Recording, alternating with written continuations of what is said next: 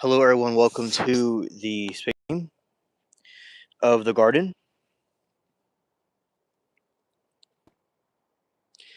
and nice to have everybody here.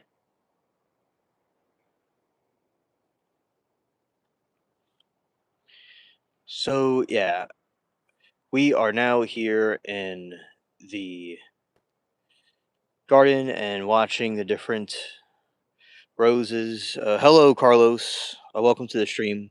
Noise. Yes. Yeah, and we're watching the different ones on the stream, and we are hanging out, talking. It's pretty cool that the often. So, yeah. Now, the skies overhead are getting. Hello, Gray. Welcome to the stream. And yeah, we see in the sky right now there is lots of clouds going by. So that is what is occurring at the moment. So Titanic has recently sunk, and the anniversary of the Titanic sinking. It was it sunk a couple hours ago. The anniversary of it was a couple of hours ago. So that is something of 104. Okay, and there looks like there's some cats doing something. All right, let's see.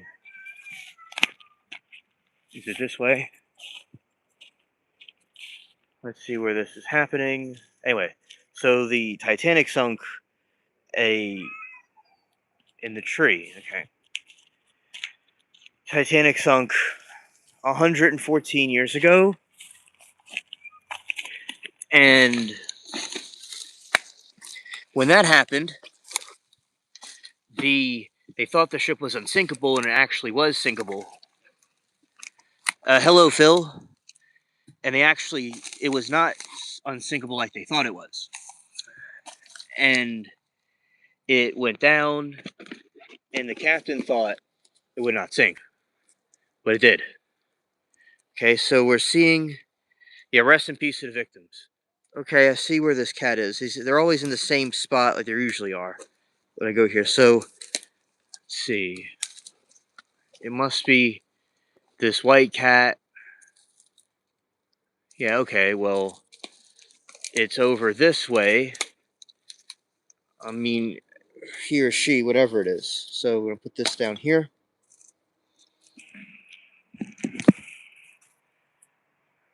Okay, there he is. See, this cat was probably trying to fight another one. Right. So, and here is Claude. He's trying to fight that cat, and I'm trying to get him over here to stop doing it. Yeah, anyway, and there is some AI time traveler who was able to go back in time, it was like an AI generated thing of them going back in time. Oh, thank you, Phoebe. Yeah, it was of them going back in time and in the Titanic. This woman was in the Titanic when it was about to sink. Hope everybody's doing well. Thank you for being here. And when she was talking to the captain, they're trying to, convince him to go and stop the ship because it's going to go and sink. All right, there you go. I'm petting the cat. I'm petting the cat. So that is what happened. The captain just never accepted warnings ever. He just kept on going and he sunk the whole thing. Okay, let's see what chat is saying. How old is the cat? The cat is about like 3 years old, I'd say.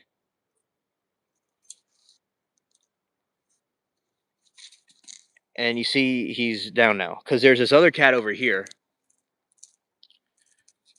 right here, who's being kind of. They're trying to attack him. He's trying to chill in this tree. Then you got this cat right here that's trying to stop him.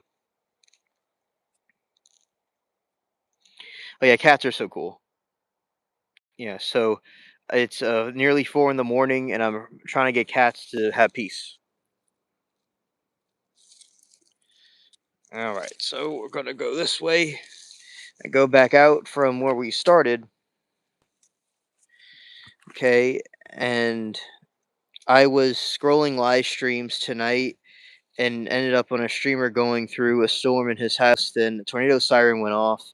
There was a rapid fire lightning, and then I think I saw a blue tornado. Whoa, that is wild. That is crazy. Definitely some live action prayers for all their safety. Thank you. Okay. And yeah, those cat is wildin'. That's true. Oh, it came from Fiji. Okay, the typhoon. Okay, gotcha. Oh, so all those are coming in.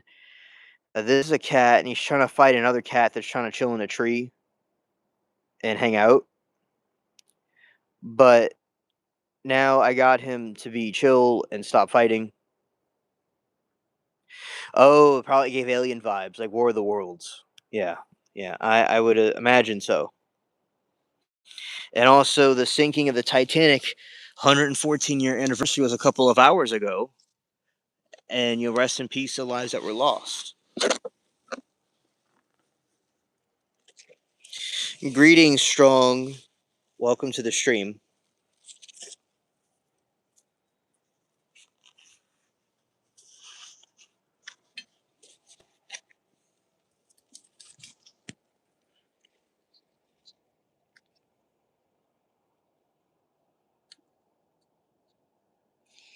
Let's see, and just floods and high winds. Yes, yes. All right, right. So we got our kitty right here. I am doing fine. I Thursday I'm gonna have the internet restored. Yeah, I know it feels like it was just yesterday. It doesn't feel that long ago. It's remember the winds and the ship being there. So yeah, I'm doing good and looking forward to Thursday, and I'll do the evening streams again, and also these late night lives, these garden lives too.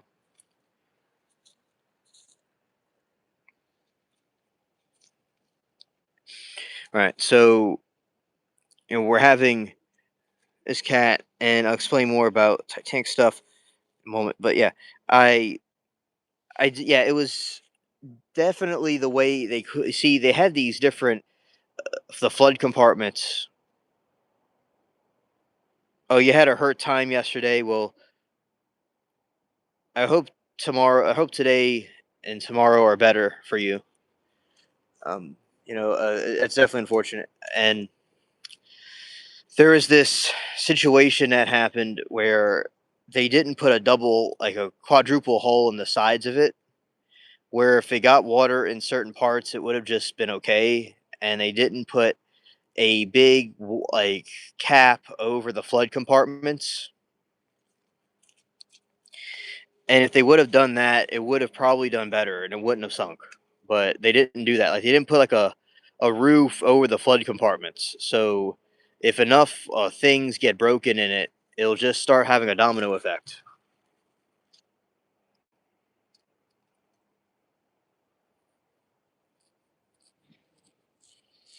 Yeah, and it's messed up when a day doesn't go right, and people get hurt. Yeah, it's definitely something that I wish for all of you to have the best days that could possibly happen. Yeah, and when hardships come, I believe more ease will come. So a positive thing is that ease will come as much as that is needed. Hello, Star. So this cat was in a tree trying to fight another cat. So I was helping bro get out the tree so he could stop fighting his cat brother. I was trying to sit in a tree. Now he's being, good and just cleaning himself.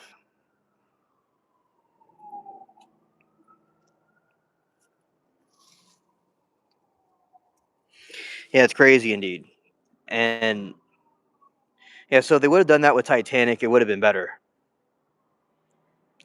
but they didn't do that.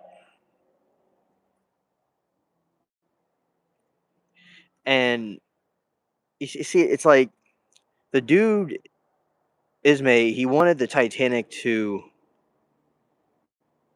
Yeah, bro is playing the guitar. That is true. Maybe he's playing some AC/DC. Yeah,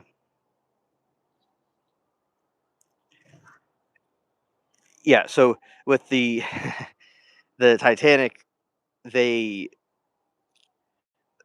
the guy that owned the company, he didn't want the Ismay. He didn't want there to be lifeboats on the ship because he thought it would look ugly. Yeah, tow beans. Yeah.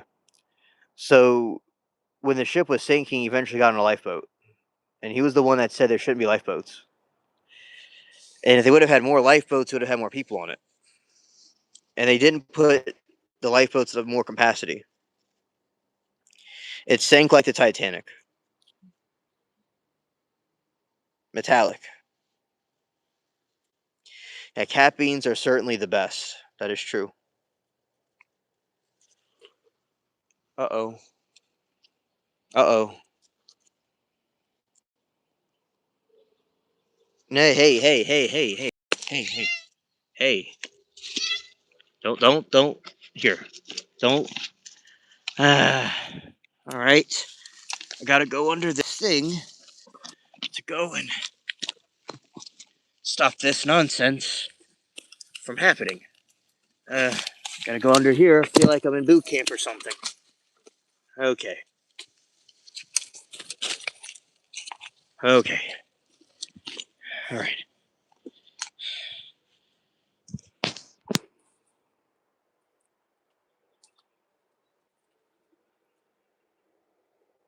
Don't do it. Don't do it.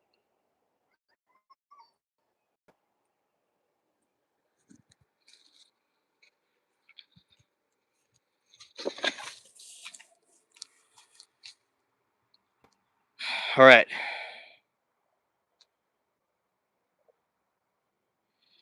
I use my sailor's hat to way to deflect them from going over there. Yeah, be careful for a toe biter. Yeah, Metallica. Yeah. Okay, well, we're not going to go that way. You're going to leave them alone.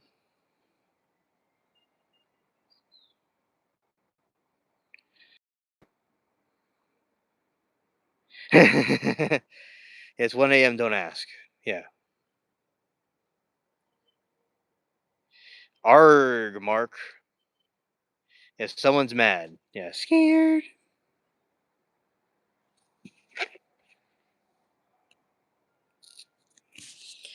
And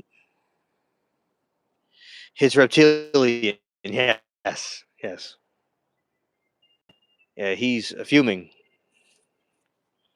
Okay. What are we going to. Hey. Hey. Hey.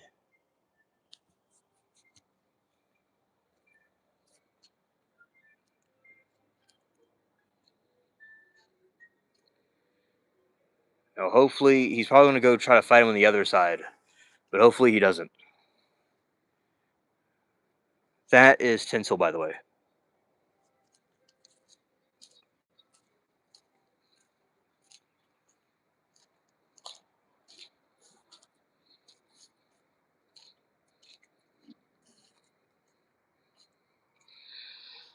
Cats are the only animals with slit eyes in the cat family kingdom. Oh, interesting. Scared.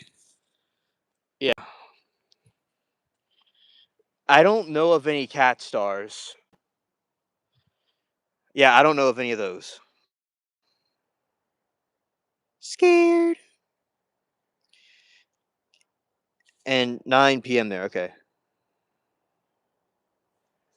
Yeah, so that is the cat trying to feud with his cat brethren, and he does this because he's territorial and he doesn't try to have like peace between the other cats.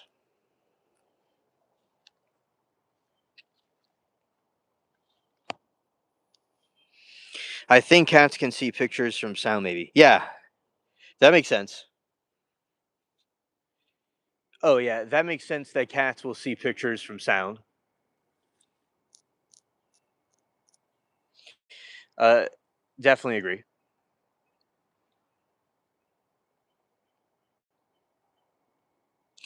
And yeah, what sort of cats did Egyptians have? Siamese. They had a certain type of cat that was from that region. It wasn't Siamese.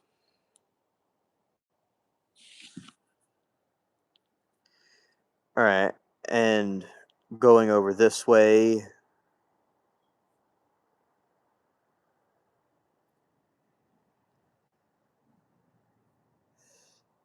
and let's. Oh, hello, Earthy. Howdy, buddy. Welcome to the stream.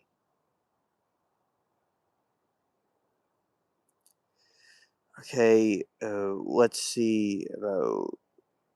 Let's see.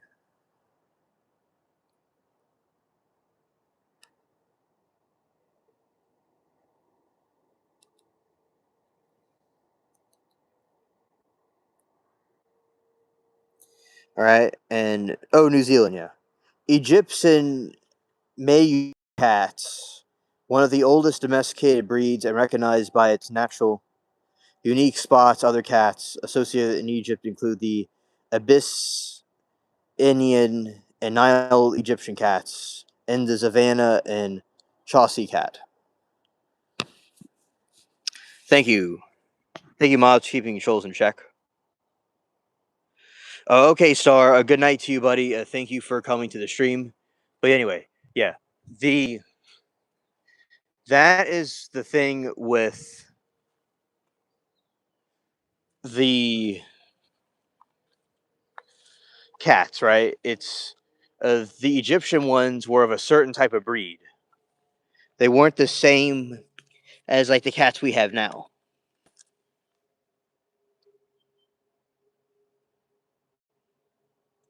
Oh, dude, bro, I'm sure it was very scary. So, yeah, explain to me about it. What was it like? Because I could imagine it was probably quite intimidating. Scared.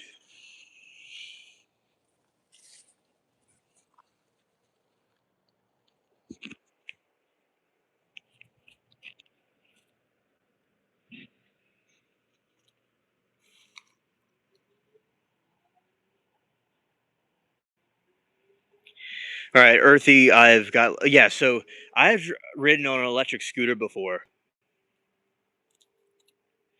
That was something that was pretty cool, and it was fun.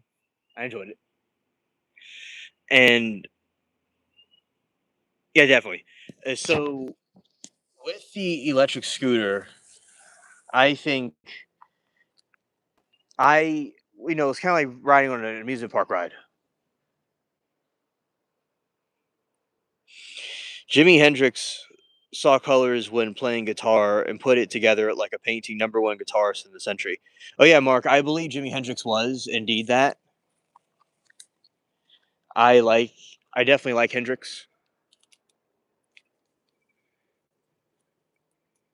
Very brilliant guitarist indeed. Oh yeah, they're fast as fuck.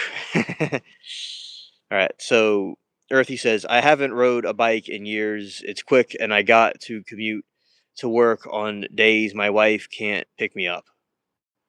When I remote, hey Trump, welcome to the stream.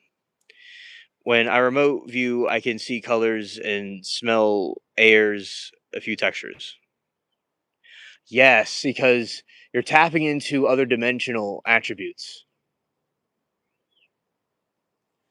which I think is quite fascinating.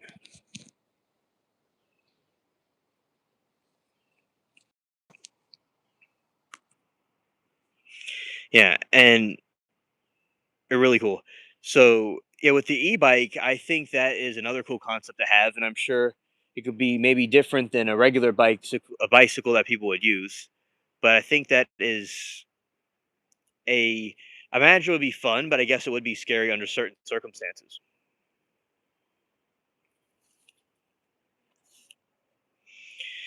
All right, and that's meet Mark.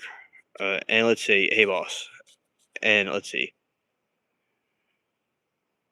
right there, and yeah. So I think the electric stuff is very good to have, but then again, being too reliant on it and not the other thing might be not the best option in general.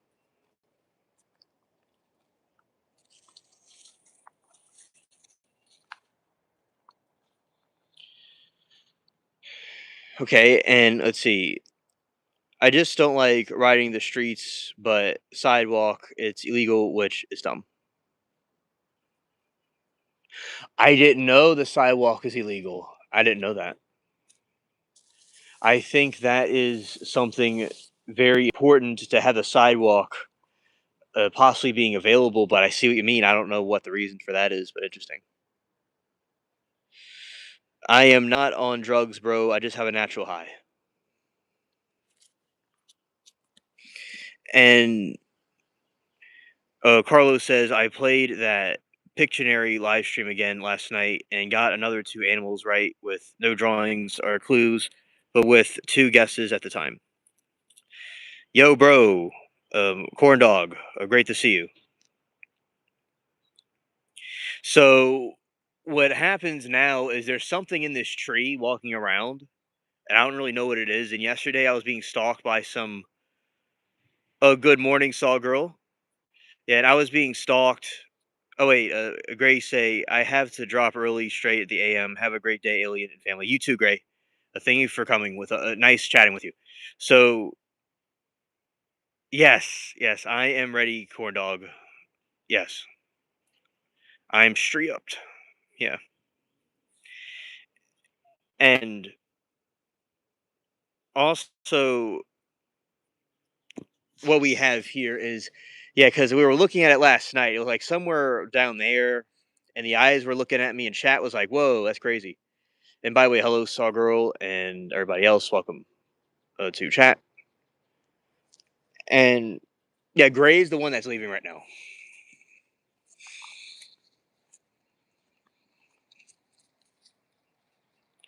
So this is, where some woodland creatures exist, and they like to go and cause some fights. Earlier in the stream, you are very welcome, corn dog, and my pleasure. So there were some cats that were in the tree, and it was again Claude was trying to fight and trying to intimidate the new cat. So what I had to do was get them to break it up. Yes, Tank Bigfoot. That is correct. And so, as I said earlier, it is the anniversary of the Titanic sinking. A few hours ago, the Titanic sunk 114 years ago, and it broke up into two pieces. So that is what is going on with me, but everything so far is going well. It's a nice stream of walking around and looking at nature and looking at the plants. Okay, there's something in there. And then there's various clouds in the sky. That's what else is going on. So yeah, I mean, so point is about Titanic is that anything can happen to anybody. That's the point about Titanic. Yes, Nick, I'm looking for the other piece of Titanic. It's around here somewhere. I have to use my Timu vision to locate it. Yes, rest in peace to those that sunk with Titanic.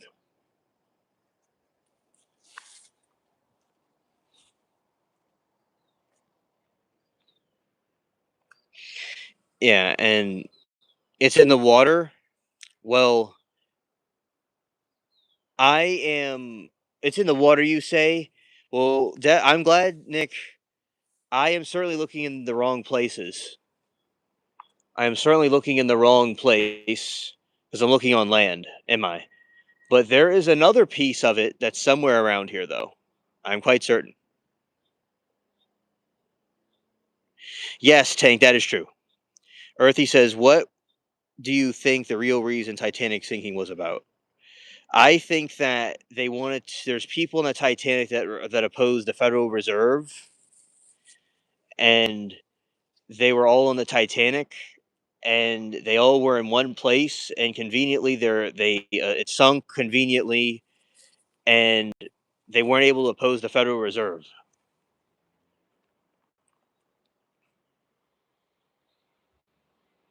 Yeah, RMS Queen Mary, that is a cool one. Yeah, sabotage. Correct. Tank. Yeah, and there's also ghosts on the RMS Queen Mary.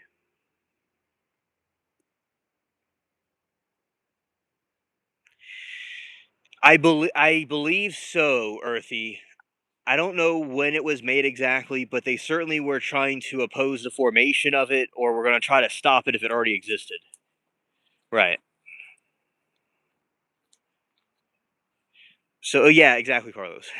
So with the Titanic, they had a problem where these people were opposing the Federal Reserve, and conveniently, J.P. Morgan, the banker, conveniently canceled his ticket before Titanic set sail. Coincidentally, I don't. I probably would cancel it too if I knew what he knew.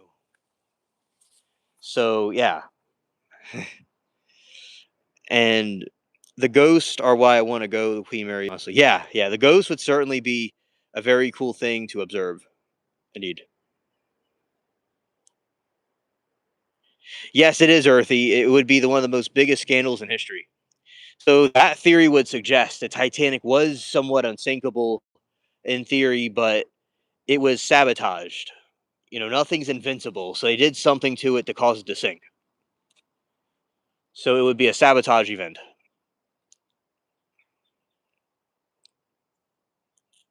Yes, Mark, there was a guy that dressed as a woman to get on the lifeboat because he didn't want to go down with it, and he was seen as dishonorable. From Mar-a-Lago to Epstein Island, yeah. There you go. And did you see what happened to MH370? I have not seen what happened to that. We'll see what happened to that. Okay, Earthy said everything points to big oil, real estate, banking, and mining. Yeah, yeah. It usually has to do with something like that. And you're basically on this ship that's basically an icebreaker tank thing, and you have all these people on it. Wait a minute. Yes, I know about the MH370. Yes, it was an airliner that I've done videos about it before. It came back to me. Yeah, it was this airplane that disappeared, and apparently has to do with extraterrestrials somehow encapsulating it and bringing it to another world somewhere. Yeah, they did it for the movie. Yeah. Okay, the video of them playing the horn from the Titanic. Yeah, there you go. And the even God couldn't sink it, they said, tempting fate. Yes, uh, they were saying about how God himself could not sink the ship. And it was just a clever marketing tactic, like so the reason you might ask, you say, alien, why did they think the Titanic was unsinkable? Reason is they thought it was unsinkable. It had these flood compartment systems. So the ship can get hit by a something really bad, and if at least 4 flood compartments are breached, it'll stay afloat. So this thing could hit something and swipe something or bump something, and even the Costa Concordia, for instance, if the Titanic had the damages of the Costa Concordia, it would not have sunk. It would have been perfectly fine. It wouldn't have even dented it. It would have just been sitting there. But if you hit 5 compartments, it'll cause a domino effect to happen. So what they did in the Olympic and the Britannic was they added a roof to the flood compartments and added on the sides of the ship, they added some extra flood bowls in there, I call it, or boxes. So if something breaches something, there's like an extra wall there. So with the new modifications, the Titanic situation, it would have hypothetically been okay. So they didn't add those two upgrades to the Titanic. So if they had those two upgrades to the Titanic, it wouldn't have sunk. It would have been fine. So yeah, that's kind of like a breakdown why I thought it was unsinkable and why it sunk.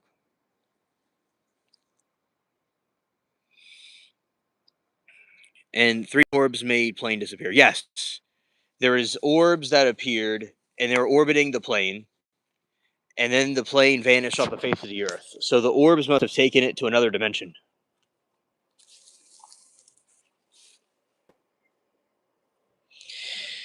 I am on planet Earth, Pillow. I'm not in Florida, but I'm somewhere by Atlantis, the lost city.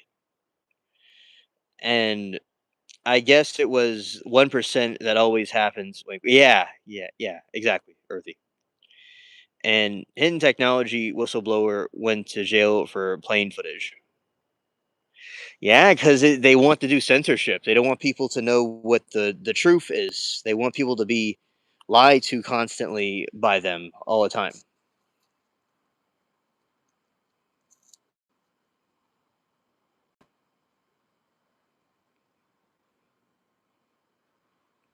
Yeah, planet Earth. That's true. Hello, 777, Eric. And yeah, so Titanic. If so, the key point here, and I'll even say hypothetical. So I'm going to leave Earth at a time in the future, maybe. Yes, I'm looking for Bigfoot.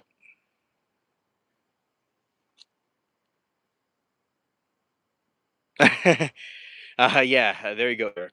So that is what I would say. So the iceberg, I'll tell you this. If Titanic was in an ice field like it was, they're going full speed. This is what they're thinking.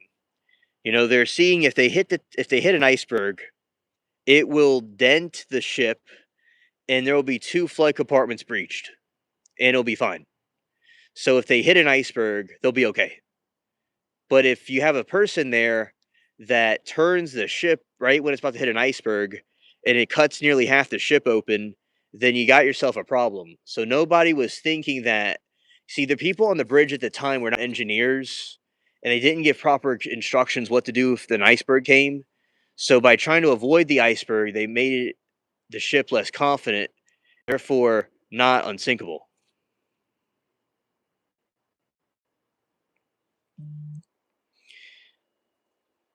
A pillow, there are Bigfoot species in Australia, but we have them in America too.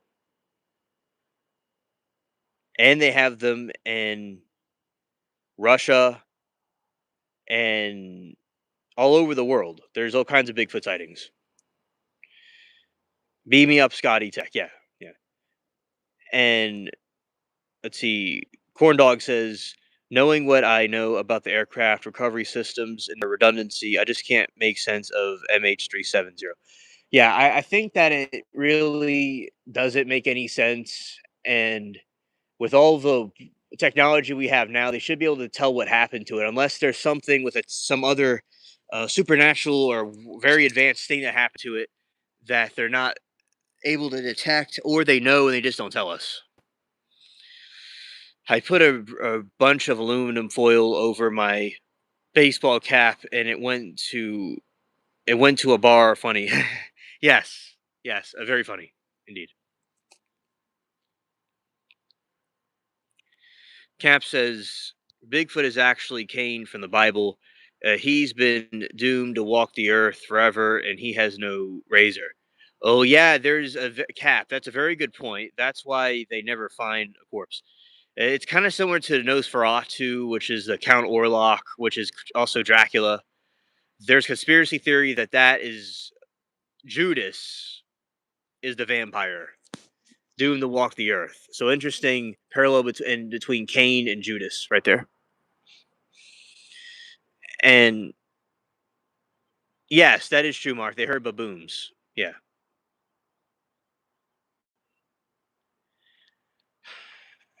I've not heard much about the people on the flight, but let's see what we can find. Let's see. Okay, Titanic hit with this. Yes, Titanic being hit with a submarine missile. Right. It wasn't an iceberg. Exactly.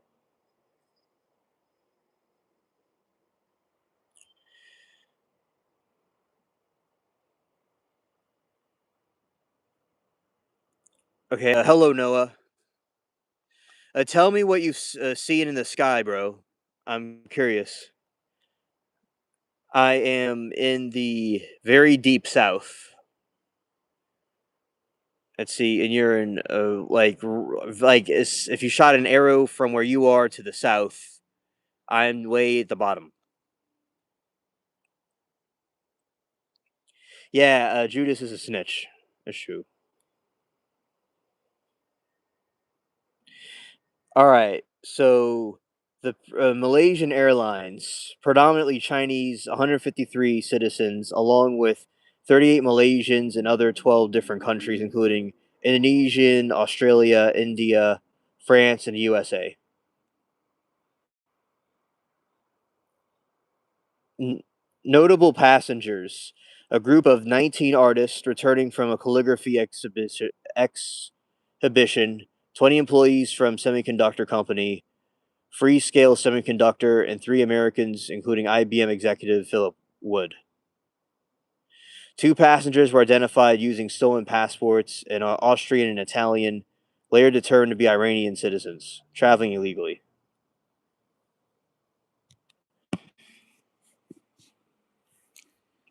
I will let you know, Fred. And I seen some yeah. So thank you, Noah, for telling us about the sketchy stuff you see in the sky. All right. And Earthy says, did you see the video about the priest exorcist saying that he cast out Satan once and he used a personality disorder to mask himself as another demon crazy? Yes, I saw that, and I think that type of skill is incredible. You know, the type of skill to be able to do that is absolutely incredible, and it is clearly essential to trick the enemy, like be able to use deception to be able to defeat. So I think it was a very clever trick. Yeah.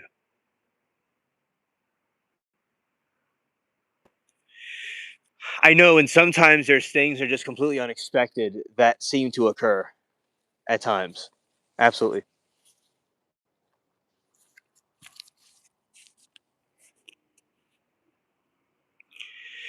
Noah says, I live in a unincorporated town of less than 3K, surrounding by thousands of square miles. A forest biggest town is 30 minutes away, only 80K density populated. It's middle of nowhere and no military. Understood, Noah. So, did you see any orbs, which is like a looks like a star that zigzags and moves around?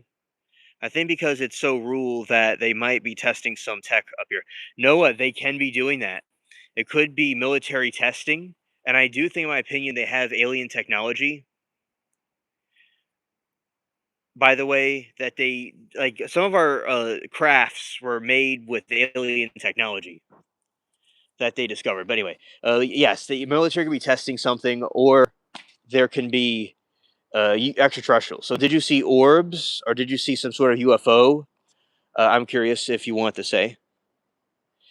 And Earthy says, also find it weird how Jesus Michaels gets all these amazing interview. No, not Jesus.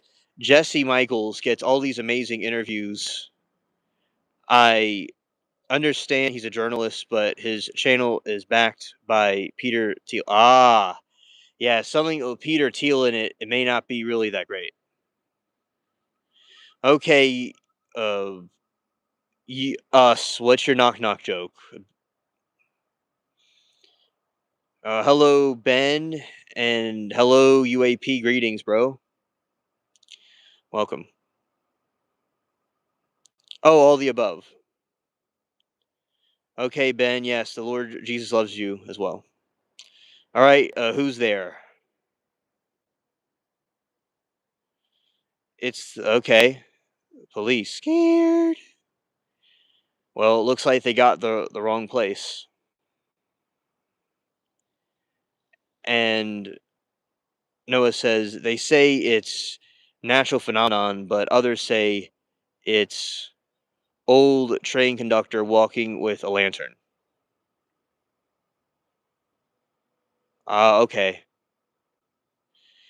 And ma'am, it's the police. Okay. So, okay, thank you, chat, for deleting the Timu troll from Sheen. Okay.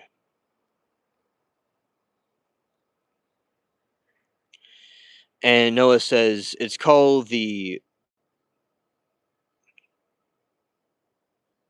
holding light. Check it out with our neighbors and the UAP. Okay. It's called the holding light. Check it out. It's with our neighbors in UAP, Michigan.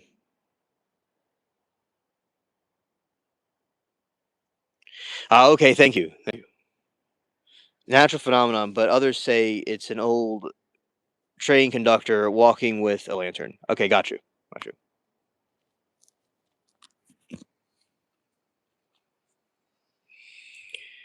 All right, Big Dog said, I'm behind that bush over there. Don't look, I'm pooping. Oh, okay, dog. Okay, we won't look at you. We'll let you have your privacy.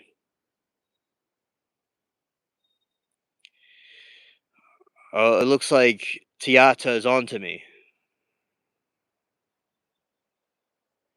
A green light. I don't see any green lights. You're welcome, bro. Dog red. All right. I appreciate the story. It's called the polling light. Oh, okay. I'll say. Oh. There we go. And let's do this.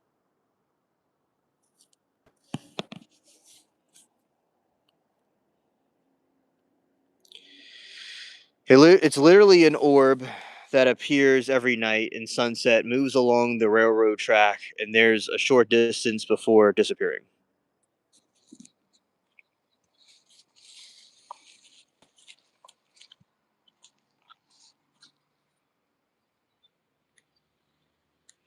Thank you, Sawgirl. Thank you. All right, so Noah says literally an orb that appears every night at sunset and moves along the railroad track up for a short distance before disappearing. Hello, Alp. Earlier, I saw my cat trying to fight one of his cat brothers in a tree, and I had to get them both to stop. So I did see something entertaining a little while ago, but right now we're just looking at the cool nature and just talking about different things. X Files facts. I think that's just called ball lightning. You know what, Big Dog? Yeah, I've heard about ball lightning and also St. Elmo's flare. That's another one. So ball lightning is, yeah, that's kind of like an orb. It's another probably an older way of calling it. Yeah. Hey, bro, I'm a head out, brother. Have a good stream and peace. Peace, blessings to you, brother. Thank you for sharing your story. I really appreciate it. I know it says I think the UFO stuff is actually military tech, but what do I know? I'm just guessing. Okay, thank you for your take on everything. And remember, I told you I saw a green glowing orb. Yes, Eric. Yes, I remember that now. Yeah, because I'm thinking that people are seeing some sort of green light somewhere, but it's actually um, something else that Eric was talking about. Steve, I'm looking for a pot of gold. That's what I'm looking for. This was, oh, hello, Rose. Welcome back. This was not ball lightning. It had a small amounts of metal on it. Oh, okay, cool, cool. And did it give like a hum sound to it?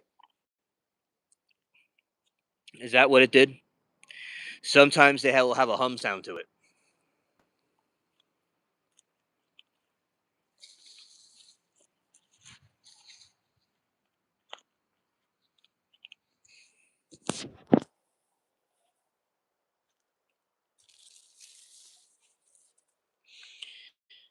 All right, and C says you'll have a better chance of finding a pot of gold than an alien. Well, statistically, I guess that makes sense. But one thing you're wrong about is because I'm the alien. I'm the alien sighting. So in a way, it's more likely there's a alien sighting because I'm here with this camera. So, but you're right. To find another alien would be highly not as likely as finding a pot of gold somewhere around here. A darn leprechaun left it here somewhere. Oh, it was silent and it was floating. Oh, okay, okay. Yeah, they must be quite advanced for them to be able to conceal themselves in that way.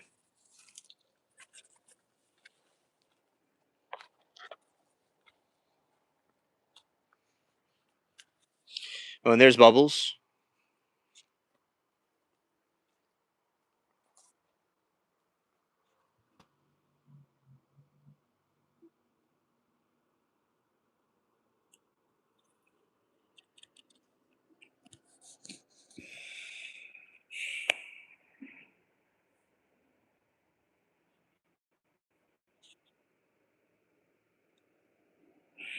All right, so I am not in Australia. No.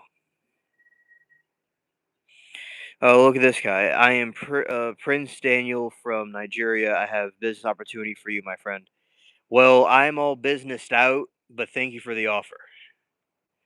I believe the Sheila turns purple and it smells like a rainbow sherbet. Interesting. All right, let's see. Kitty cat, yeah. There he is.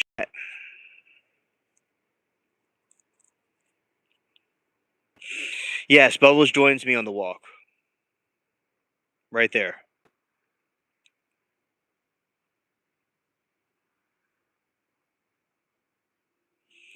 Scared.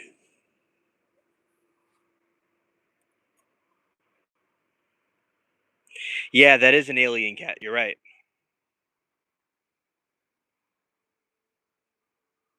Yes, that is true, Earthy. Thank you. Thank you.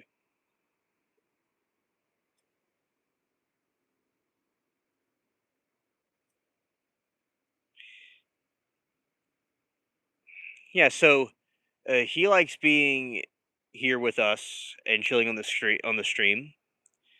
And Claude was doing some things earlier to try. Yeah, he's my protector. Yeah, he is my bodyguard. He's the toughest cat around. Yeah, he basically is very good boy. He he likes to be petted, but sometimes likes being left alone.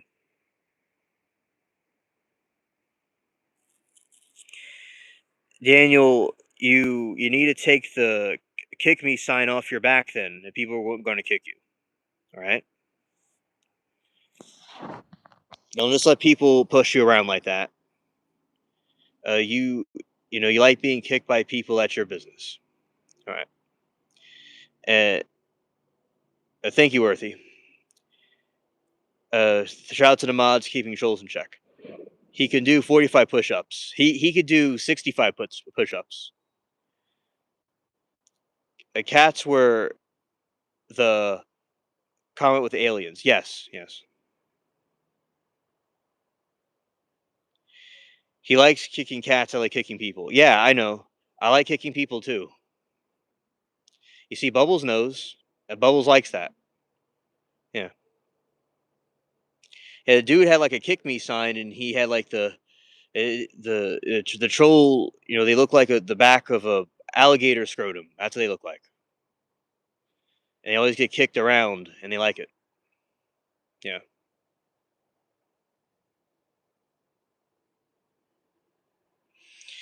And Steve has a secret desire to be put in the naughty chair. He must be a thrilling for him. Uh, Shout out to Steve. And Eric said, "Oh, his name is Bubbles." Yeah, Bubbles the cat. He hears so. He knows. He knows his name. But really, the reason why he's doing that, he hears something by me. And basically, what happened was with Bubbles. This cat loves catching mice and rats. All right, he's very good at catching those things, and I'm sure he probably sees something.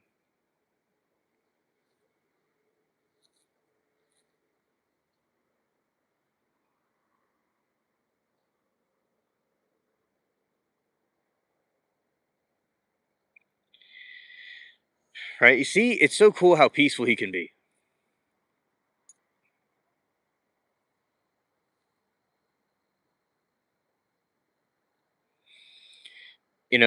It's absolutely stunning. Yeah, and the thing about this cat is, yeah, Bug, it's a kitty. Hello there, Bug.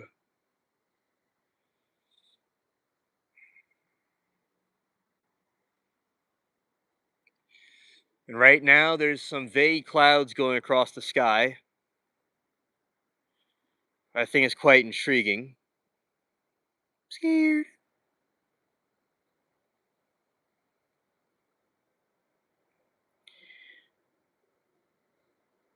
Oh, we are. That's a good question. We simply are not stalking him. We are just showing him to his fans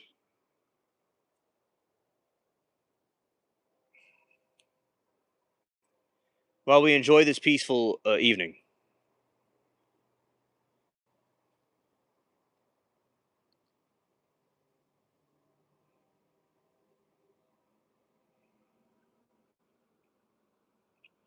Yeah, clouds are Earth's farts. Yeah, yeah. Scared. Scared.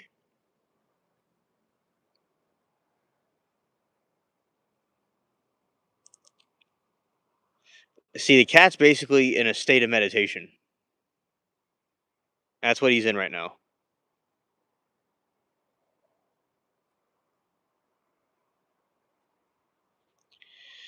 Yeah, cats are awesome. They could take out any other critter. Yeah, facts. Facts. Yeah, cats are the best.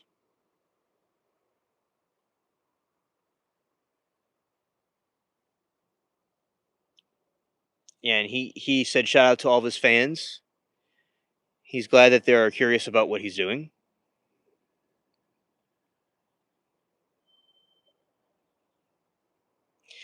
Yeah, so Britannic, which is Titanic's sister ship, that ship sunk because it hit a water mine and it blew up.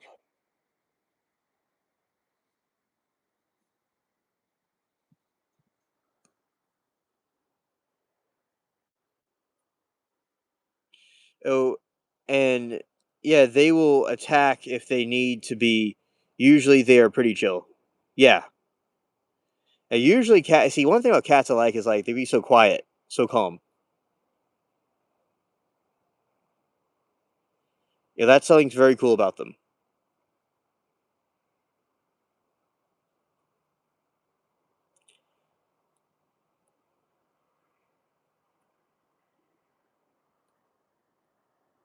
Felines can be some of the most trustworthy steeds in all the galaxy.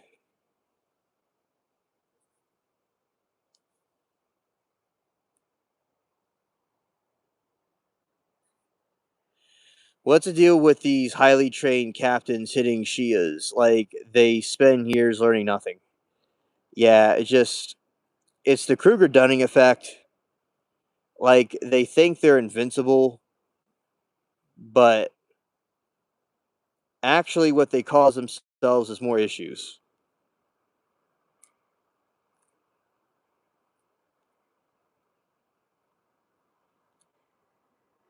in much more trouble.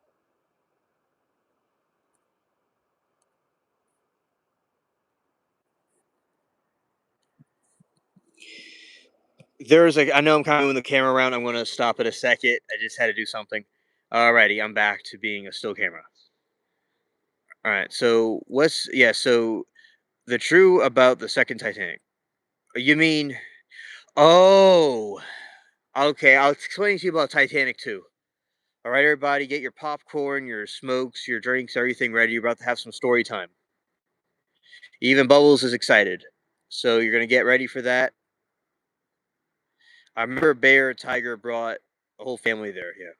All right. So Ryder said, "Where the Titanic is, the sister ship. Divers know the play. Actually, U-boat took it down. Interesting. Everyone getting along. Yeah. All right, Saw Girl. Let's get into this. All right. So there is this time where the magical ship, the Titanic, sunk beneath the waves, and it looks like oh he's stretching. He's stretching. All right, there he goes, and peace out. So there's something called the Titanic 2, right? Now, the Titanic sunk, and Mr. Ismay, the dude that didn't want to go have lifeboats, and then he got on a lifeboat, and then he wanted to raise the Titanic in 1912 or 1913, but the World War One happened, and they just didn't understand or ever comprehend how horridly deep that ship was. It was like thousands of like miles down below. With our modern technology, we would have problems raising it. So they really thought it was like a bathtub or something, and they could just pull it back up. And they even thought the Titanic was in one piece, but no, it's not as easy as they think. So this is what happened. Oh, that flash scared.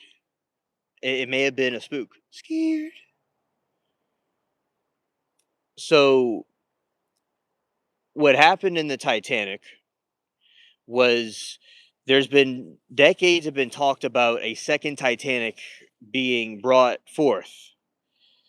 And many people talk about it for years. Back in 2012, 2011, 2013, around that 3 year time span, there was this billionaire in Australia with blue star lines, and he was talking about building a second Titanic.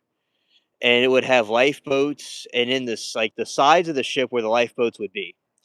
And I remember it was going to come out every single year. They said it was in production.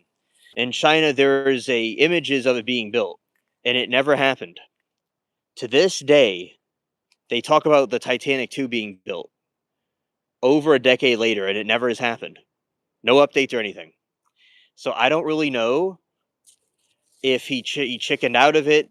He had some financial issues. I don't know what the reason is, but the Titanic 2 status is unconfirmed if it'll ever be built. All right.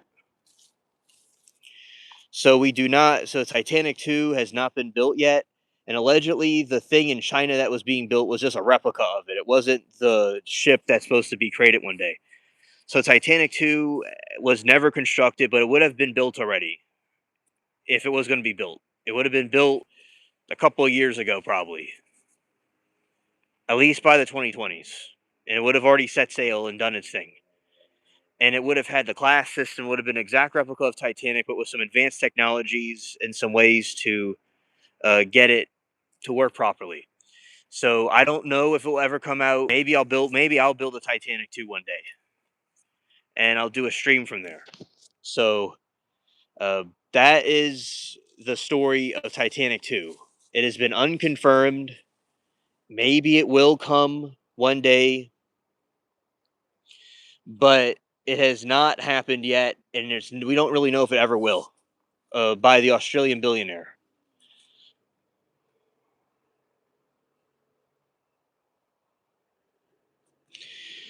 All right.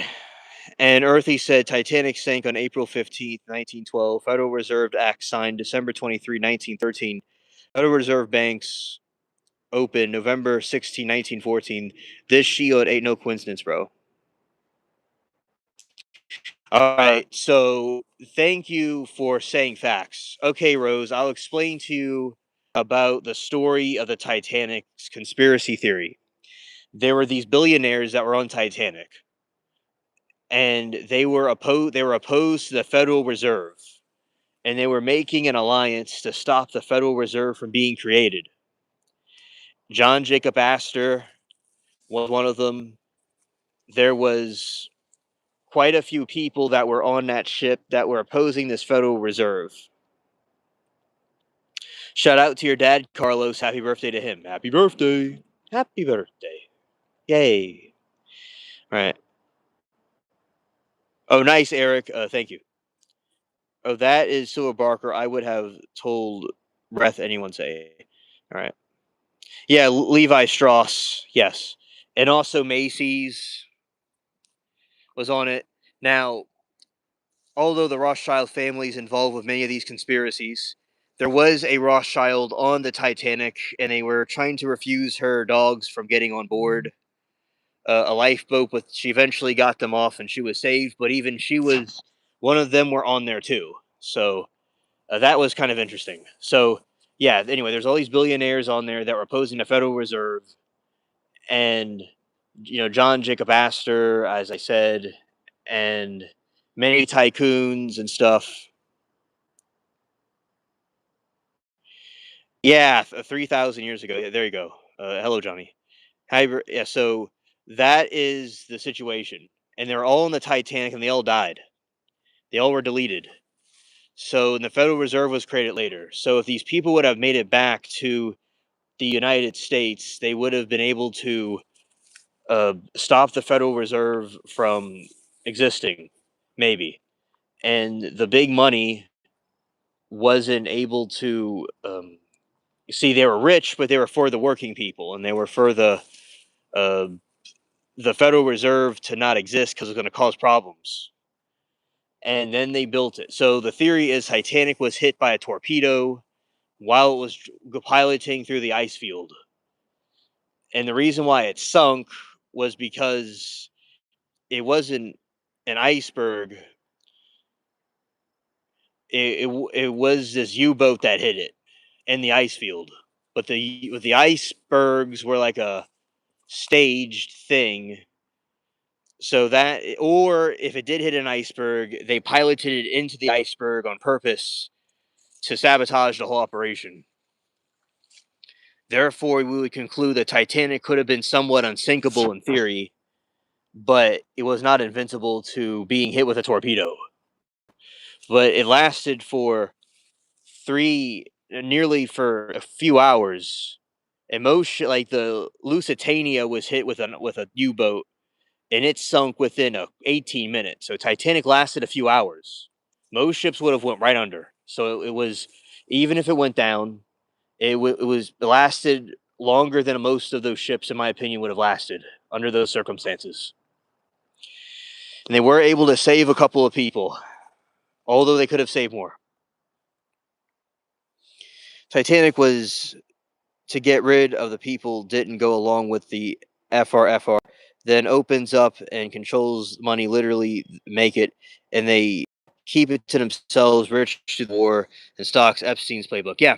And in Epstein's interview, he talked about, how the stock system works and how the banking system works. Like you could say, you want to lend somebody money and you only have $1, but you could lend them $7, but you don't even have $7.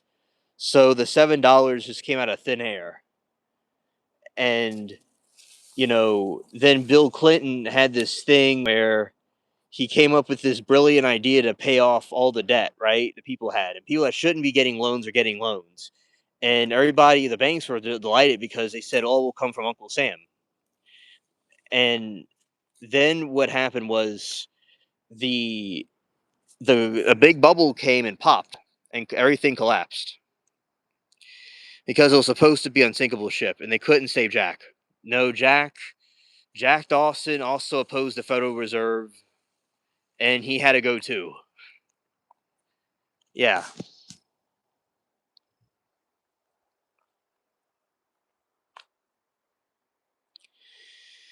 10 for each $1. They teach in economics business school. Thank you, Watch. Correct. and he made people rich in return. He would give them literal island to do whatever they want to do. And his beginning as a double agent, helping everybody, giving immunity to himself, and they could be chopped the head off the snake off. Yeah, yeah.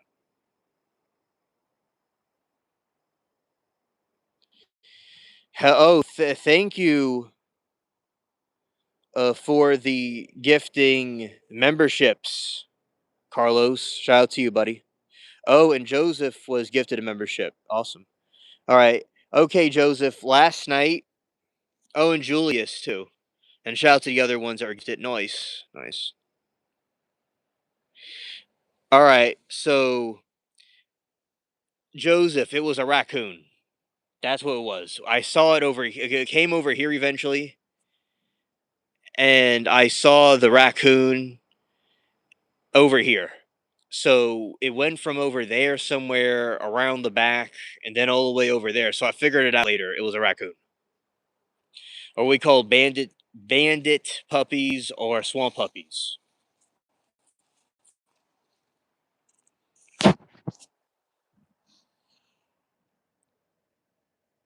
Yeah, trash pandas. So Jack was a representation of the working class people in the movie. Yes, correct. Oh, hello, you talk. He said, "Thanks, dude." Yeah, yeah, yeah. Shout out to Carlos. Definitely. Yeah. So let's see. And noise. And Earthy says that eclipse yesterday was insane. I looked it up, and there wasn't supposed to be one yesterday. And some reason, I got outside and it was very. Uh, could you end my strange times? Yes. Yeah, there you go. Yeah, very strange times indeed.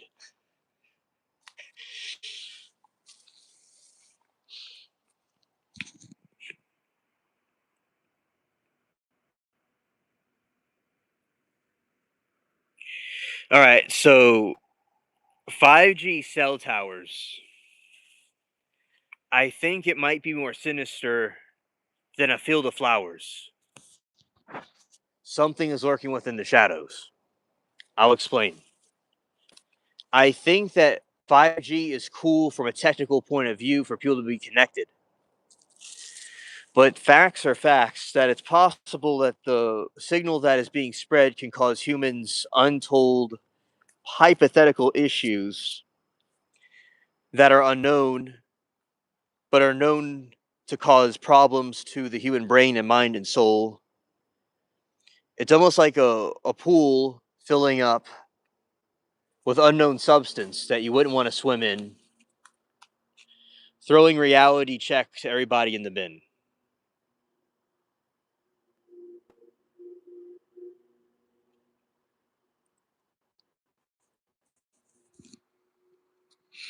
So that is what I think about fossil fuel. That's what I think. I'm being goofy right now. Not what I think of fossil fuels. What I think of 5G, it's the G of signal and communication, salutations. But it's also another fact of the matter is it could be producing harmful radiation chemicals and radioactive signals that might bring us back to the zombie apocalypse and the stone age of the hourglass that tickles and tickles until it runs out. I think that it's hopefully not being used for nefarious purposes because we, the elites, are playing leapfrog and we're just trying to chill and do jumping jacks and jump rope. And if they could make people bleed, feel uneasy, and throw up from invisible waves, imagine what these 5G towers can do. Yeah, exactly. Oh, thank you, Martian. Thank you, Martian. I am. Oh, yeah, yeah, you're right. You're right. There's some Bigfoot. There's a Bigfoot thing lurking around here. I got you. All right. And yes, it's definitely questionable, especially when the standard before it, LTE, is still usually better. Right. Right. And better even with leather.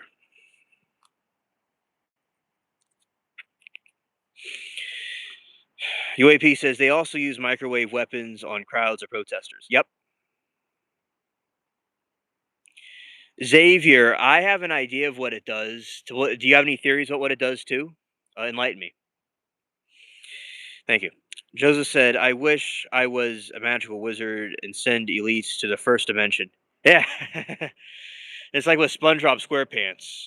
He and Patrick wanted to go fight the the ape thing in the ninth dimension, but you and I are gonna go and send the elites to the first dimension, put them in complete suspension, and let them never bother our world again, and just have eclectic streams and go to Project High in the world of enlightenment, spirituality, of ascension. Okay, Xavier, it's been about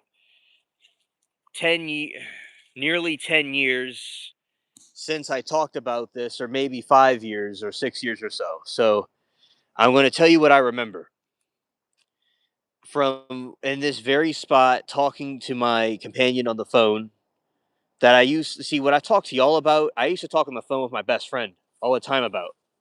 And it's crazy. I'm on YouTube live talking to people around the world about it. So it's definitely a really big advancement. Anyway, so what I think when we were talking about it, the 5G signal is very good. 5G signal is good to connect people together with fast internet speed that sends shock waves throughout the world, and is an innovation of advancement and evolution of technology. But we have to pause for a second and have caution because there could be a better reality. The hypothetical here is that it produces radioactive waves that could be damaging to the human psyche, mind, body, and spirit. These lyrics could be facts, but take it with a grain of salt. But keep in mind the hourglass is trickling and trickling. And we here are trying to hang out, chill, do all kinds of activities and playing ball, but the elites want to try to go and put gasoline all over our playing balls. So that is what I think. It can be something suspicious to be taken with a grain of salt that it could be used or could do something damaging, hypothetically, but it should be able to connect people very closely and quickly. But it could make a few people sickly.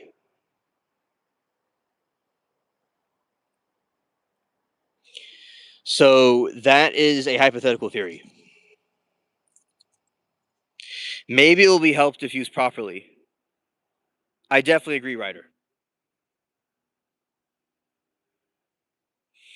5G aggravates cancer cells slowly. People that have it is my theory. Help the elite in the same sentence usually never work out good.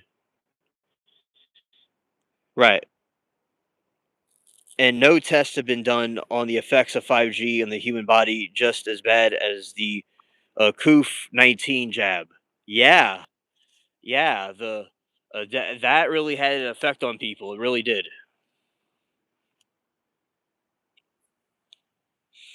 Carlos says, I wish I could stop tornado storms, and after which I saw earlier tonight, quickest thing I could think of was biodegraphable helium balloons filled with natural drying powder development in the area.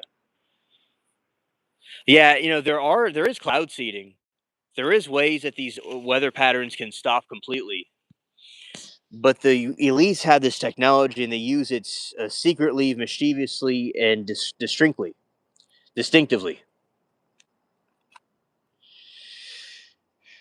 They like to drop all these water capsules. They're going to drop all these water capsules all over the place. Basically, like backhanded mace. Making storms so horrid, flooding cities and campsites where children are trying to play. I think that the truth is bitter. These are the facts that I have to lay.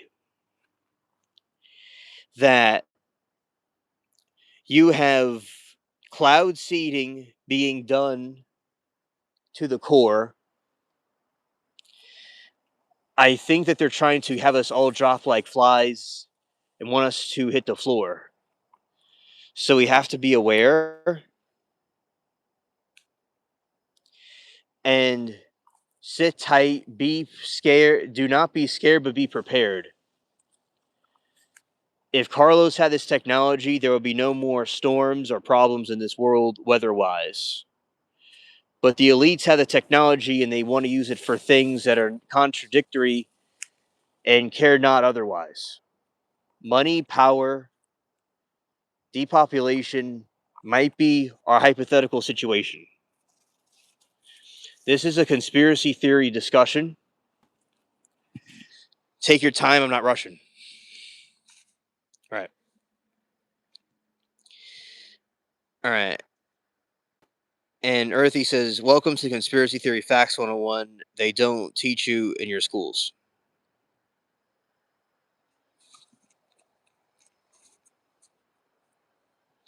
Yeah, snaps.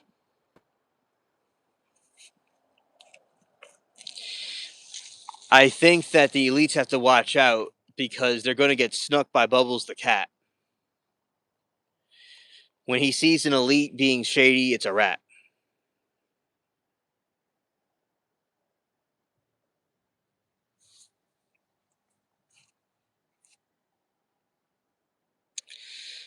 Thank you, Kath.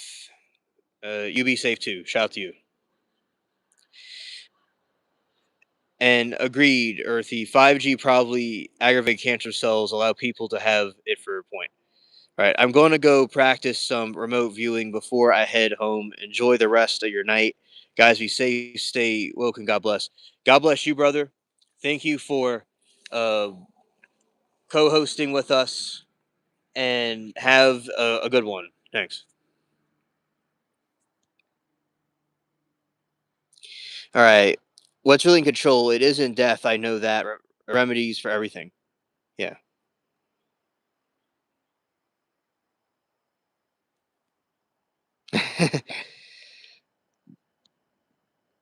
Yeah. And so basically, what I think this is okay. This is what I think is in control.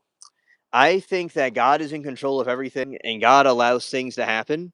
For those that aren't religious, what's in control? You could think it's destiny, evolution, karma, whatever, or nothing at all, or just randomness that just occurs. Whatever you want to believe, whatever you think is right. That's whatever is in control. But I believe something we could all agree on is that there are forces in this world that may have influence over media and pharmaceutical companies, etc. And there may be mainstream narratives that have been pumped through different countries, through different cliques and societies that will we call elites. And they have been kind of controlling things for a long time. And there is a struggle between us, and I believe there has been a evil power that is seized the country and the world in general, that has had relinquished the economic and political life. But it doesn't mean we're powerless or anything. I just think that we've been somewhat hijacked. So it doesn't mean they have any power really. It just enough power that people allow them to have.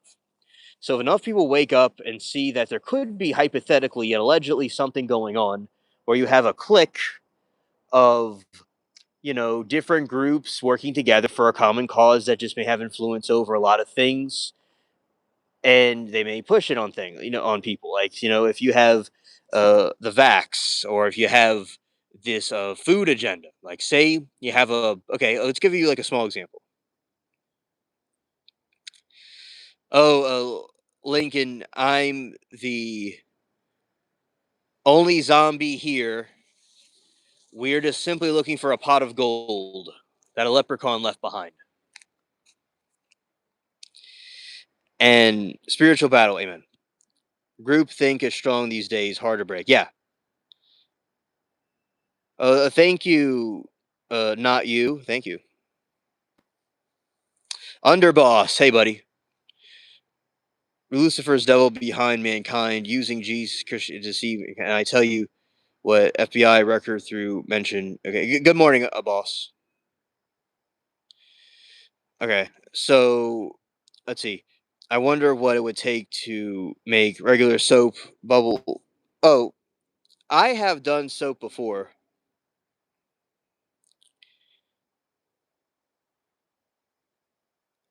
I have done soap before. Okay, I've made soap before, and it's pretty cool to make soap. Out of different fabrics and stuff. And it is very important to understand with the elites have in mind. They want to go and okay, let's use a small example to make it more in layman's terms for people to understand the concept here. The concept here is that you have a small, let's say, Sleepy Hollow, right, where that thing happened, or the headless horseman, right? Uh, no, it's pyrite weed. It's not real weed, and it's not cannabis. It's related to sunflowers. And let's just say you have a situation where you have Sleepy Hollow, right? And you have this town. Thank you, AP.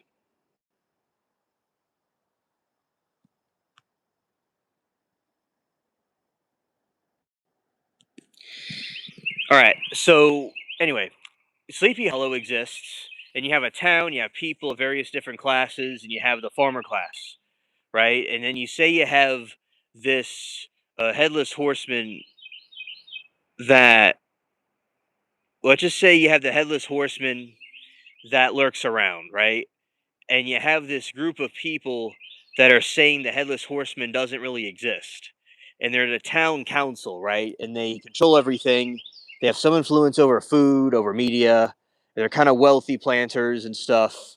And you got the regular common citizen. So this city council, this town council, let's call them, they're the ones that were able to completely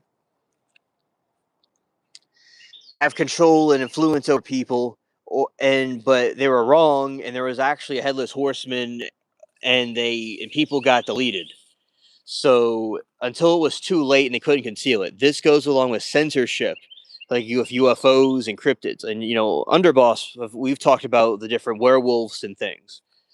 We've talked about different things that are cryptids out there, and this town will say it's not real. Then you have a conspiracy theorist like Ichabod Crane that's trying to figure out what's going on, and then he actually sees it, then he gets censored. So on a very, very small scale, that is what the elites are. When I say the elites and the corporations, etc., on a very broader scale, to explain to you in layman's terms about what I'm talking about when I say who runs the world.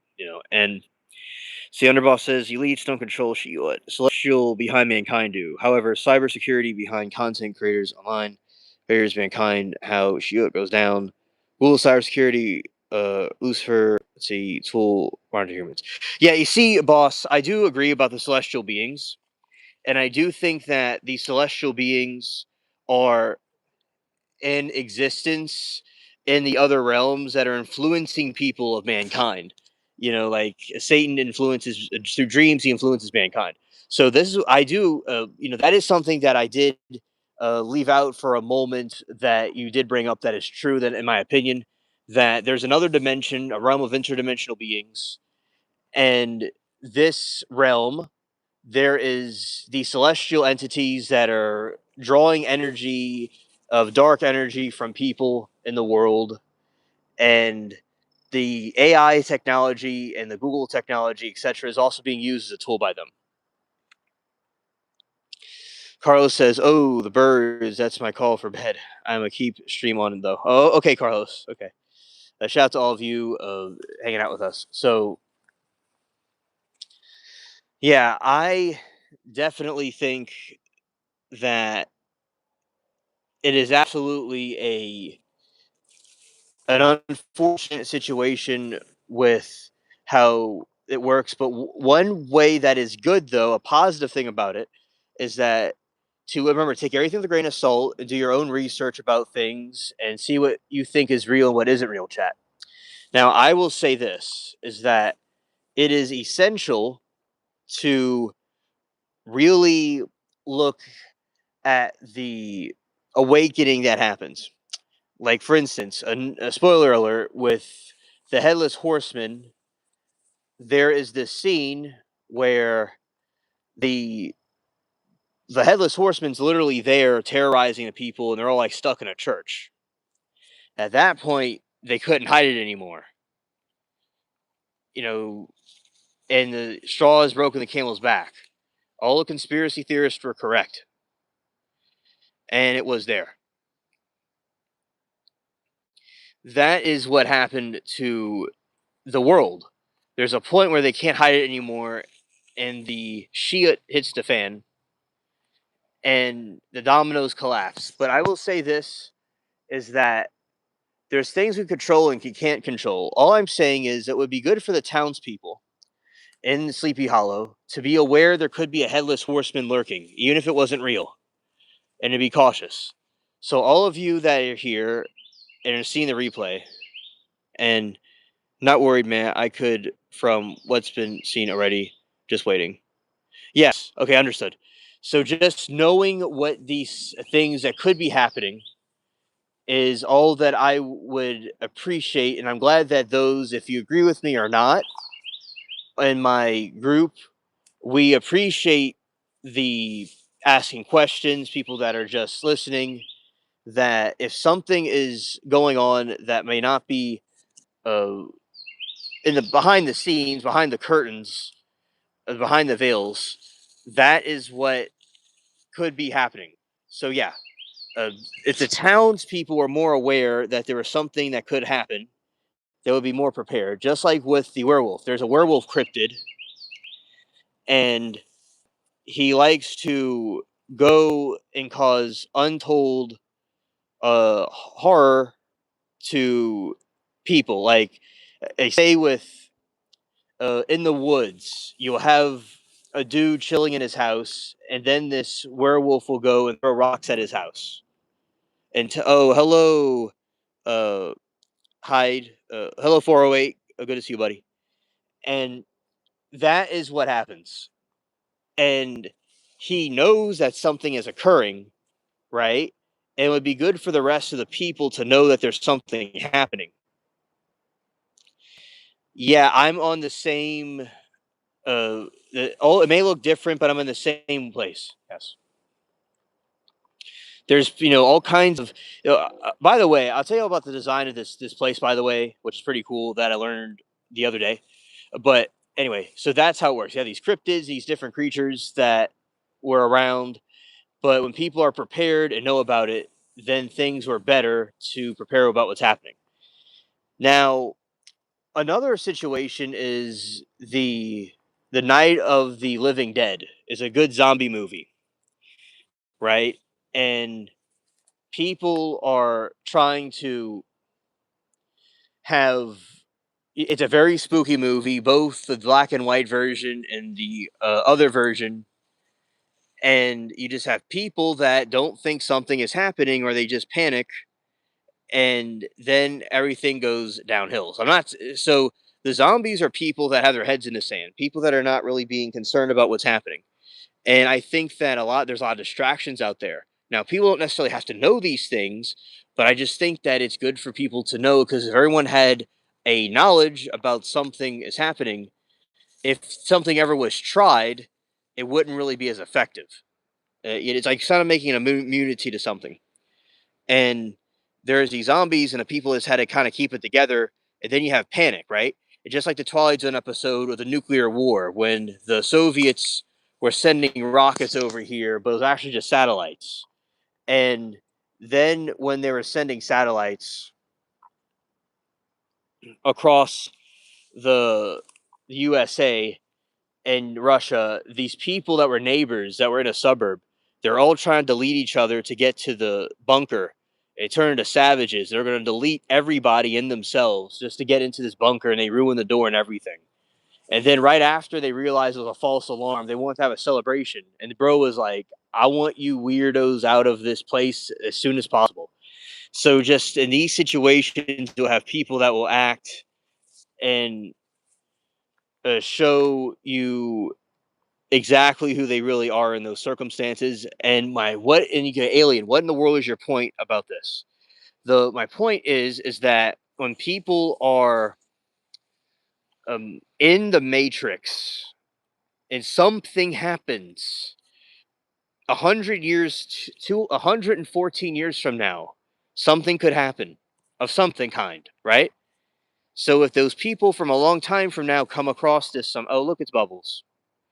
If people come across this at some point in the timeline of humanity, just be prepared and open minded to possibilities of anything could happen, and to not always trust what could be right in front of you. That way, but not be paranoid to the point of being worried. Just like Rider Storm. Don't be worried about anything. Just actually have a peaceful spirit. And in the moment of conflict, which, as I said, easier said than done, I would have to be personally in a situation to see how I would even react. But what I know the best reaction that some people can have in some apocalyptic scenarios, be as calm as possible, and to be like a pond of water with a moon shining on it. As I said, a way of thinking that's easier said than done is like you're looking at clouds, and the clouds are thoughts. And you can watch the clouds pass by. You don't have to go grab the cloud. Just watch it pass by. That is the method of how we would mentally prepare for such an event to occur. And the people that may be in power, if they're politicians on either side of the political spectrum, even religious leaders, could, maybe take it with a grain of salt and to go with your own intuition and live your life, enjoy it, and do things of a good report. And don't even think about this for a second. Just if things are weird at some point, you know what to do. It's all going to be okay. And there's things we can control and things we can't control. And that is the reality.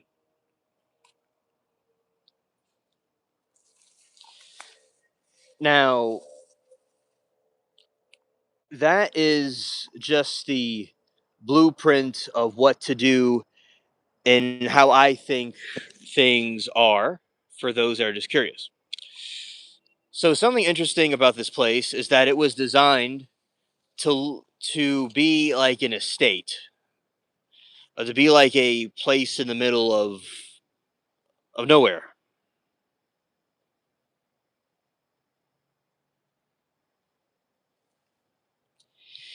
And what happened was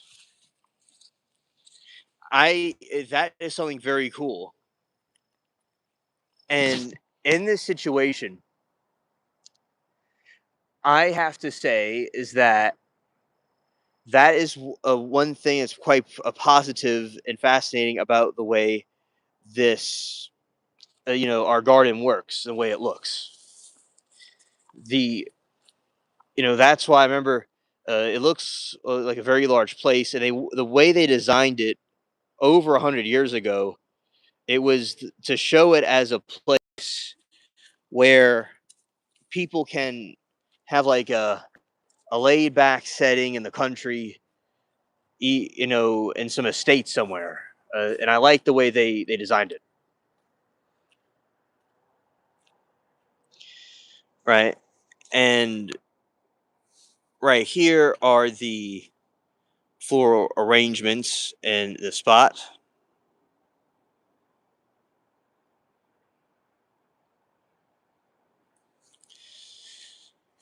Yeah. So I'm glad to also share it with all of you because they were, it was a place that may have been abandoned and just kind of like a bunch of, bogs and things like that. And then they were just like, let's make this place great, great again. And they made these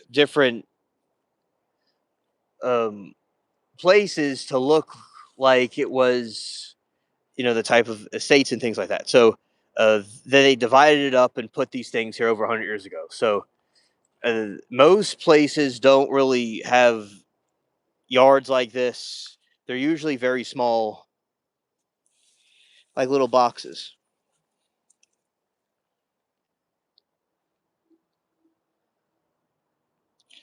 Yeah. And one thing that I will say is the ironic thing is I don't think that every single conspiracy theory is necessarily real, but I will say that they are a lot of times conspiracy theories are proven correct.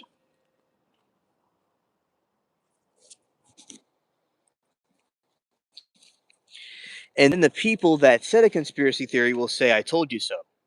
That's what they say. I told you so.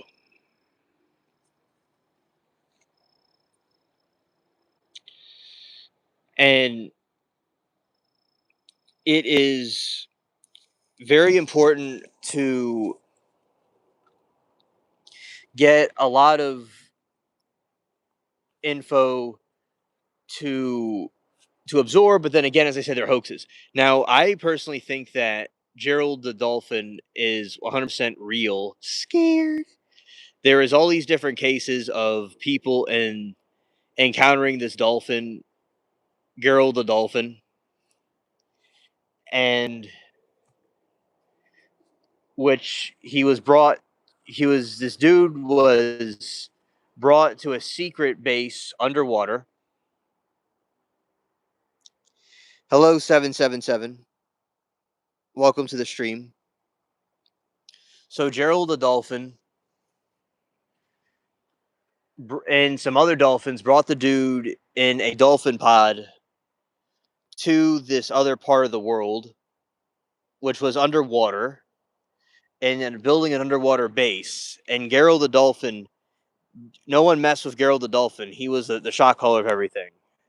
And then the scientist was washed up on the beach, and he was known to be completely sane, by the way. Not insane like you'd think. And there's other stories about people in the military encountering dolphins. And the dolphins, technically, all jokes aside, are very brilliant.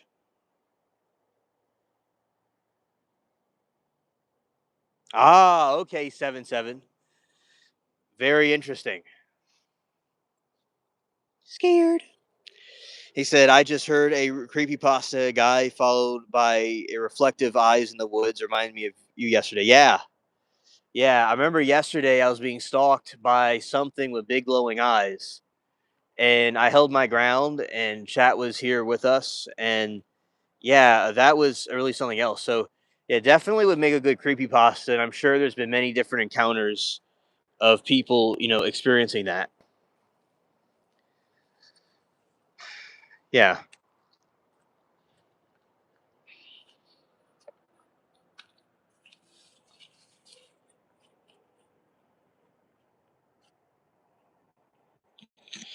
With that, and definitely so it's basically like you're watching creepypasta live. It's like my life is like a movie in a way. And as I said, I feel this kind of reminds me of Jurassic Park, the way this is set up. And, you got the swamp raptors in here lurking. Yes, that is true. That is true. And, they designed these places, what you see right here, over 100 years ago, to resemble the way it looks for a nice laid back feel. I wish they would have more places like this now, but they just make things into small little cuticles.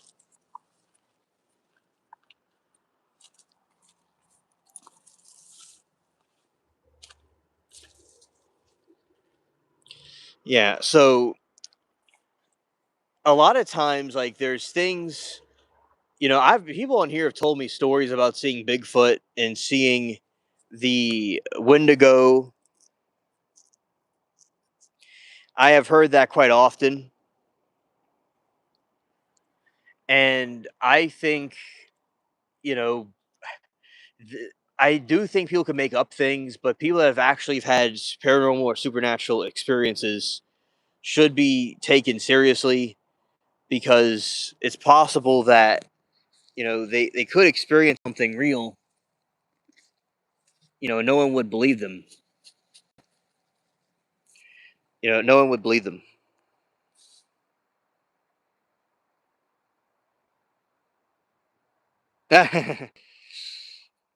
And let's see. He said, "Do you feel comfortable in this 4x4 white Stark room, Mr. Smith?" Scared. Oh, I can imagine that, where a person is in the Matrix, so to speak, and he is stuck in an insane asylum in a room, and the people that held him captive are asking him if he feels comfortable with that, and in a white room in a straitjacket, but he's the most sanest person in the room.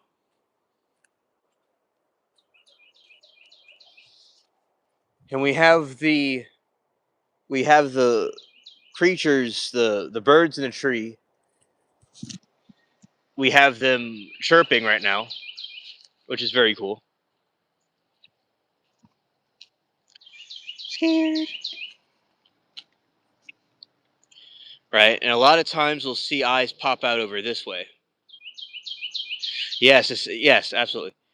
And we, yeah, the birds in the morning definitely like to communicate with each other, especially as it gets more and more bright. And that is something cool. Now, in the eerie darkness, this is basically like a haunted mansion type, situation. And it's looking so cool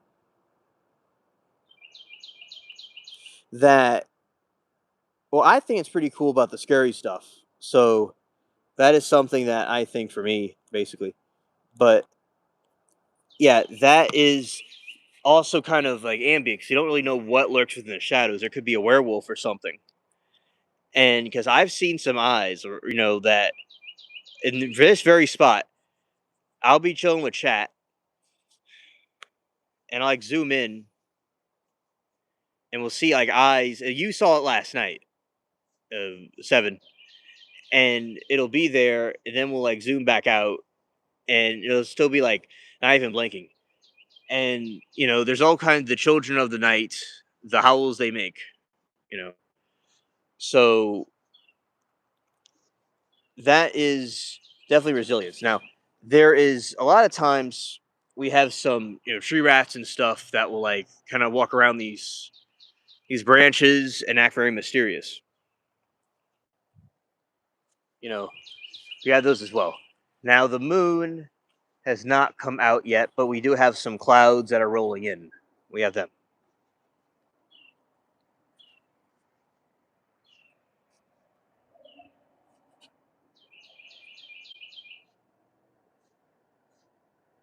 Yes, I can defend myself with a mini plastic house. Yes.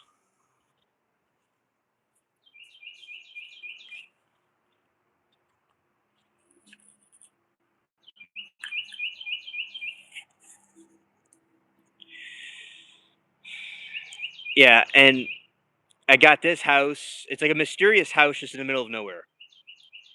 It must be a house with the gnomes and leprechauns.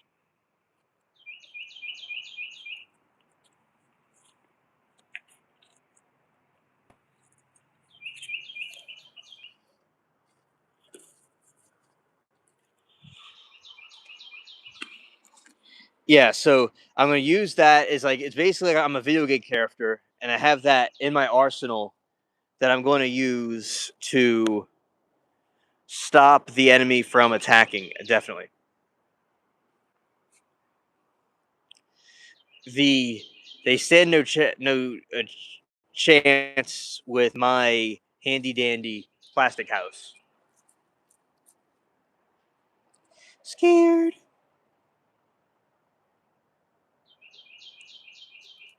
Thank you, thank you. Yeah, I've seen different fights before, and like when I would be in school, like back in the day, and I remember one time, my some of my friends were fighting, and the dude went for the legs, and man, that like was a deal breaker in that case. He went right for the legs, and he was able to have the victory. Yeah, that one was quite a wild one. Yeah, and I think a good name for these are moonflowers, technically, because they certainly dance within the moonlight. Yeah, right. And you see, the thing with the moon, it gets each year, it gets more and more.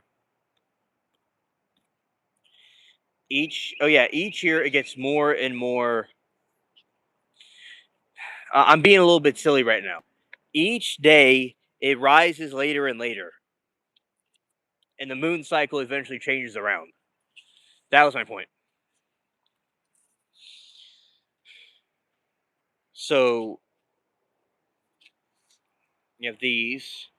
It's like there's like darkness in there too. It's like what lurks within there. It's like something is there, even if you can't see it. Phew. And it's like you come across this mysterious chair. It's a little bit rocky.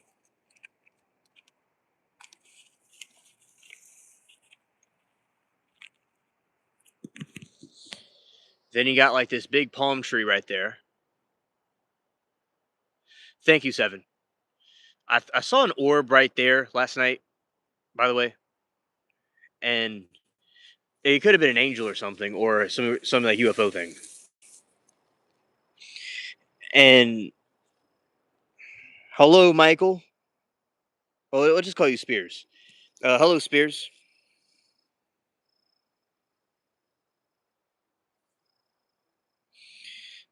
Welcome to the stream. We are just chilling and seeing if anything pops out at me. Because sometimes there's things in the dark woods that like to just stare at me for a while.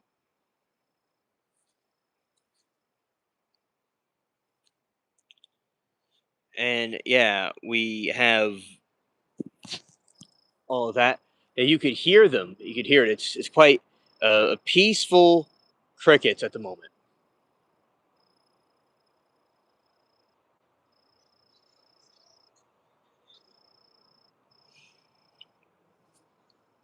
Yeah, and so far there's been no.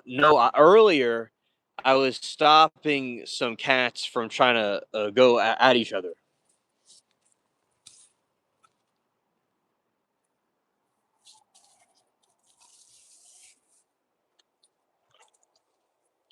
And the Titanic sunk 114 years ago today. For those that didn't know,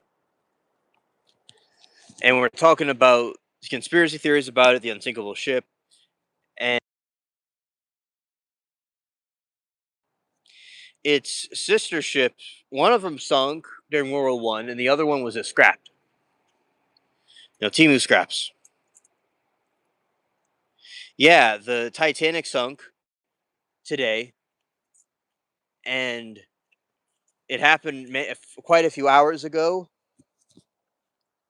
and it sunk beneath the waves. It broke into pieces. Some think that it broke in one piece, and it is resting on the ocean now.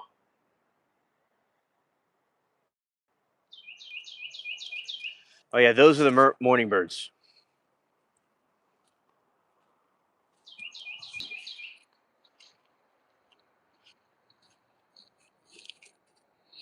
The problem was Captain said a quote, "Not even God himself can take the ship down, and that's why it sunk." Oh yeah, amen. I mean, he can't be challenging God, and it will be certainly a horrid problem. Yeah, the Beatles. Yeah, yeah, them too. And yeah, the Beatles had a phase when they were kind of wild at some point. They were not wild; they were just kind of um, different. Uh, and my nana said they were kind of, I don't know, cocky or just they're into some far out stuff at that time at a certain point when she knew them. So basically, with the Titanic, they were saying their marketing thing that God Himself could not sink this ship. When the captain was given warnings over and over again, he did heed the warnings, and the ship, they sung a sad song, "Near My God to Thee," which has to do with Jacob's ladder. It's a funeral hymn where it's about the afterlife and being like starting over again, and the stairway to heaven coming down, and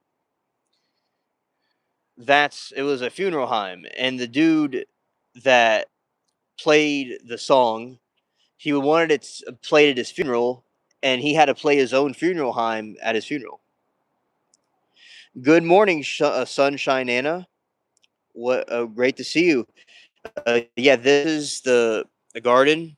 This is some flowers, and yeah, they did the violin tune. And the captain was told over and over it was going to have a problem, and Bro said we're going to go fast in an ice field. This is what Captain Smith was thinking. Bro was thinking like, you know, if we hit an iceberg, it'll be 2 flood compartments breached. It won't be a problem because it was like an icebreaker. An icebreaker is a type of ship that can go through ice. But the problem was the engineers were from, they didn't really realize this concept. So they accidentally wanted to miss the iceberg when it was designed to hit an iceberg. Titanic could hit an iceberg and be okay. That was the whole thing. But they sideswiped the iceberg, and when you cut half the ship open, and the thing just wasn't designed for that. So they sung their sad song, and near like over 1,000 people lost their lives. Trump said, "Do you believe the story of the Titanic being swapped with a sister ship? Also, I recently seen that there was fire in the Titanic the weekend of this weekend of steel." Thank you, Trump, for your very good question. So I think that with the Titanic, I pondered the idea and looked at the same idea about the ships being swapped. So you might go, alien. What are you talking about? So there is this theory, conspiracy theory, that the Titanics were swapped, and if you go into the Titanic wreckage, you allegedly can find a plaque, or like on like the side of the ship where you have the name of it, and it says O and L.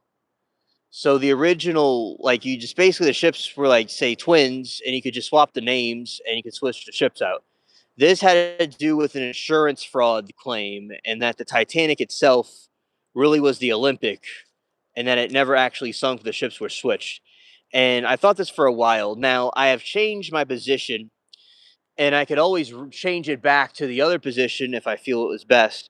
But the thing is that the Olympic and Titanic were so different looking if you look very close. Hello, mermaid. Welcome to the stream.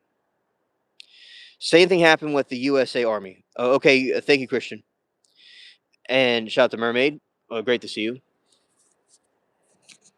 And so, if you look at the way the Olympic looks, the side of it, the way the windows look, the way the portholes look, is 100% different than Titanic. They were not twins, but they were sisters. Like someone could look like their sibling, but not like their twin. Like Bubbles and Bubbles' brother are twins. There is a difference. So that is what I think, that it was likely not swapped, and it would have cost more money to with the Titanic. They lost like a millions of dollars. So in our currency, it would be nearly like $1 billion from the ship sinking. So money that they had to spend through lawsuits and stuff was way more than anything they spent. They could have salvaged. So Titanic researchers that know more than me did these clever, uh, good reports about it. So I'm passing the message on to you all. And there's people that were on both Titanic and the Olympic, and they both, the officers, didn't seem to think it was a difference. They would have noticed something. So I don't think the ships were switched, but in a hypothetical, Olympic was nearly unsinkable. Like it ran over a U-boat. It was things crashed into it multiple times. It was literally like an unsinkable ship. Very interesting, an interesting coincidence. And it was scrapped eventually. So it's an interesting thing to ponder, and unless there's a good refutation for it. So I'll even be hypothetical here. I do watch lots of trials, so I can argue this point. I can articulate this. So the argument that the Titanic and the Titanic and the Olympic were switched out by names could never happen. I agree. But what they could have done over months, they could have completely did a makeover between both ships to make one look like the other, but it would have been a big process. It would have been costly, and people would have noticed something. But unless there are some whistleblowers or some reason to think that they couldn't just do it in plain sight, I mean, maybe we'll never know for certain. But I'd say it's unlikely the Titanic was switched. It was just simply a the Titanic. She went down, and she's in the bottom of the Atlantic right now.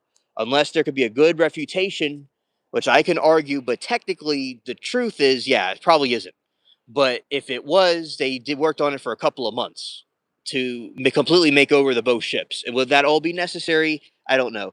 Especially the radio room, which is where the Morse code thing is, the dot dot dash thing. That was in a completely different part of Titanic than the Olympic. So yeah, not likely for the ships to be swapped. And if they were swapped, it wouldn't be as simple as changing the names, like putting a Titanic name on another ship. Right. So that's to answer your question. All right. So Nana says there's a concrete ship that ran aground in the Bahamas, and now people swim around it and feed thousands of tropical fish. It's amazing. Nana, that is so awesome. I definitely would love to check that out one day. Thank you for explaining that to us. I appreciate it. And Cass said, "Remember, folks, it's it's always better to have your uh oh okay, whatever. And not it's better perfect though. Okay, let's see. Not even close to perfect and natural if you can. It's in Benimi. Oh, okay, thank you, Nana.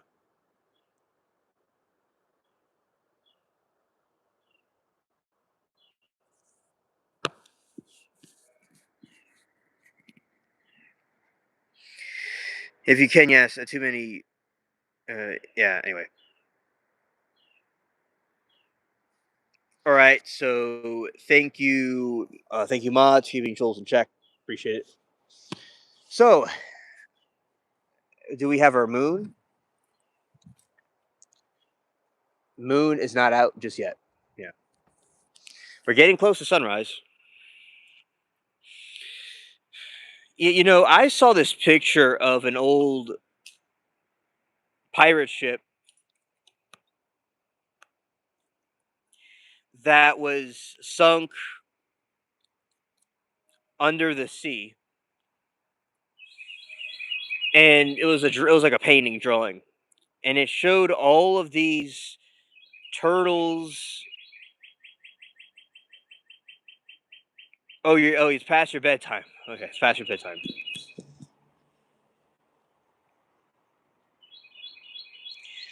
And okay, so a cast. We are in the garden. Okay, so we are in the garden, and I'm showing different plants and doing like a walkthrough, and we're talking about all kinds of different stuff, like an eclectic conversation. Yes, stay respectful in the chat. Yes. Yeah, thank you, Nana.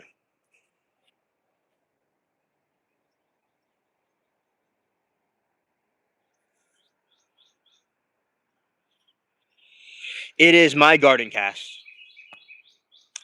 So many of the in winter, I harvested a lot of the plants. So there's just a few left from winter. So this is broccoli, okay, but it's only two of them. And over there, I harvested some radishes, and that one is bolting, right there. Now, right here, we're going to see how it works. It's a little bit late in the season, but we're going to see how it works. I did some cauliflower right here.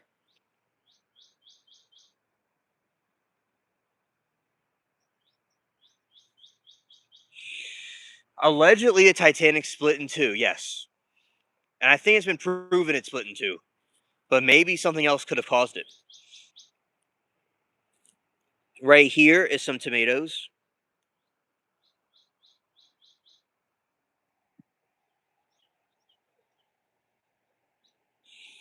And right here is okra.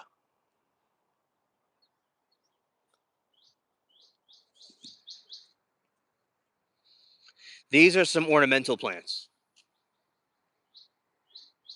Cool. Here in Minnesota, we're waiting to plant ours. Oh yeah, cast.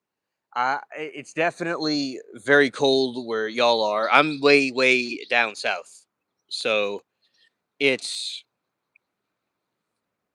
you know planting season for me pretty much a lot of the year, but not all of the year, but a lot of the year. These are some elephant ear plants. There's some taro that comes back every year.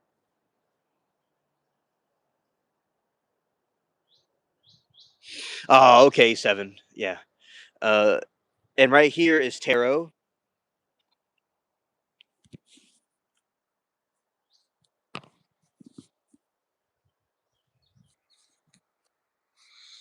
Okay, and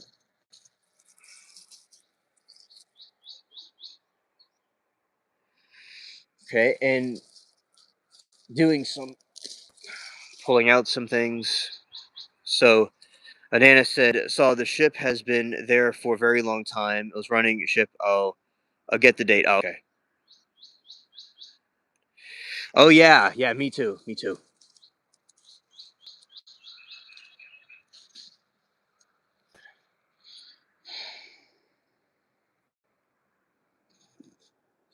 1926.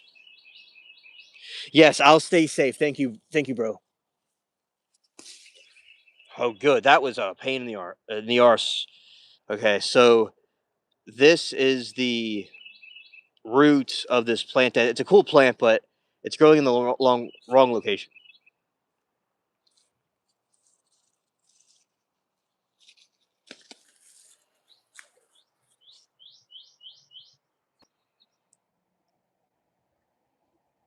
Yeah, thank you, Nan, for the information.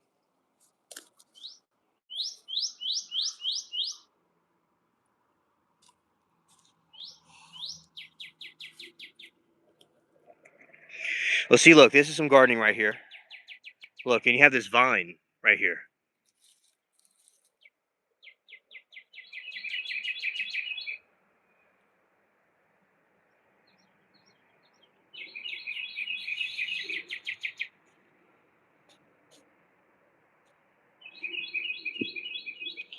Yeah, so that's these elephant ear plants that regrow back every year.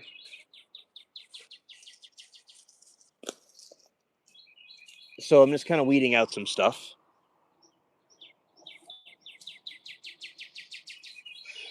Okay. Ah, the moon's coming up. Okay.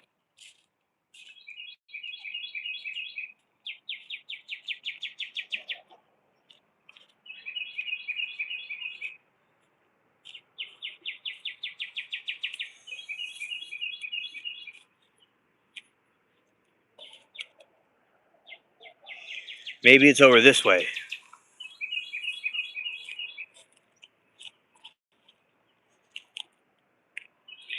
September 1926. It was Kennedy's rum running ship. Concrete didn't make it. Good ship. Ah, that is very fascinating. Very fascinating indeed.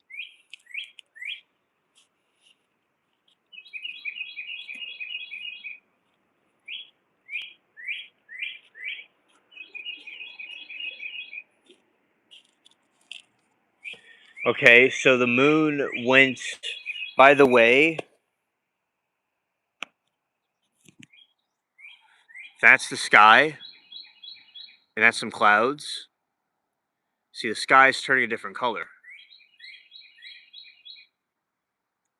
Well, it's pretty cloudy right now, but it doesn't look as cloudy as it looks. Okay. Okay. Those are the birds chirping.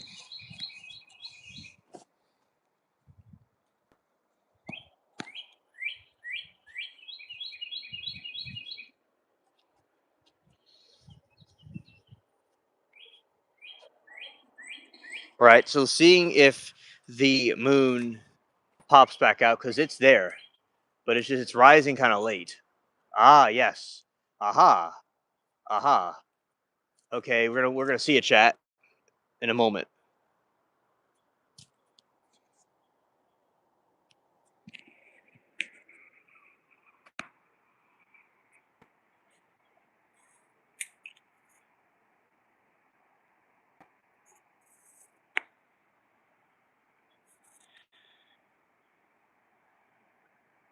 Okay, chat. That's the moon rising in the swamp,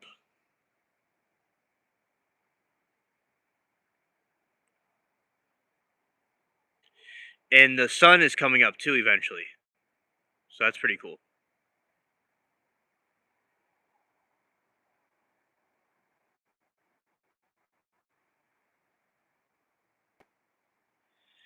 Yep.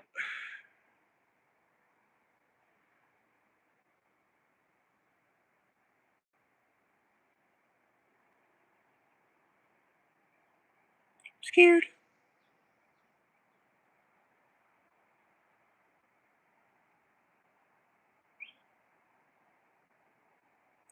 Yeah, the nice crescent moon coming out the swamp. The birds chirping and all. Very nice scenery.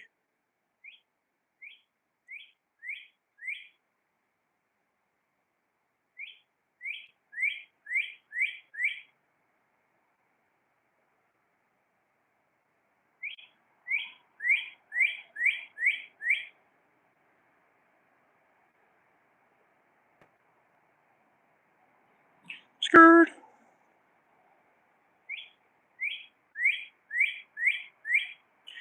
Moonrise is late every single night. Every single night. Okay. And as the moon goes up, it's going to be a little bit more difficult to capture. Oh yeah, birds are very enchanting.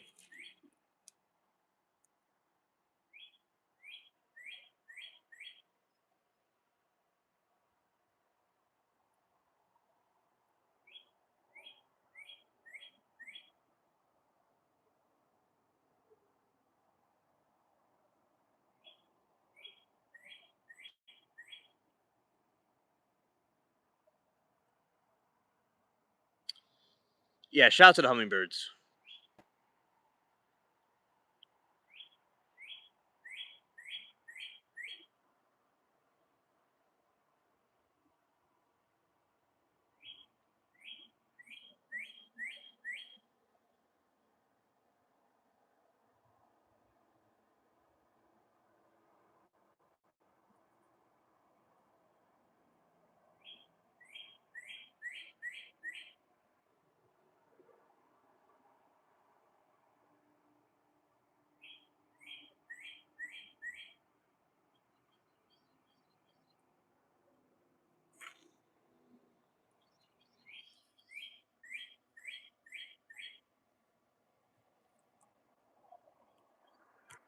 See right here. There we go. I have hummingbirds around here too. They like the sunflowers.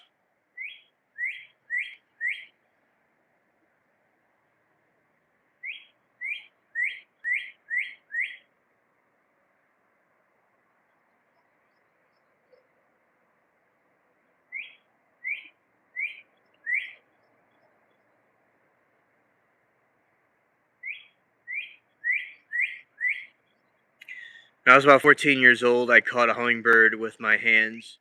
The only time I ever did that, and I don't know why, but it let me let it catch it. That's really good memory of mine.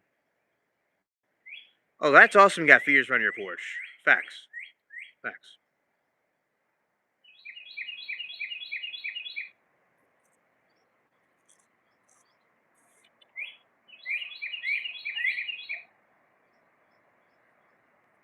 Oh, that's good. You let it go. That's good. You let it go. And Saw Girl, that sounds like a very cool experience you had. It's very sweet to let that he let you catch it. Hey, we're gonna get back.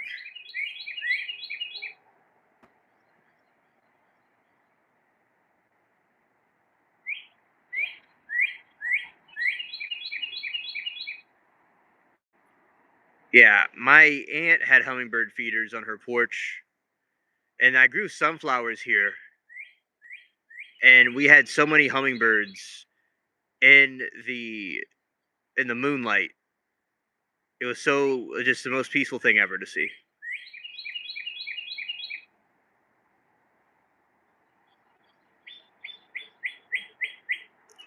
Yeah, I love the birds.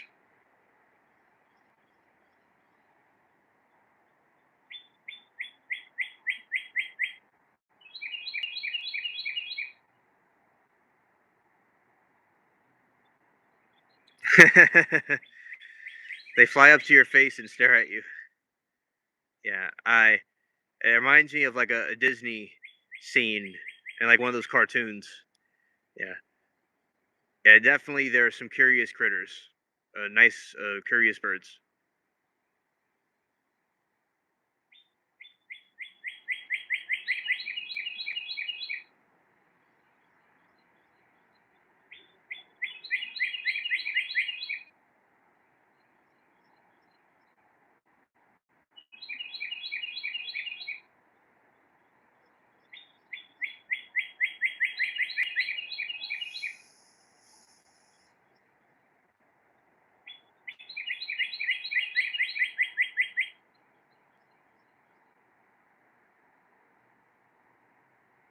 Imprinting, yes. Right.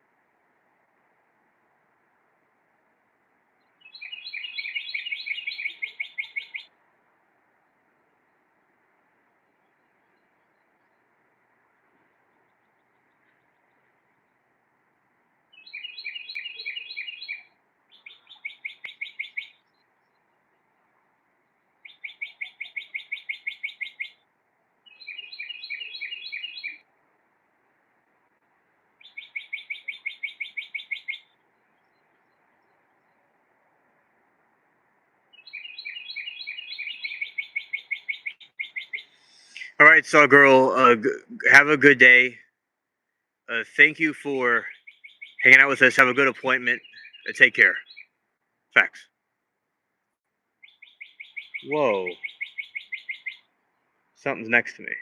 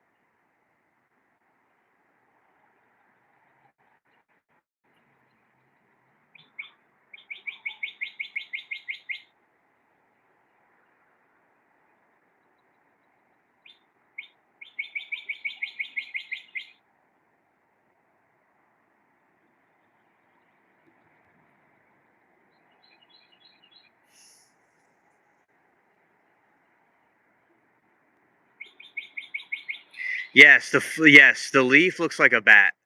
So for those that are wondering, there's this leaf right here, and it's a mysterious leaf. It's almost like the bat going by the moon, like in a Halloween skit.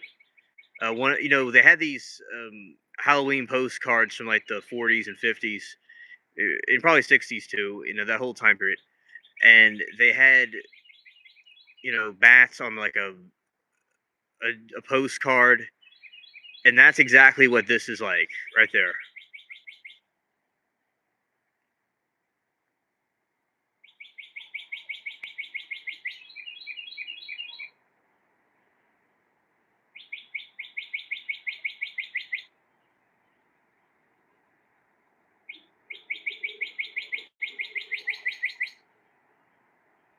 Yeah, and it's like basically like everything here has a personality, like the leaves and all.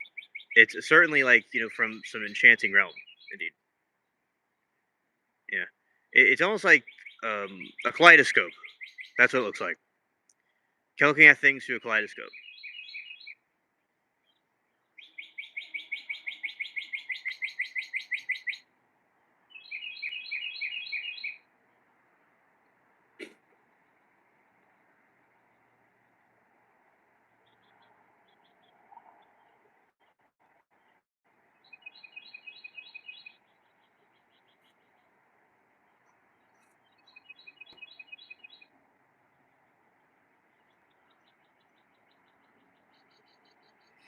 Yeah, that looks like a DNA symbol right there.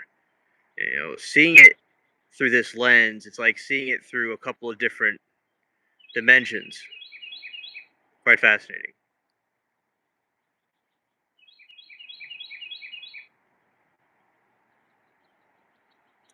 It's more and more difficult to see it because it's getting more and more bright.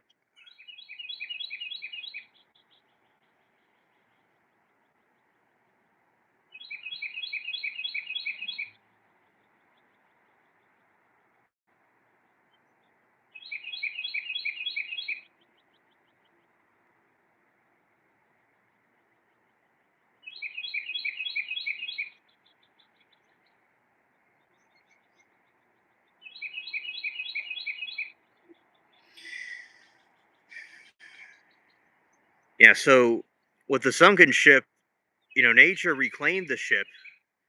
Now all the fish can use it and its region. And I think that's always a positive thing for the fish to be able to use that as a natural reserves. It is very interesting when you have a lot of people can admire something that sunk out of a bad situation. Let's see. Can it be seen from a different angle now or no? Let's see spots. Let's see.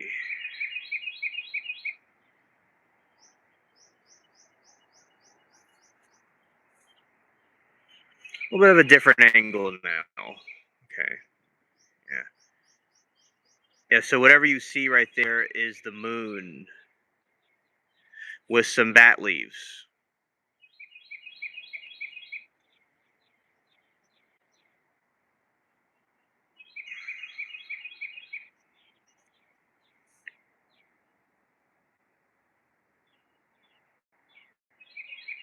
Thanks, Bug. Thanks, Bug.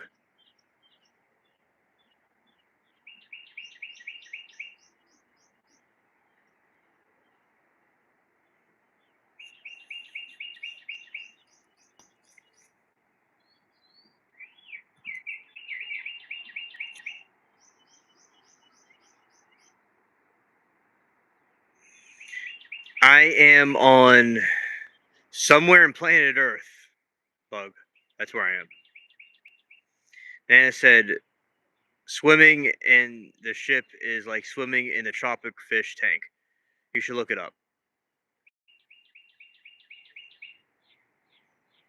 Yeah, I think swimming like that would be, you know, being like in another universe or in a video game. Being in a tropic fish tank is a very accurate way to talk about it because one thing about fish tanks I always thought was fascinating is that fish always have their fish tank, and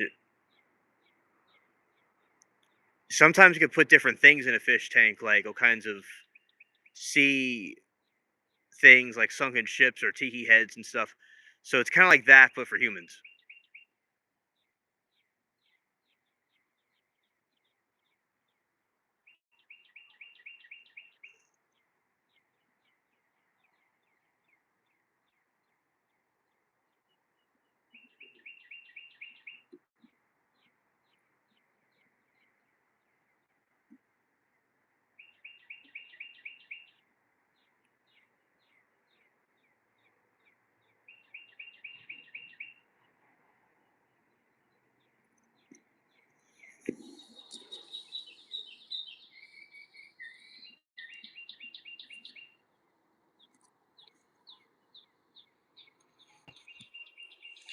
Chocolate milk was one of my favorite milks, actually, and also chocolate ice cream. All right, Nana says we took bags of frozen peas and fed them. Thousands would swarm at us. Oh, that is so cool! And you did with the peas. That is excellent. That is excellent. And I didn't. That is a good thing to try out. And I wouldn't have thought of peas, but that's really cool that y'all did that. I'm sure it was lots of different colors. I think it's called Bell.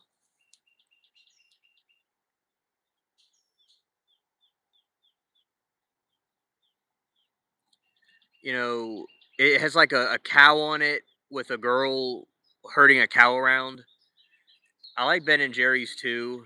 I think it's called Bluebell or something. The other one I like.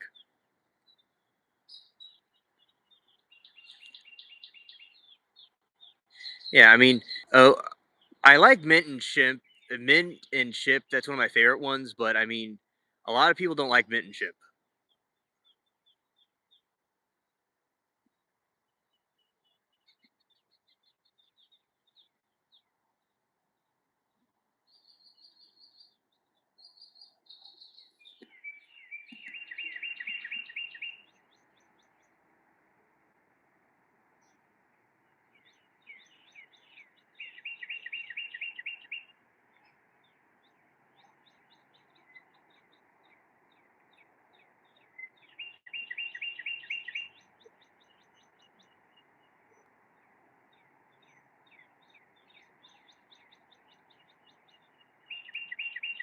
Oh, you like it too, Dana?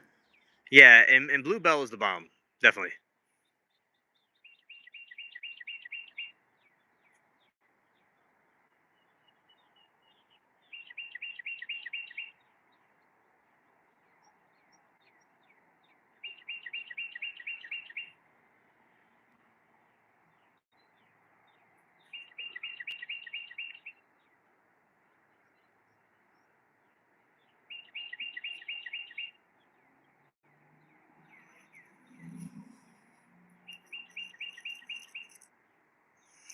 All right, Bug said I haven't had mint chocolate milk, but sounds like it would be good. Yeah, said the chocolate ice cream it tastes like more like stronger, and the vanilla is a little bit lighter, but it's like very good. It's like milk. When I used to go to the coffee shop, my grandpa growing up, I would drink chocolate milk. Man, I love that. Like eating some donut or something, it really like clears you out.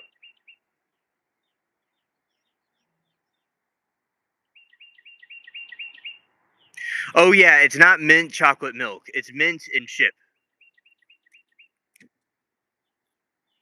right? It's mint and chip. It's like a green with mint in it.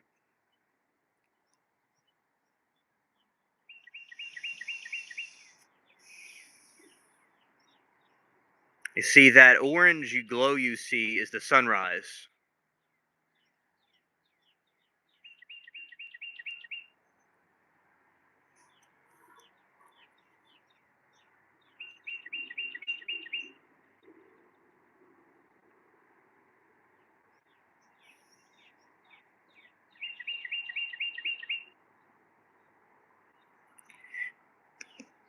And I hear the roosters too.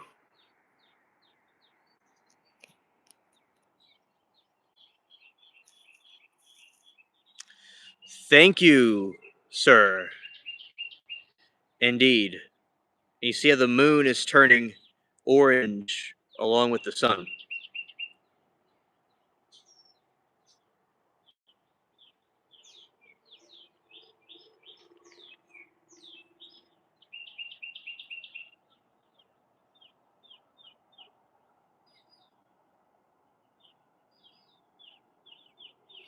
Yeah, I mean, you can see all the different hues of orange as it goes up and up. You are very welcome. My pleasure.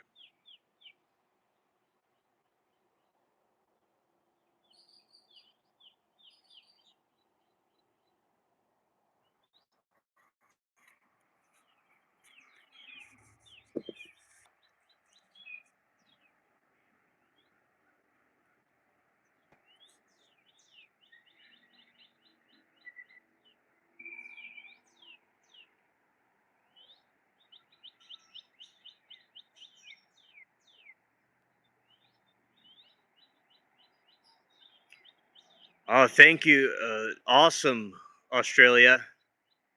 We got a lot of people here from Australia and New Zealand on the spaceship. Uh, Welcome, mate. Yeah, you see that the Empire, the sun never sets. The sun goes from where you are to where I am. Yeah,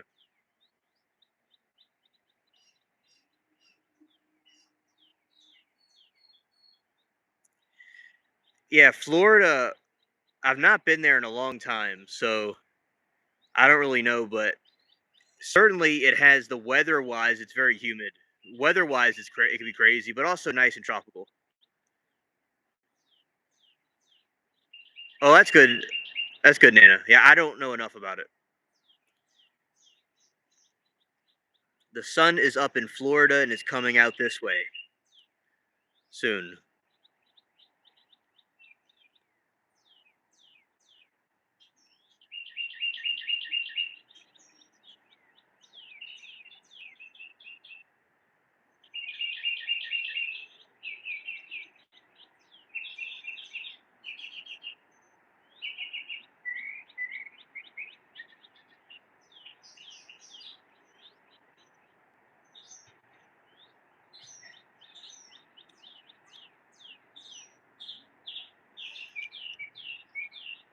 Oh, okay, 9:20 p.m.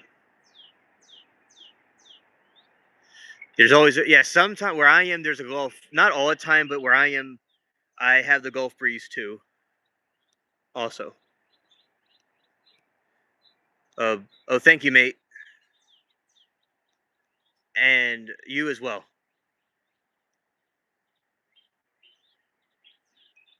Yeah, that's yeah. It's 6:13 a.m. my time too.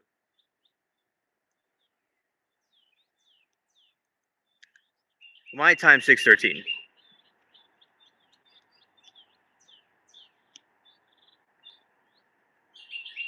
Moon's nearly invisible now.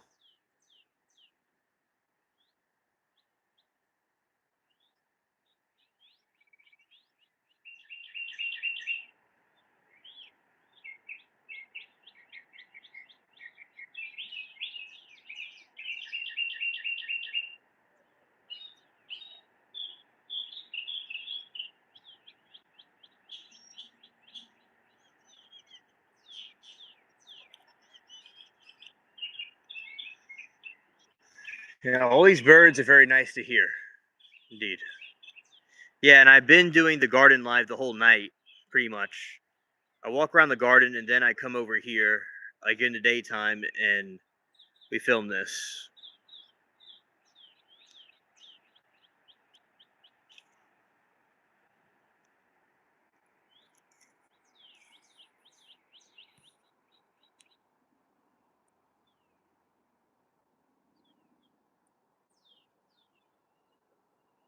It's like the moon is either gone or almost gone.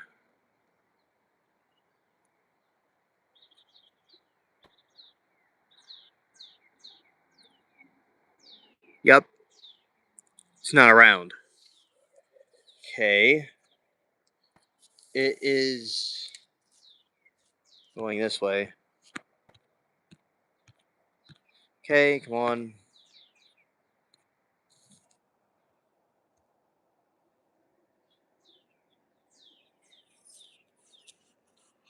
Oh, that is awesome that it's emerald colored water. Okay, the moon drifted a little bit higher. Let's see.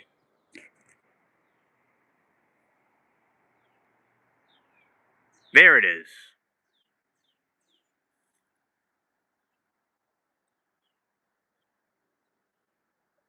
That is gorgeous, Nana.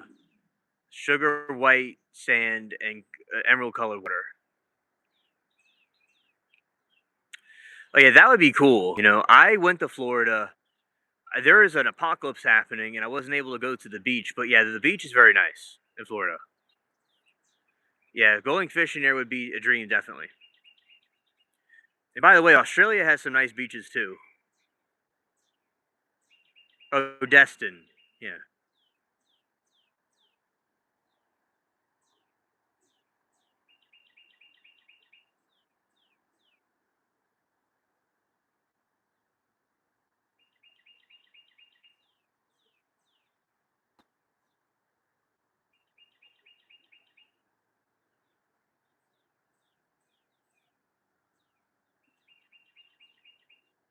Oh, you never heard of it? Yeah. Oh, it's nice out there. Yeah.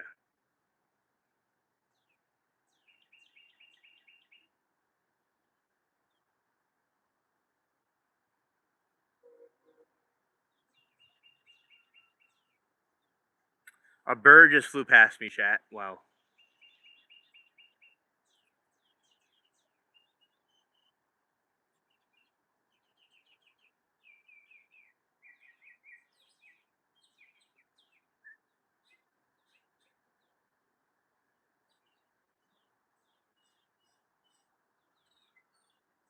Oh, it's beautiful in its own. That is awesome. That's awesome. Yeah, you definitely like it. It's a nice, you know, beach adventure.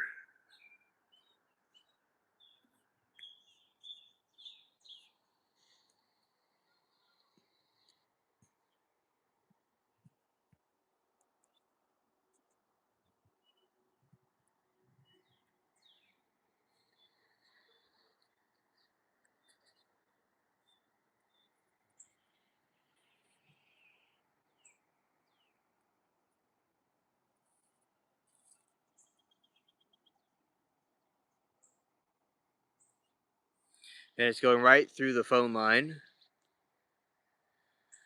It's right there.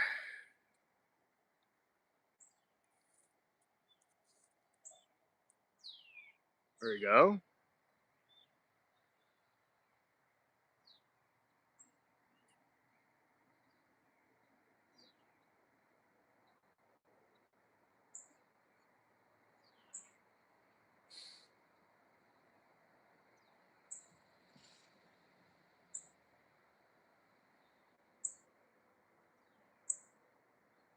Yes, it's very yes indeed it's exquisite indeed.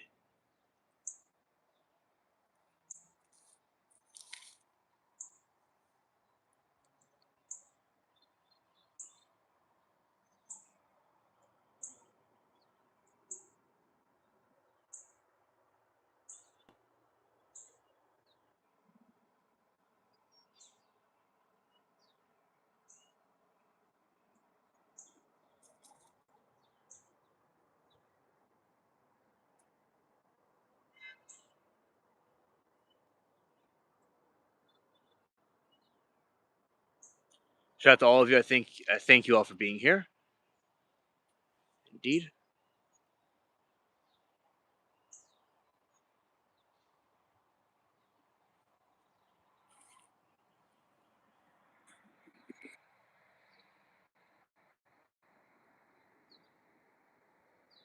Oh, good, good. Yeah, the fishing videos are very well done by them. Yeah.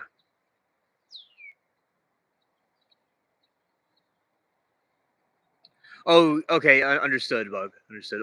We enjoy your company. Those are some birds.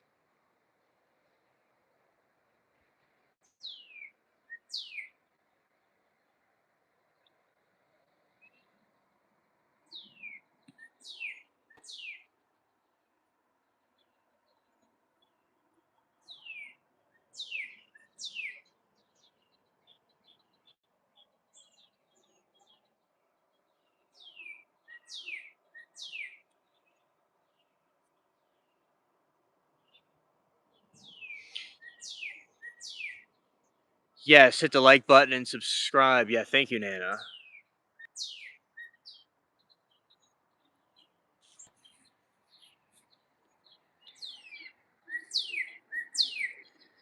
Uh, Appreciate everybody. A shout to everybody. It's all good. This is the moon, and it is morning time. We were in the dark, scary garden, but now it's all gone. Watching different things as they fly by.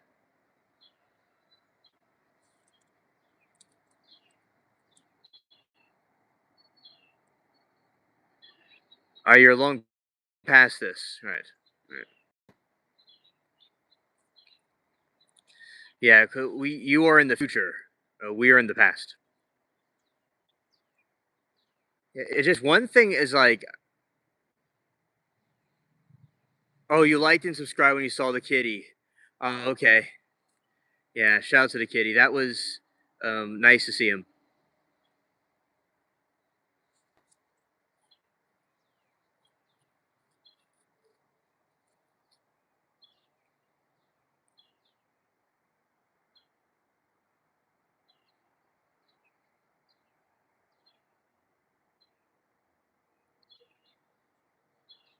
Yeah, and the moon is fading out.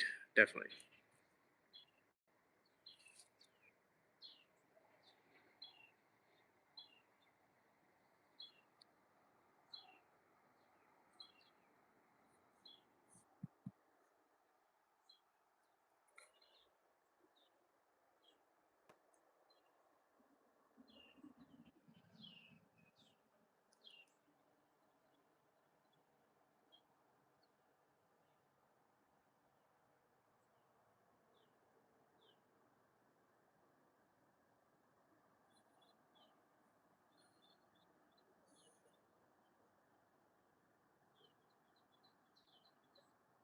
Yeah, and so it's nice and cool right now.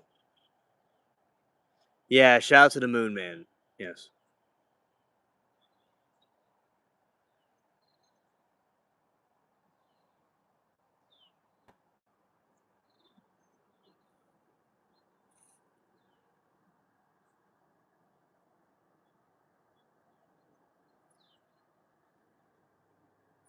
So it's like the DreamWorks thing with the kid fishing off the moon.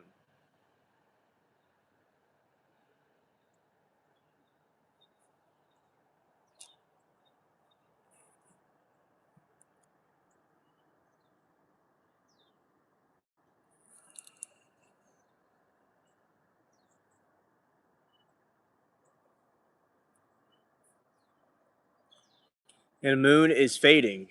Moon is fading. Let's go like this. There we go.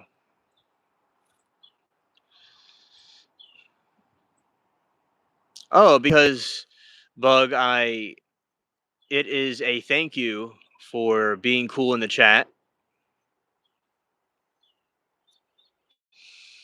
We, I appreciate you here.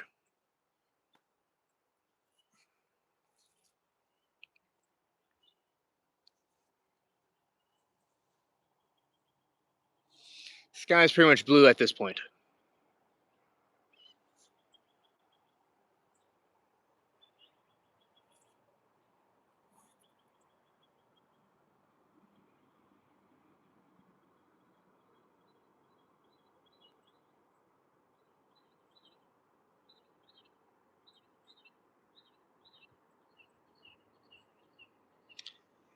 Twilight is kind of like fading out, and the time of the rising is near.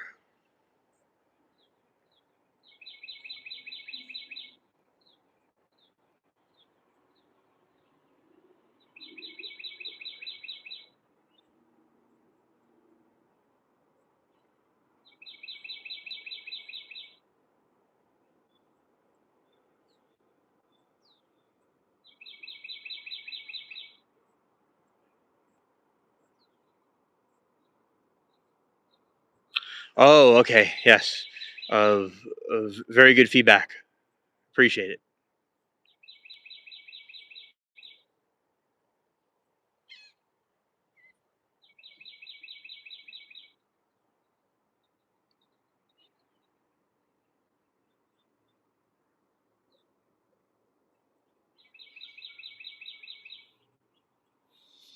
Let's go this way.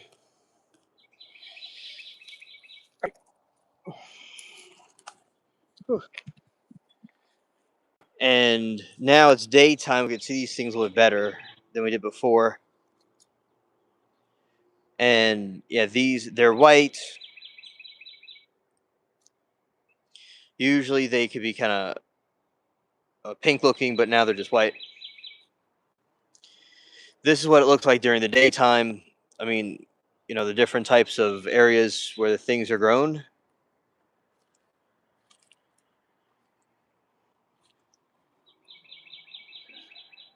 And this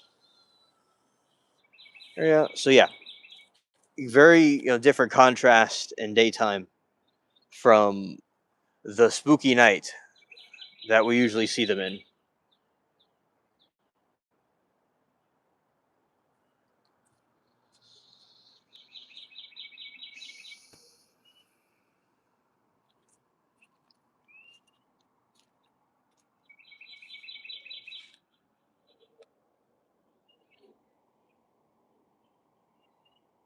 That's a snail chilling. Okay.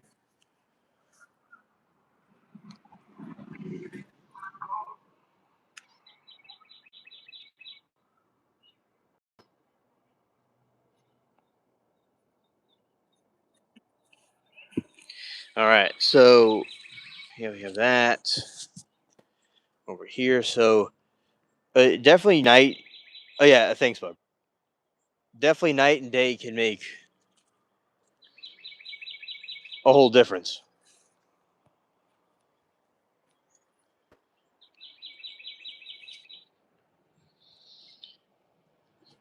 The example or the saying night and day really does mean something there because you have all this. This is the kind of jungle part is very just all the critters of the night that we see are not here, and it's restored back to its normalcy.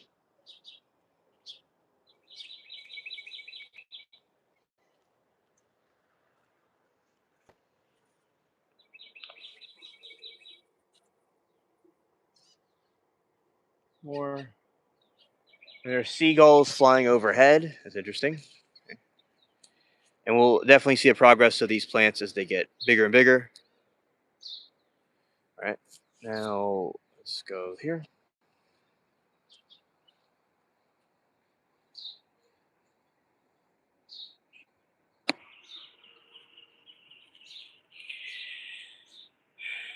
Yeah, so definitely the shipwrecks are fascinating, and it's just something for me. Like one of these nights, I went live much later in the night, and seeing the moon and like the daytime happen outside was so cool. So I did it at these certain like later times to capture that of it going from night to day.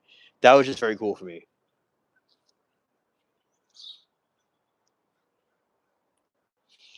Yeah, so and it's nice talking to people across the world. Pretty cool.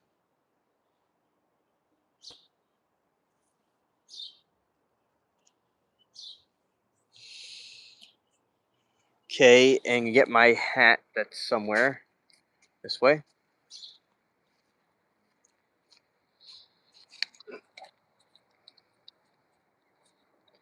because it fell off my head when I was looking at the things in nature. Okay, so let's do this.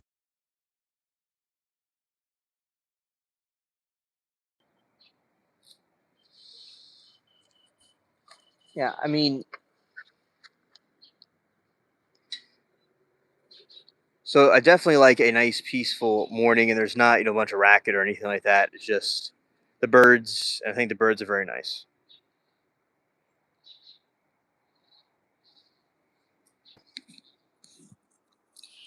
Oh, really? Oh, really, Nana?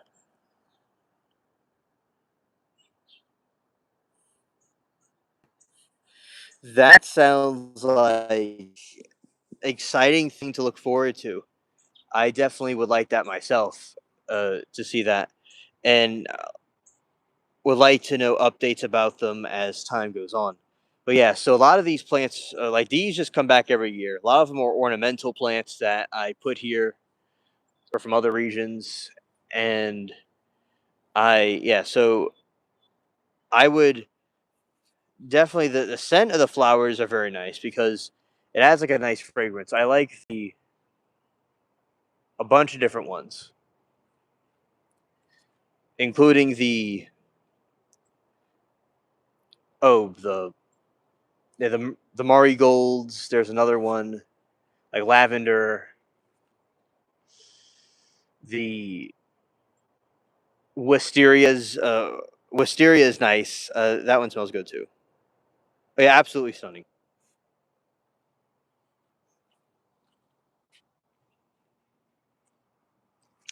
Yeah, that's the one with pink in it. Yeah,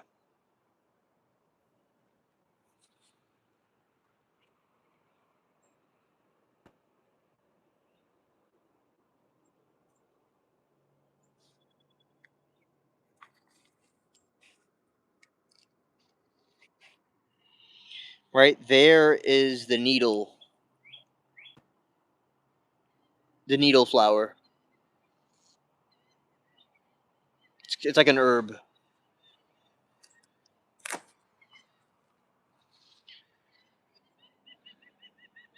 and those are the seagulls.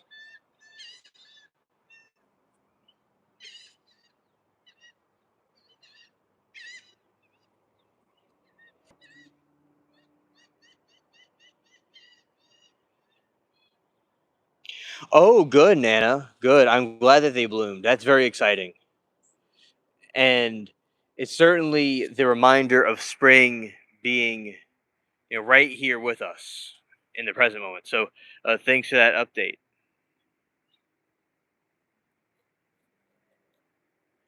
Yes, yes.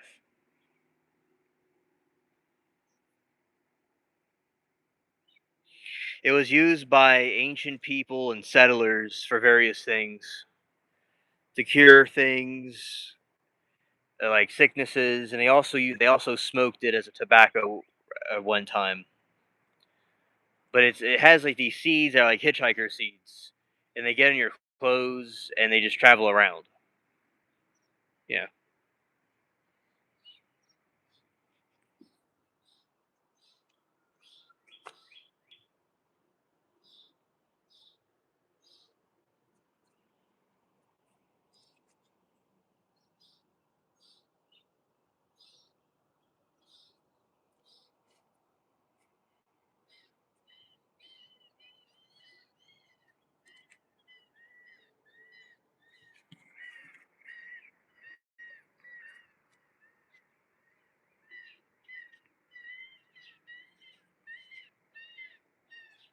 but plants are so cool. I mean, there's all kinds of things they could do, and they can like maintain like for instance like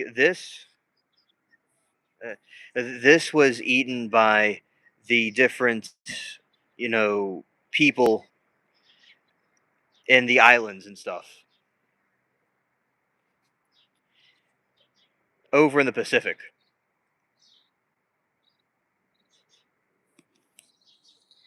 And these are some more of the needle flowers, by the way, but they're just, not flowering just yet. Yeah. So then you got some of the clovers. You got clovers right here. Yeah. So, um, yeah, these are some. Oh, there's lots of those there. Oh, no, nice, nice. Okay, and right here is red vine that a lot of people think is so fascinating. This is a bush of a bunch of different plants mixed together. A lot of them are just wild plants that just grow around. So yeah, I just thought it was a cool idea to do, and it worked. right? And these are the final stages of a spinach plant that's gonna flower. It's a winter spinach. But you know, we're in spring now, so it was left over from another group that was harvested. And this one's just wild. And this one right here was just wild.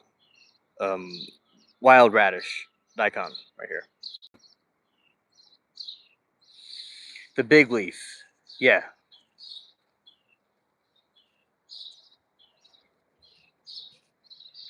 Here's big leaf.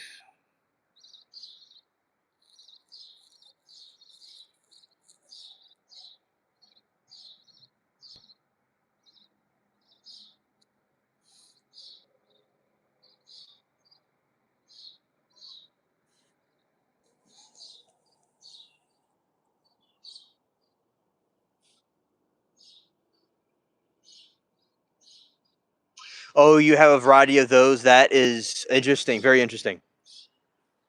Facts.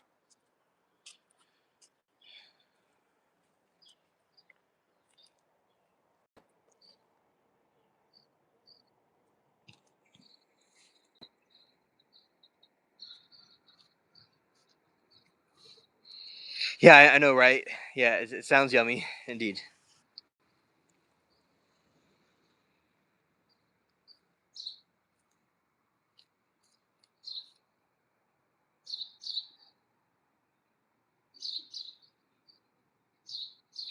Oh, peaches and blueberry pomegranate. Oh, delicious.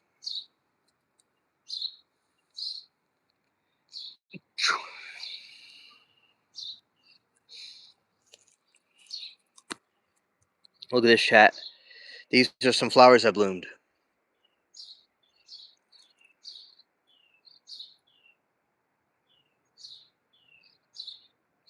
Oh yeah, jasmine's delicious.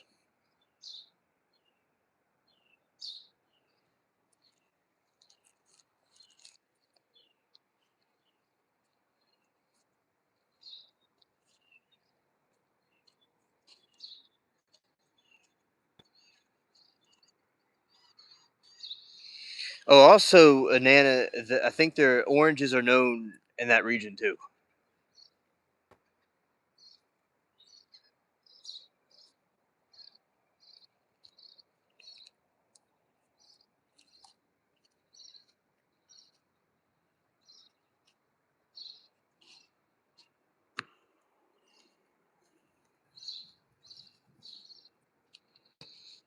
Yeah, and these are some rocks. Yeah, and the sun is coming through the trees. I see it over there. Not where y'all could see it, but I see it across the horizon. It's coming out. Yeah. It's totally different atmosphere than the nighttime chats. Indeed. Okay.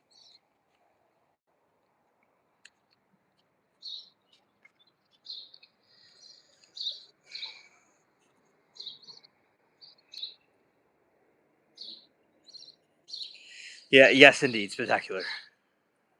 Okay. Now it's a new birds. You know, these are some trees, by the way.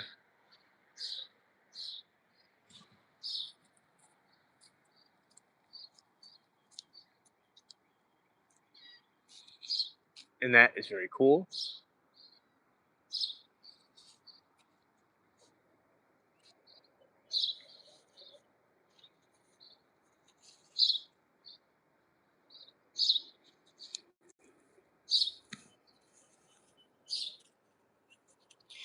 All right, let's see. I love my shamrock plant too. The green leaves produce white flowers, and maroon leaves make the purple flowers. Oh, nice, nice. It's awesome.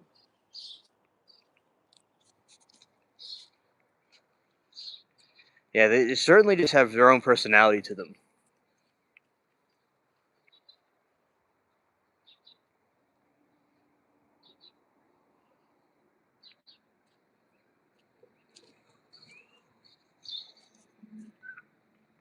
There's another plant right here.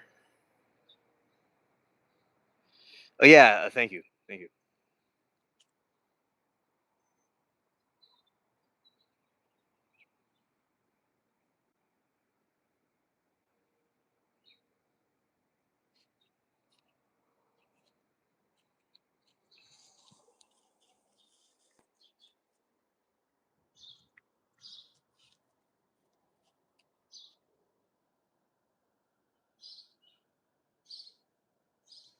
Yes, facts, bug.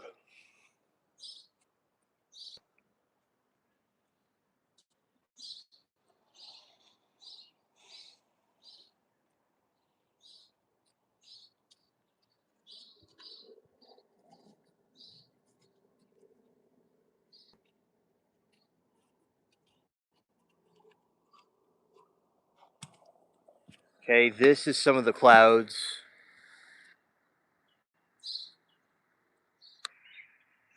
Right here, where the sun's shining on them.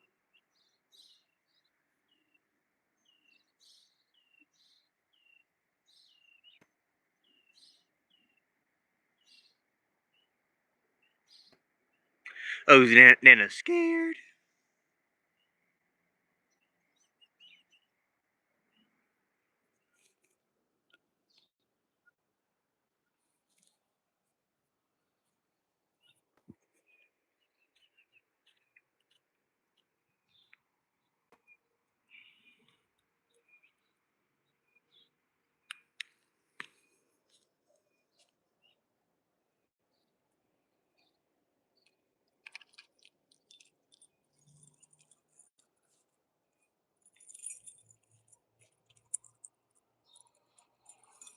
Thanks, Nana.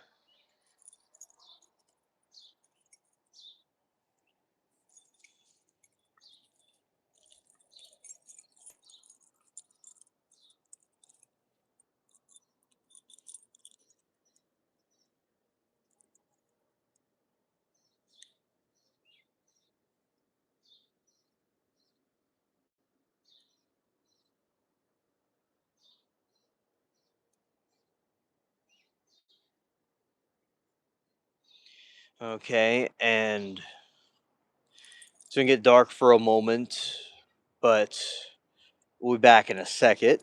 Okay.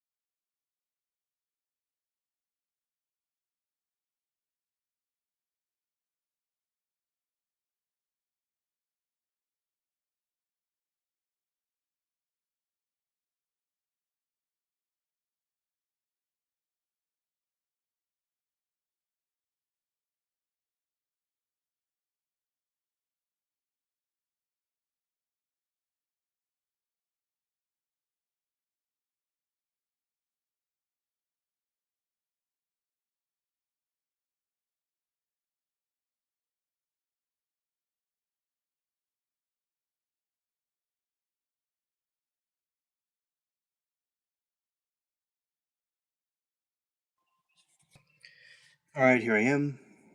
My hat is the wrong way. It's something like this. Okay. Here we go. My captain's hat.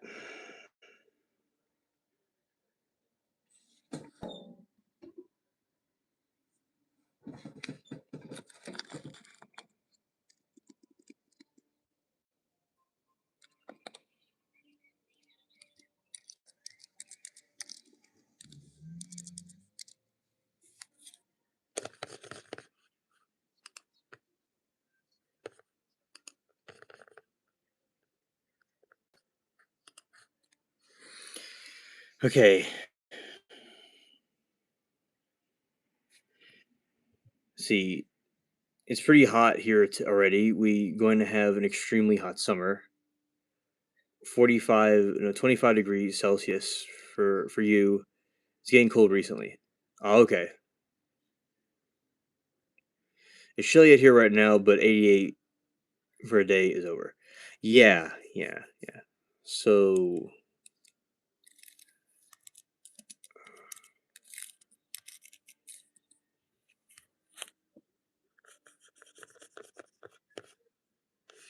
okay, and let's do this right here.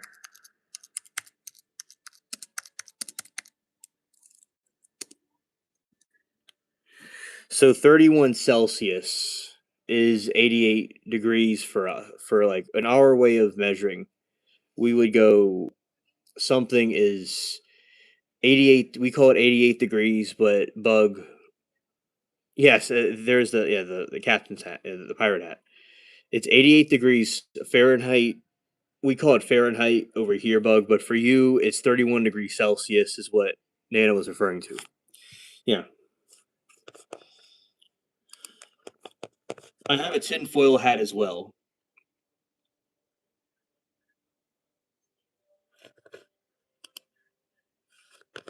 And right here is where that is at the moment.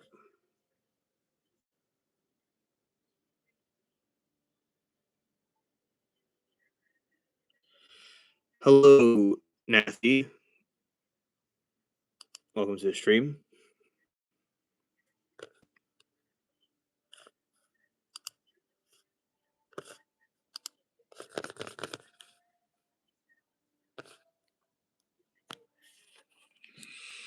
Okay.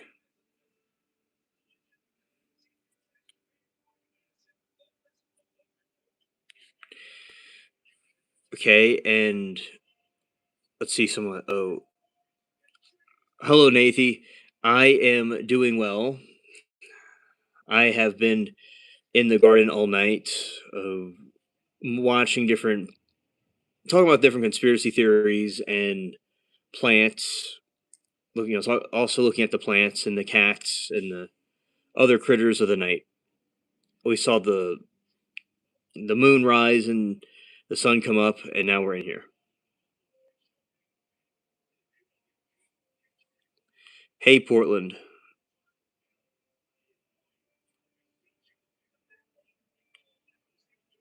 Okay. Yeah, and it's go. Anyway, yeah. So, and the thing is that the other night, this time it didn't really happen, but the other night there were some eyes in the dark woods looking at me somewhere, and we didn't really know what it was. And Chat and I were just having like a stare down with it, and it was pretty wild. Pretty wild.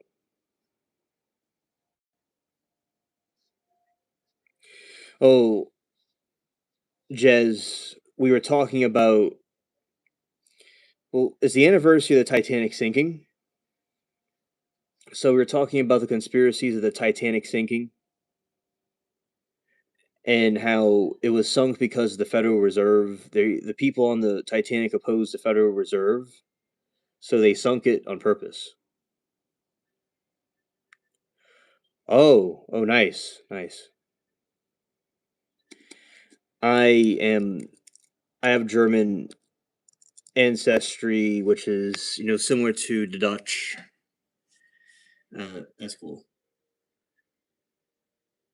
Okay, the thing is, am I'm an alien, and my name is Hans, the alien. Hans is a German name, so that's pretty cool.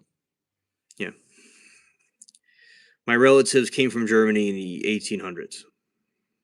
So anyway, the the conspiracy theory about the sister ship is that the Titanic and the Olympic were switched out. Oh, good. Oh, good. That's excellent. Yeah, there is the Olympic and the Titanic. Now, the theory is that the two ships were swapped out for insurance claims, allegedly.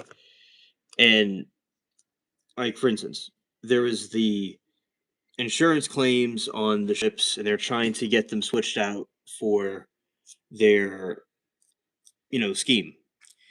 Now, I would think this at a time, and also allegedly the numbers on the propeller blades matched the other ship, and you had like faintly had an O and an L in there. Yeah, money. Now, I do think that the ship was sunk intentionally because of people on the Titanic opposed the Federal Reserve, and they wanted to take them out. Now, that is my opinion why it was sunk, like a hypothetical conspiracy theory about it. Now, the Olympic and the Titanic being switched out, I don't think it would be as simple as switching the names because the ships were not identical. Their windows and their structures were completely different. So it may have not have likely have happened, but if it did, they would have had to completely reconstruct both ships. Right. It was because of the people on board why they let it sink. Yeah. You had John Jacob Astor, Levi Strauss. There was all these different people that were trying to stop because the Federal Reserve System has some shady things about it, and that's why they wanted to stop that from happening, and they all went down with the Titanic. Yes, it's all about money and all about greed. I agree.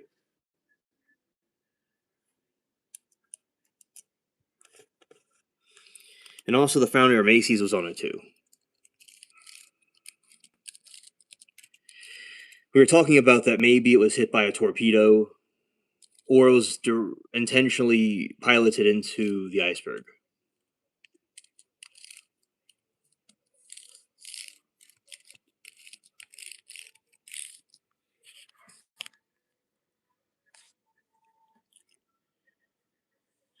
Yeah, and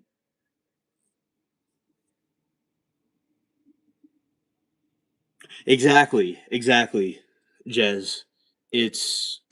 It never really hit an iceberg, and people heard like a boom, some kind of a vibration. So that would, was going through an ice field, but if they were saying, like what you're saying, it was also very dark. So if it was so dark that they didn't see anything, how could they have seen the iceberg if it was so dark? So the point, I'm just confirming your point that, you know, people that, had accounts and, survived it didn't really see what these people said that was there. Correct.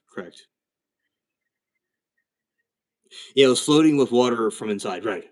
And the ship was designed to float while water was in it. It was designed to be virtually unsinkable, although it didn't quite go that way. It was designed to be virtually unsinkable. Right. But you had the greed and money going on, and the Federal Reserve System, to this days, they could just pump and just create money out of thin air and just do all kinds of things. But now it's, you know, they've caused a lot of issues with the inflation and debt. So, yeah, these people want to stop it from happening, but then they sunk them for that. So, yeah, I agree. And, it was basically a warship. So, I do very good points, Jez. That's conspiracy theories we were talking about. We touched on Epstein too, because he has to do with the banking stuff. We kind of touched on him a little bit. Let's see. And I was just kind of basically telling people about, these elites can now control, in my opinion, influence media and people's perception on things, or people to just be kind of awake and aware of what they're being fed information about. That they could want people to eat certain things or take certain stuff they think to help them, but it's really not to help them.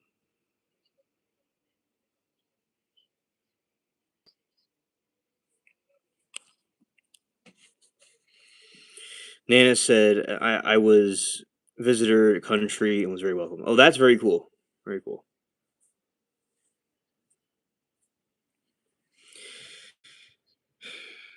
Yeah, yeah, definitely there was. I have connections with with the Netherlands too, with the Dutch. Yeah, so shout out to the Netherlands, indeed.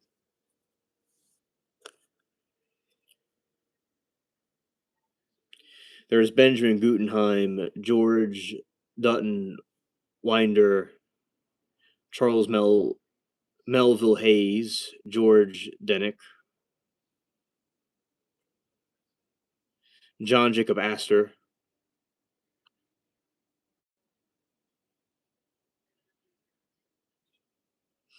Yes, and Amsterdam is gorgeous, indeed.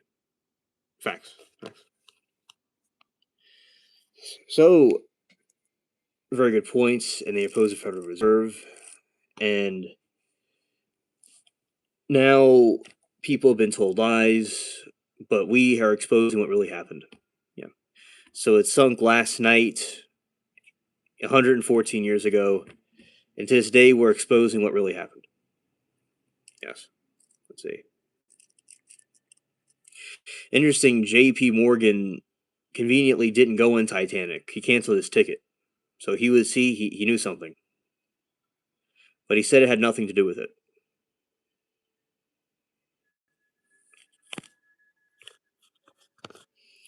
But he knew something because it's like, and J.P. Morgan's part of these big banking dynasties that exist today.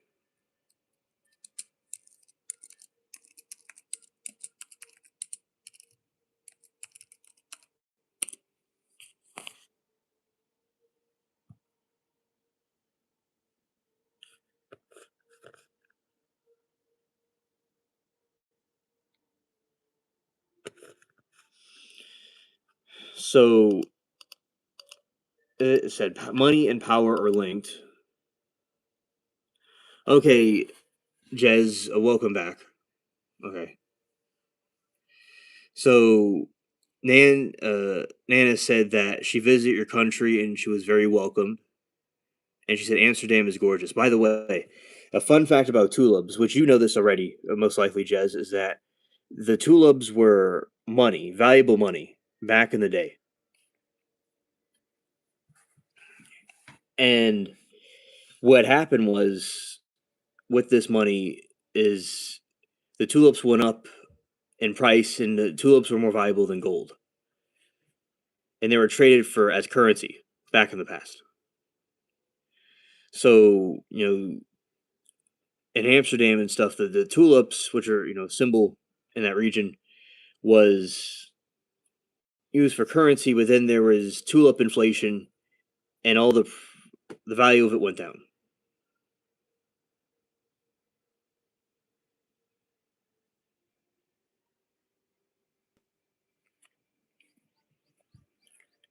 Jez says Amsterdam sucks right now, TBH, and you only see the city center, bought the real life and real towns and how people live. Well, thank you for the feedback, and that is messed up that Amsterdam is having problems. I over time, I'm confident that things will get better.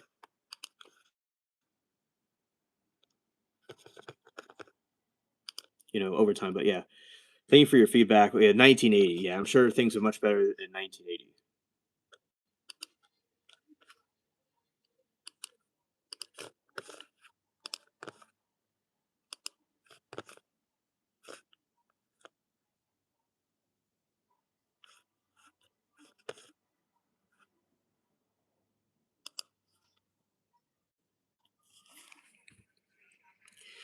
I know they eat the ruler bulbs like the seeds were eaten during World War II. Oh, okay. Okay. Yeah, I didn't know in World War II they ate them, but thank you for letting us know. That is very fascinating that they did that. Yeah, I'm sure that definitely was a rough to survive through. Indeed.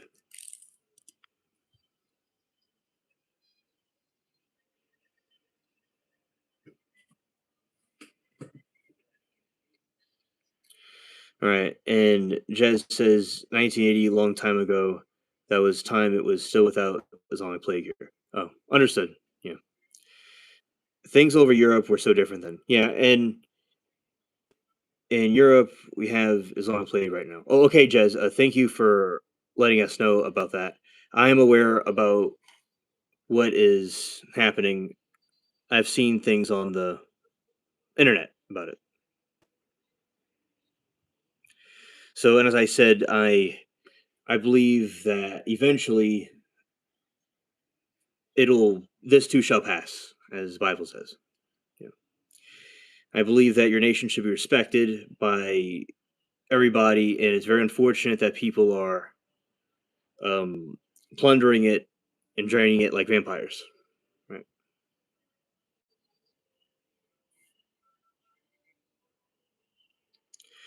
Oh, I am. It's extremely. Oh, understood. Understood. I'm sure it's very, you know, messed up and evil. What's going on? You know, when you bring people from these different countries with these bizarre ideologies, they'll go and have havoc on the civilization. You know, it's like bringing a bunch of zombies and serial leaders into a place. It's I can't even imagine. It's absolutely insane. Yes,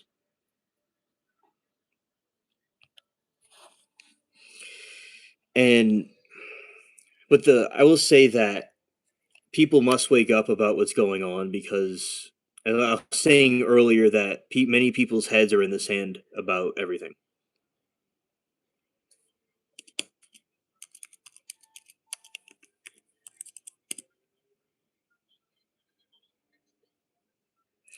They come and not one is a real refugee. And also, Jez, a lot of them are military age men too. And you're welcome, Jez. A lot of them are military age men, and they, are given all these benefits and things, and not the people that live there. And they bring these criminals from all these different places out of nowhere and pump them in. It's almost like the people that are the governments hate the people that live there. Yeah, yeah.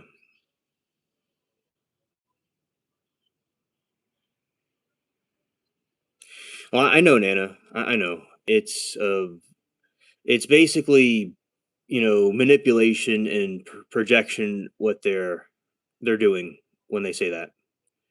Like over in Iran, they're just you know slaughtering people left and right.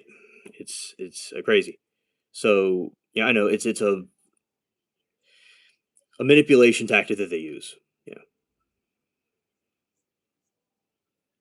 Yes, the ethnic cleansing of the people that live there. Right. Sort of like how the parable of the vampire coming from foreign lands and they came in and like drained the blood and spread the plague, like Orlok, the vampire, and the rats they took over and consumed the land. Yeah. So it's just like that. It's being replaced and a plague spreading. And as I said, the people in charge only care about themselves and their own benefits, almost like they hate the people there. It's very crazy. Like the people basically are like self-destructive. Yeah.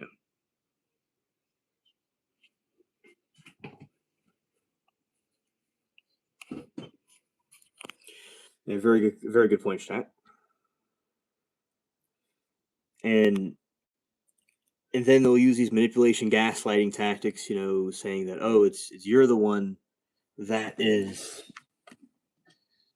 the one being racist. They'll say, but it's actually the other side that's like that. Right.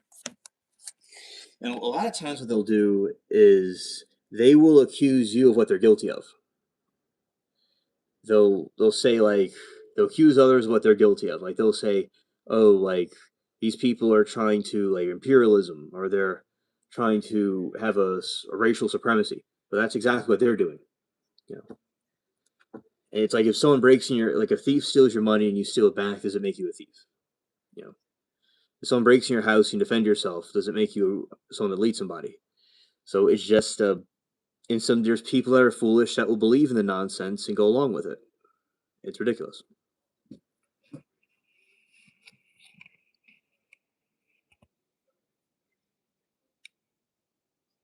Right, exactly. Yes. A lot of times these ideologies, the they want equality for all people, but it's really them that's going to be on top. And a lot of the people that want these things, if they took over, they would be the first ones taken out. So yeah, it's just a lot of wolves in sheep's clothing and people that are in charge that don't care about the people they're governing over. And they are absolutely trying to replace them, and they also want a cheaper workforce that they're doing. So yeah, they're just basically everything they're accusing the other side of is what they actually are. It's important for Netherlands and Europe to preserve itself and its lineage going back generations. Right. Hello, Jojo. Welcome to the stream.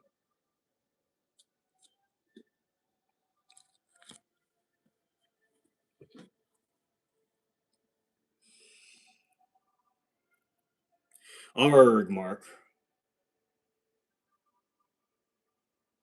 Exactly, Nana. People make money here but don't spend it here. Right, right. They A lot of times they have their own interests, and it's on their mind. They want to spend it elsewhere. Right, exactly.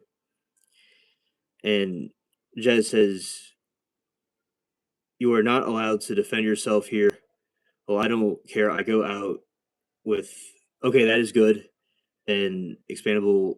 That is excellent and safe for white women here. Well, and Jez, it's very evil what people do to women, especially people that are the ethnic Germanic people like yourself.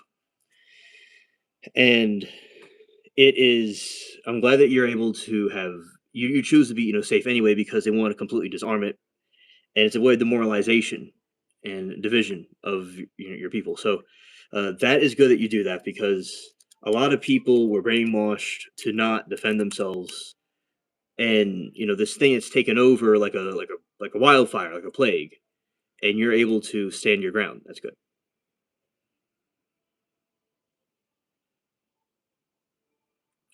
Oh no, that is terrible, Jez. That is absolutely terrible. And those people are very evil because I think the way you see, a man being good is how he treats ladies. And I think any faith that wants to hurt women like that is extremely evil. So, definitely prayers and thoughts for you, and feel free to say what you need to say. So, yeah, yeah, I'm sure it was extremely traumatic and terrible. Oven spray, yeah, they definitely need to be like a flamethrower. Yeah, I hear you, Jez. I hear you.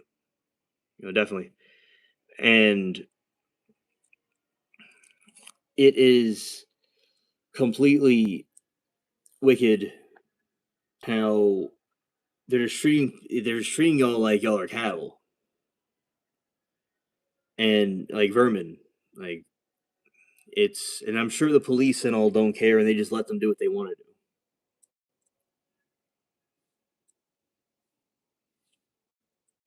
do. Right. It's there are people out there that just really believe nonsense and go along with it, but they don't really like there's wolves out there and people gotta be careful of the wolves. Indeed. Definitely.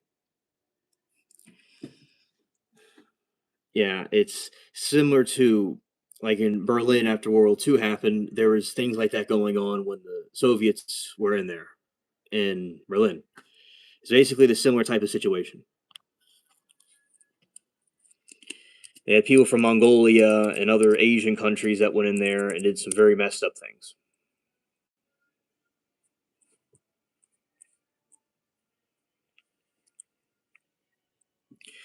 Jess says WEF is making money and Agenda 2030 and 2050 and going through a planet. Yeah, yeah. And there's also energy crises because they're trying to go for green energy, and it's only making people cold, and it's going to bring people back to the the Stone Age. It looks like from every angle you could look at, they're just completely trying to eradicate their own population, and that the elites want to make more and more money, and they don't want to have peace. They want to have just more for themselves, and they want a obedient, mindless workforce, similar to slavery in the United States. It's a similar type of concept they had. This party owned everything, and they had everybody, had people as slaves. It's the same thing. Ironically, the party of slavery is the group that says that calls everyone else racist. It's kind of funny, but anyway. Okay, so yeah, it's the truth. I agree. I agree. And they're just making tons and tons of bank off of it, and they're using their people as cattle. Definitely.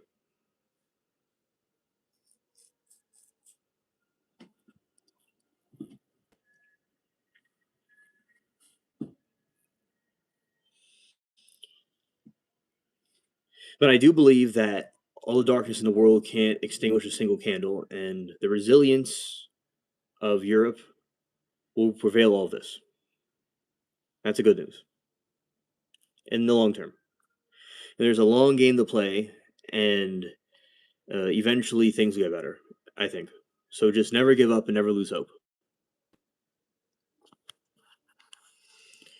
Yeah. So yeah, I think that people are going to get fed up with this, and eventually they will go. Everything will go back to how it was in the past. Oh, Jez, I have doubts about the moon,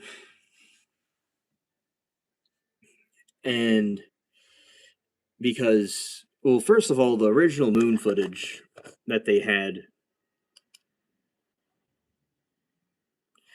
yeah, oven spray would be even more intense. Yeah, definitely. Oven spray would be even more intense. So yeah, so Jez, the moon situation, it was extremely. There's one video. Yeah, Nana, I agree with y'all because there's the original video of them on the moon. There's a cameraman watching the aircraft fly off, right, into the sky. So how did they have a cameraman on the moon? They just left the dude behind, and the way they're walking and the rover thing bouncing around is extremely messed up. So it doesn't make any sense.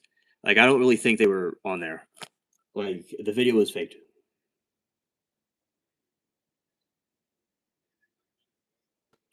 Exactly, Jez. It would just float away. Right. And the flag was kind of moving around too. Yeah. So, and they're saying all these years later that we we were able to go on the moon now, but they can't even go on the moon. They're just kind of driving by. They're just flying by the moon. It's not like planting a flag on the moon. So it is really suspicious. And they were in this tin can thing going to the moon. It doesn't make any sense.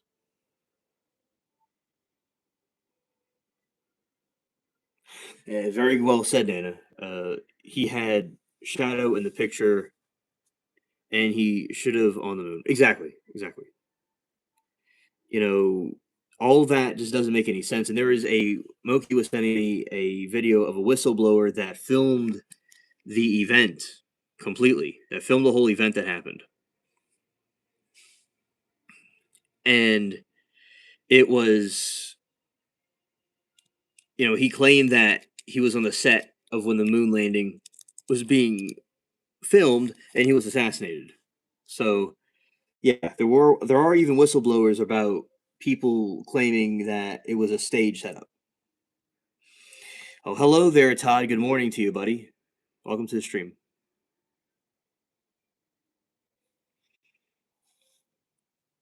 Yeah.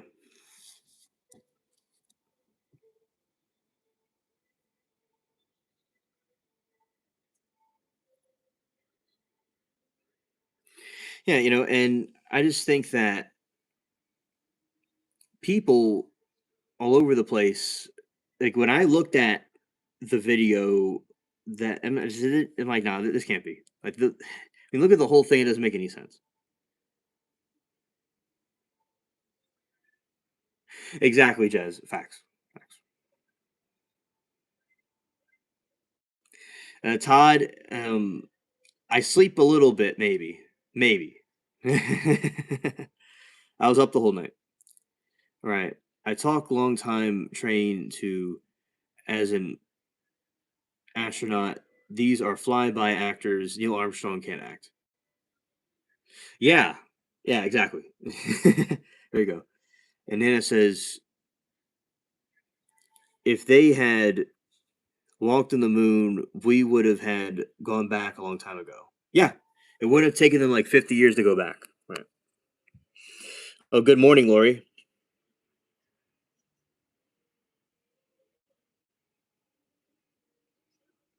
Okay, well, enjoy your time at the best you can at work. You thank you for lurking. We appreciate you.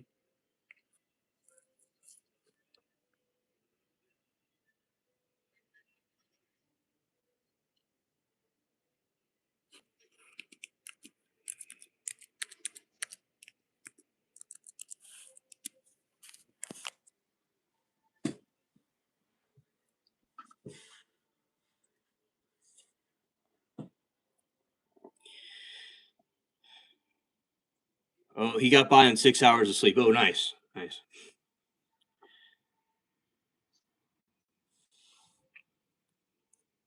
Yeah, and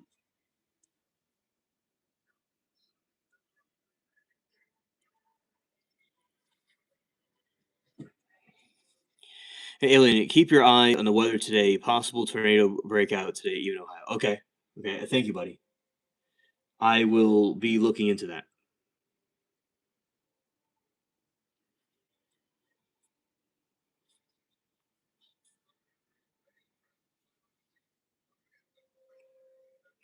Oh, there's these weather apocalypses that happen, and they really just mess. Well, there's these big streams like Ryan Holiall does good streams about them, and like yeah, I've seen like the planes, right, and they have these huge tornadoes that will go across the empty fields. So it's really crazy. Yeah, and also it happens in cities, and people can be in harm's way. So everybody has to be prepared about what could happen. Mhm.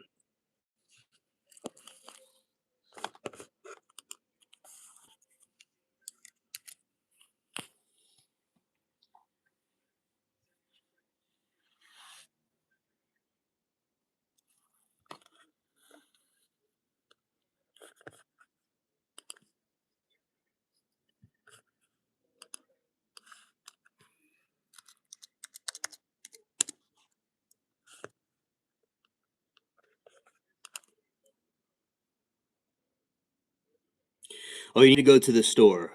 Okay. Good morning, Noah. Welcome to the stream. Okay, Jez. Well, it was nice talking to you. Look forward to more. See you later. Jez, very nice talking to you. Peace and blessings to you. All right.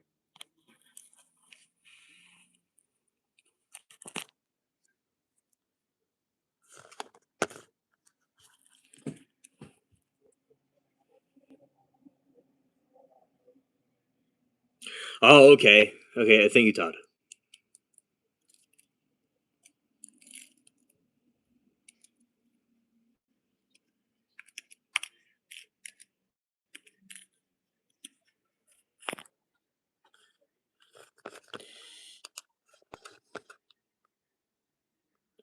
Yeah, because let's see this.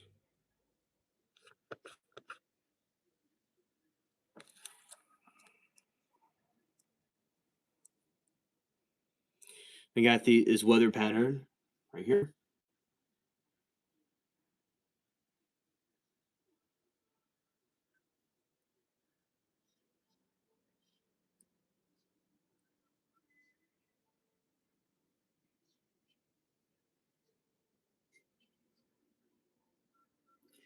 and Ohio's up there. It's going to be quite interesting.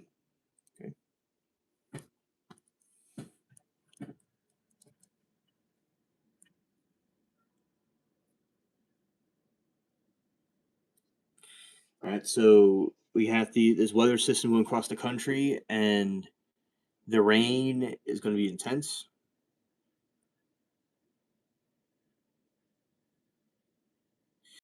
Going towards Casario. This is the map of Texas, and so in that region, Noah, where it's green, that's where it's going to happen. So if you see, if you're anywhere in the green zone or the yellow zone, it's going to happen. Or if you're in the tan areas, it won't happen. So that hopefully answers your question. Right? So, but you're not, it's not going to be really that bad because it's going to be just rain over there.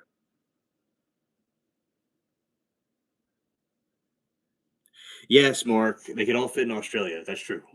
So up here in the Ohio northern part of the United States, that's where it's going to be pretty bad up here.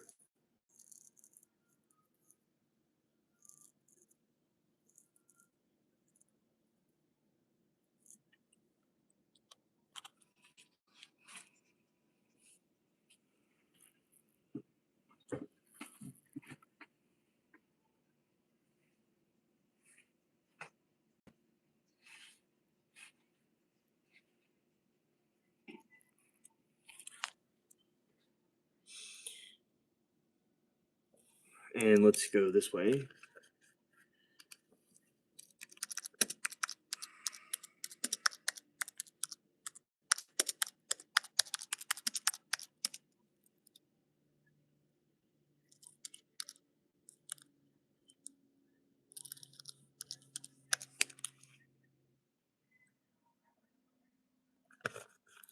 All right, so Noah, it's not likely going to go in your area today.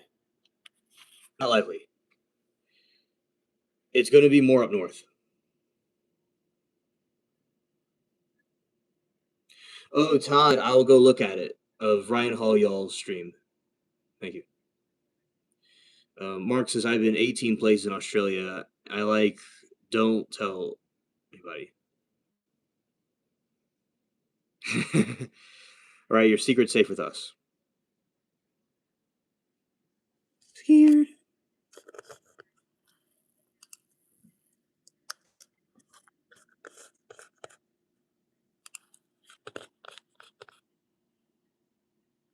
Yeah, shout out to you, Noah. Thank you.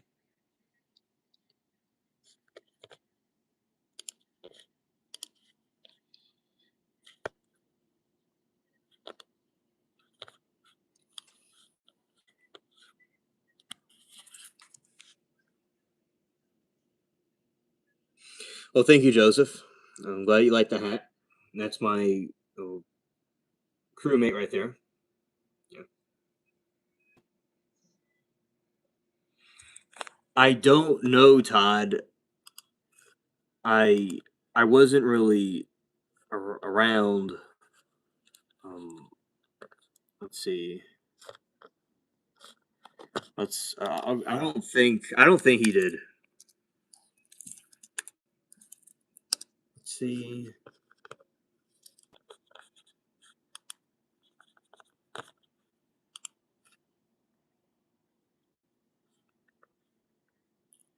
Doesn't really seem like it. No. He didn't go. He didn't do it.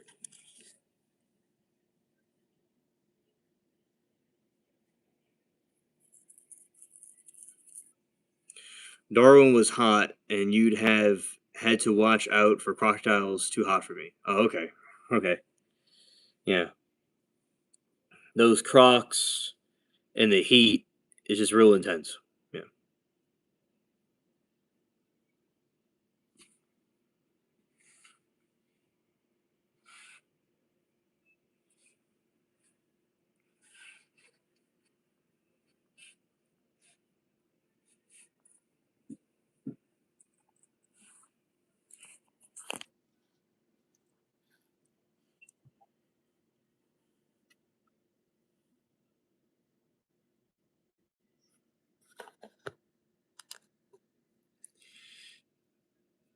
Yeah. So certainly the heat is not for everybody. And I'm sure Australia is the heat there like melts the train tracks, from what I heard.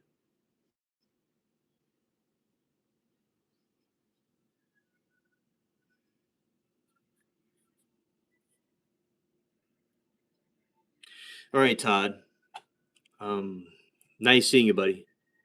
Have a good day.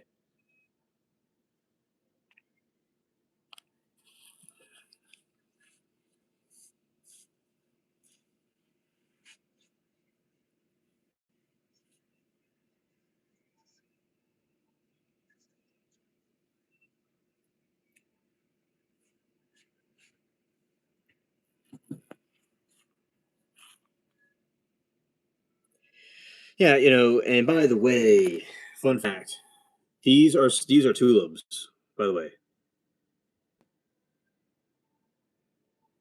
very pretty.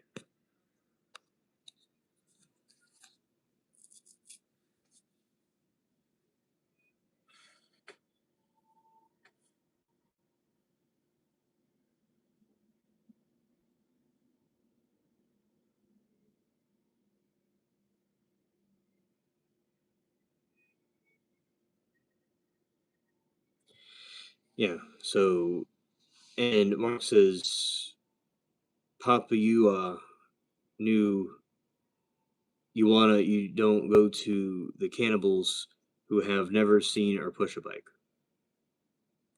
Oh yeah, I'm sure it was a flower paradise. Yeah. That's good that you got to see that in person before it went downhill. Yeah. But very cool.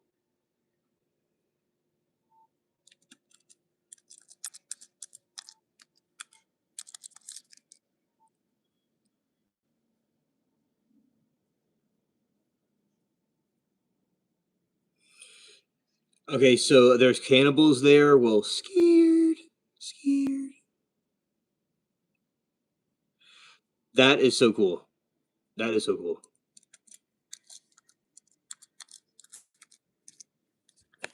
That was definitely like being probably on heaven. You know, like a paradise place.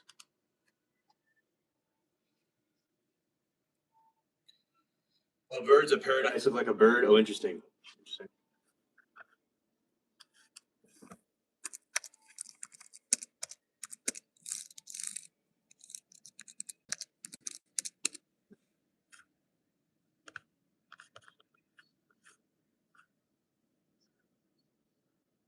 Yeah, it does.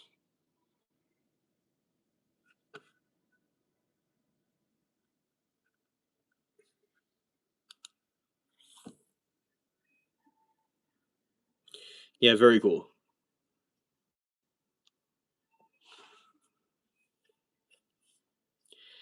Yeah, it just shows you how intricate things can be. Definitely.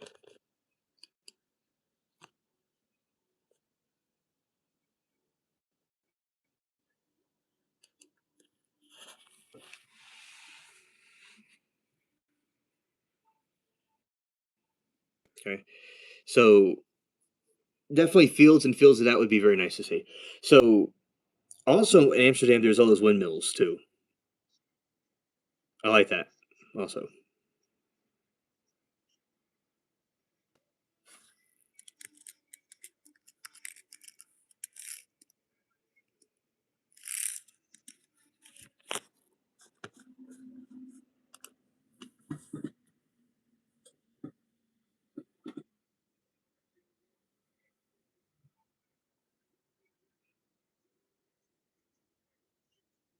Oh yeah, Venus flytrap plants are very cool.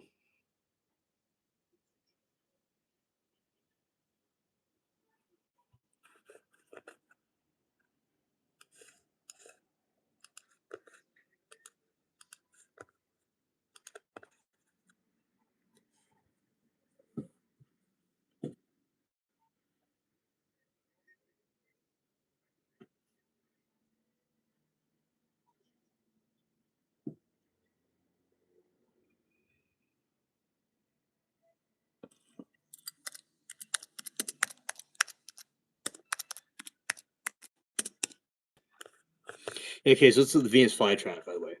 Let's see. I had a Venus flytrap, by the way, a long time ago.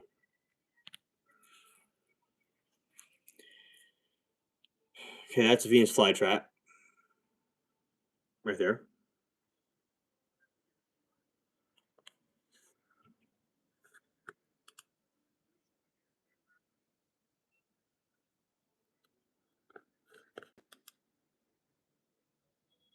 Very cool.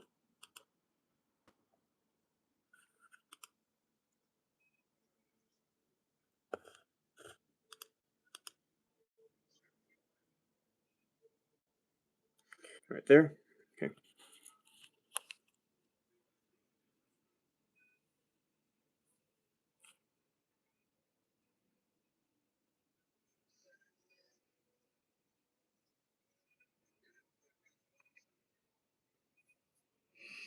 Mark says we were catching flies today for the skinks and got near 10 of them and now skinks that is.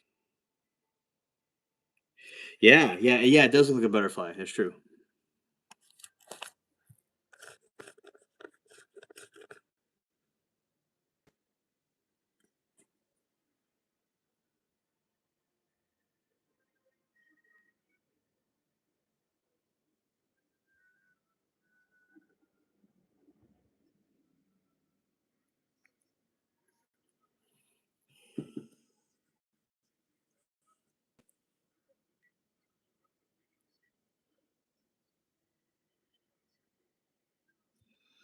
Oh, let's look at that right now. Let's see.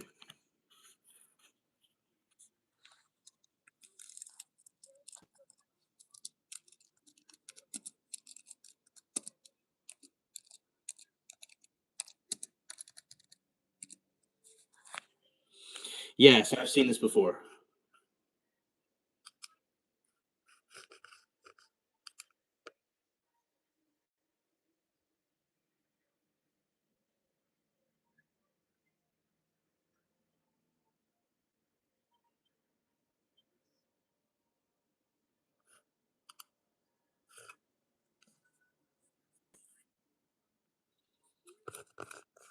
Okay, let's go this way.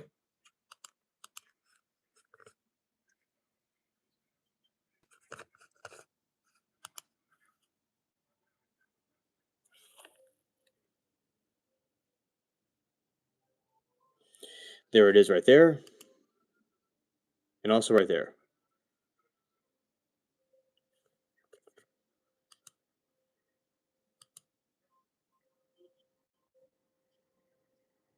Very cool. Over in Greece, they have a tree like that. It's 1,000 years old. Yeah, very beautiful. Yeah.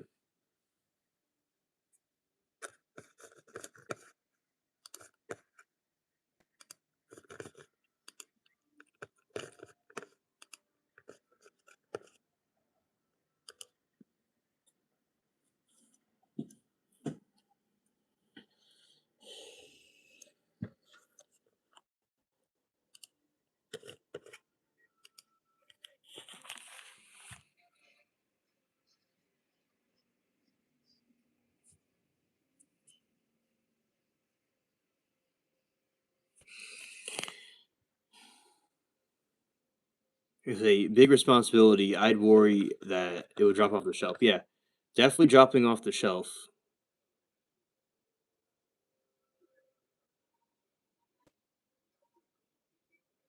Right. And here, so that is what I personally think about these things. You know, these trees that lived for centuries are certainly relics. Thank you, mods, for keeping trolls in check. And I think it's very good for people to continue the care for these plants.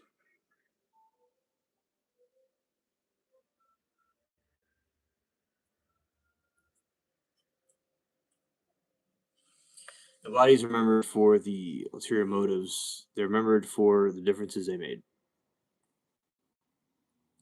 Right? Definitely for what we did for other people. That's legacy. Oh, morning, Aaron. Nice to see you here. Welcome to the stream.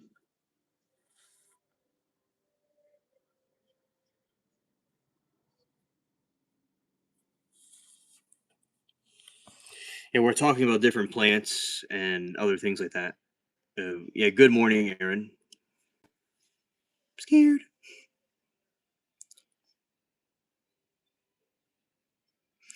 Yeah, we had a good morning with the different plants and some different conspiracies last night we talked about, and also we talked about the Titanic sinking too.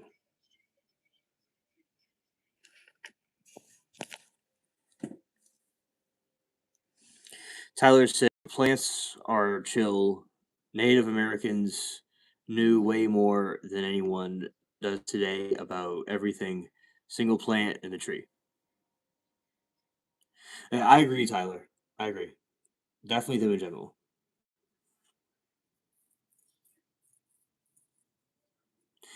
Aaron, there was no storms for me last night. It was simply a lots of clouds and breezy, but there are no storms.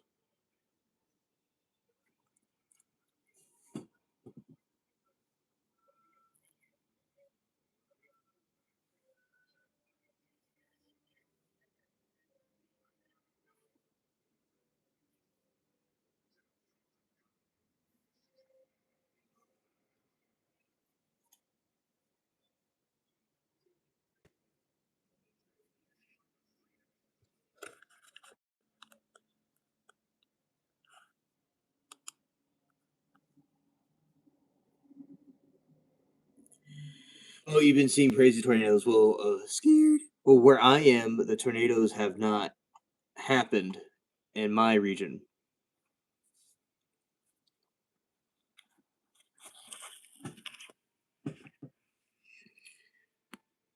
Yeah, scared. Yeah, write it out.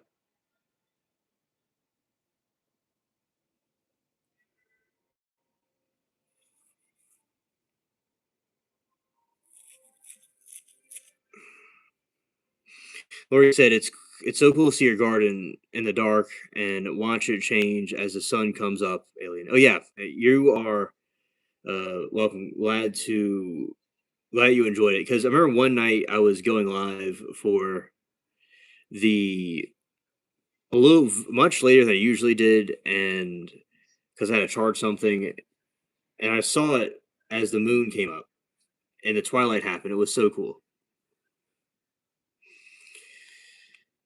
Anyone causing trouble, I'll fight him. Yeah, yeah. Aaron, we'll get him. Facts. Mark said, "Storm, hope you weren't scared like they want you to be." Yeah, no, I was. I'm always scared, but I went out and did my conquest anywhere. Anyway, oh, Aaron said, "Unfortunately, I'm all talk, a good catch." Right.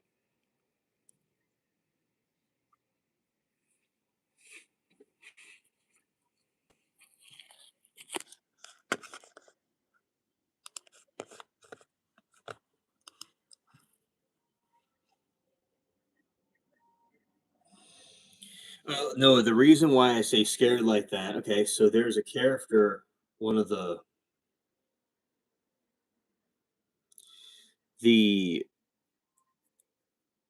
I would have these different things, like these characters and stuff I'd come up with. And one of the characters said scared.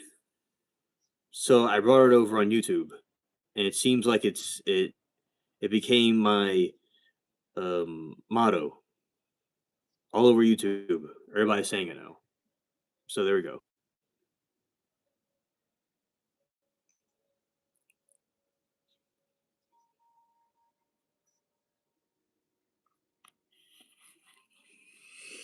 Yeah.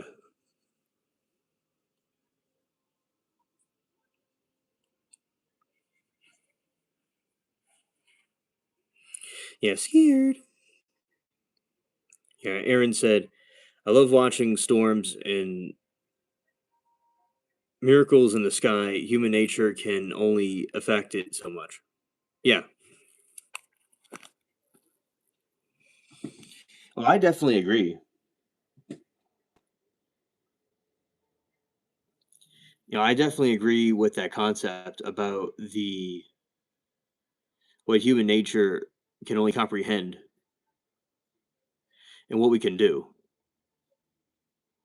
But storms are just so miraculous the way the clouds look and the textures and the thunder and lightning. It's certainly a marvel and the cozy atmosphere it could bring.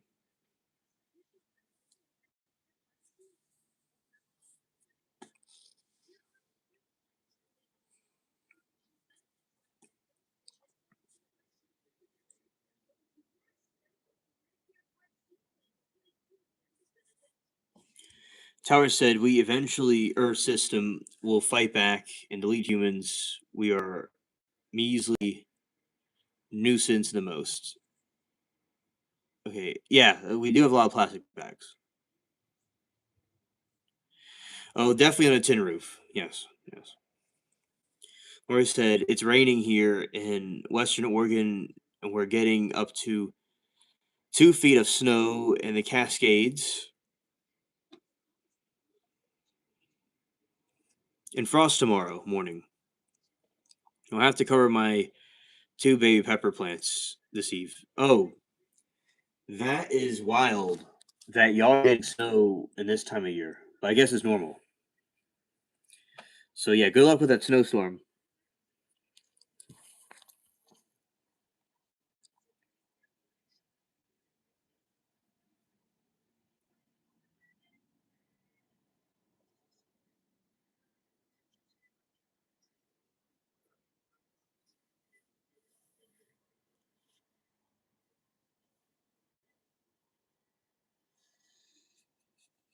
Aaron said, "Yeah, likes this weather either in plants indoors and for a while in Ontario."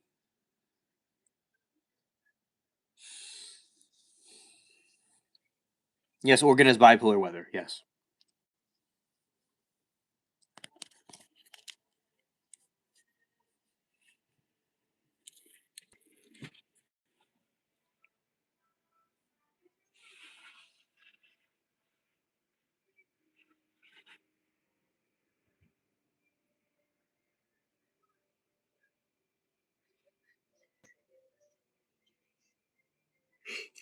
Oh, Aaron said we could have 4 seasons in a day. Yeah, yeah.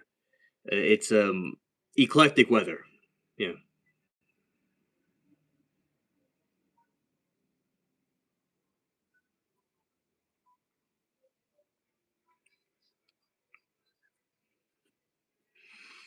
yeah. And when you have weather that's like that, it's like basically like a color wheel of weather.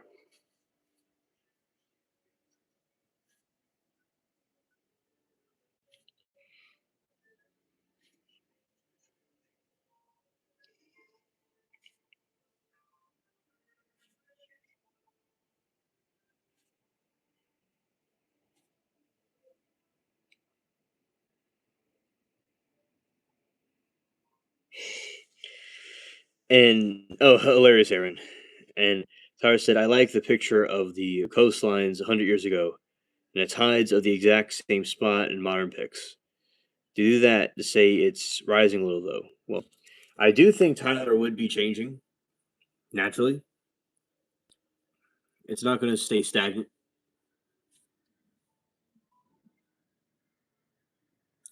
So that is something fascinating to think about.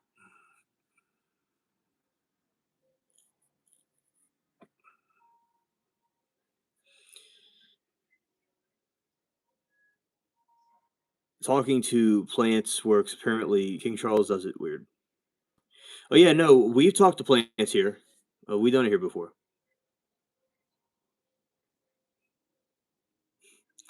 Oh, Erin said she sings and dances.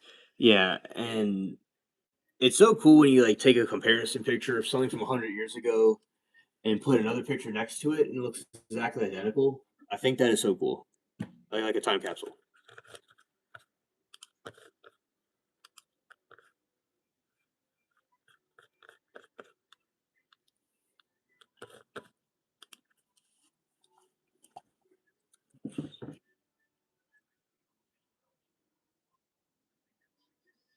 Well, that's good you sing to your plants. Yeah. Yeah, and apparently it helps. And also plants, they can sing. Like if you had different frequencies, the plants can sing along. You know, you could hook up some stuff to them. They could sing with a sound box.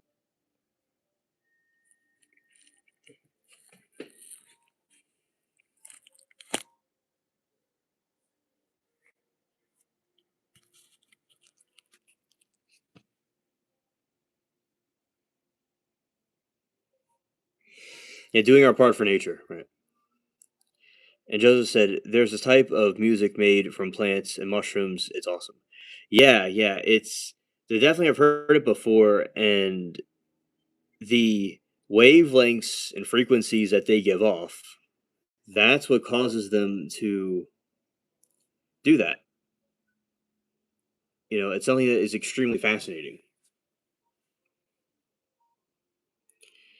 They You could hook up these like electrodes to it and it sings. So that just means that the plants are full of life and it's good for us to go and sing to them all the way.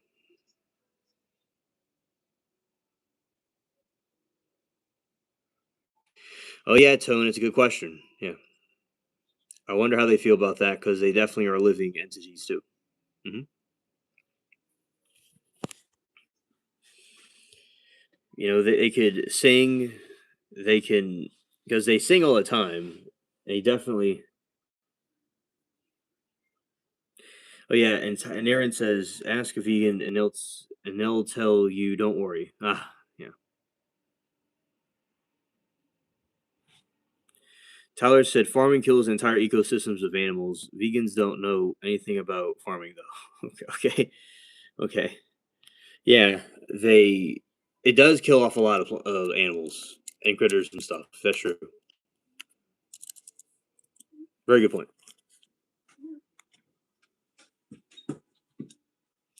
Shout out to Mary Toodles.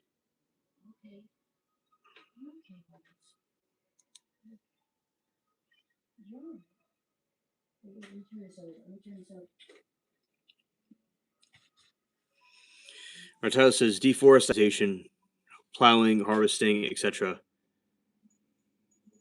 kills entire ecosystems. Yeah, yeah. There you go, chat.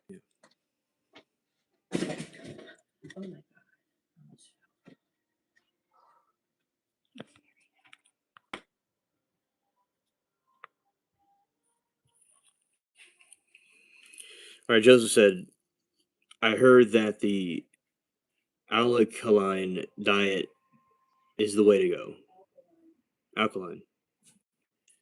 Okay.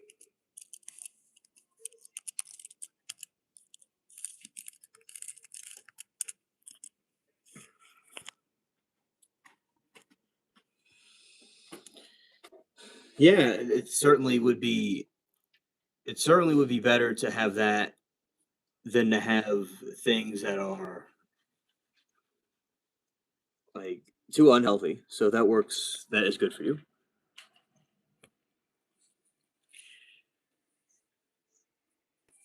Permaculture is the way. Okay. And we are feeding billions of people. Yeah, that is true. That's true.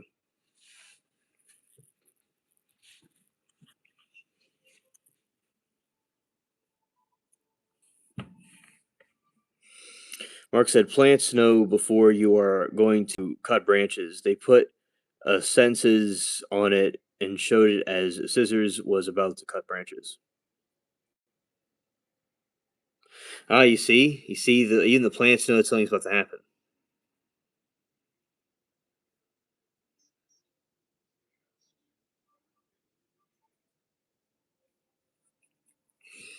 See, so plants are living or they're living organisms. Yeah,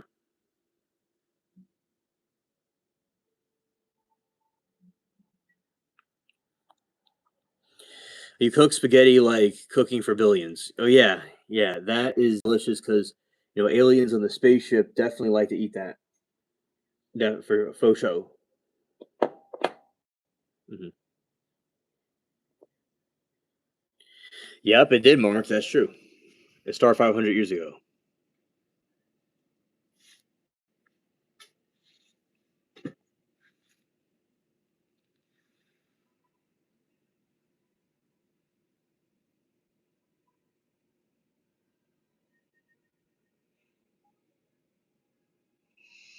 Yeah, and Aaron said, never get the proportion right, dang it.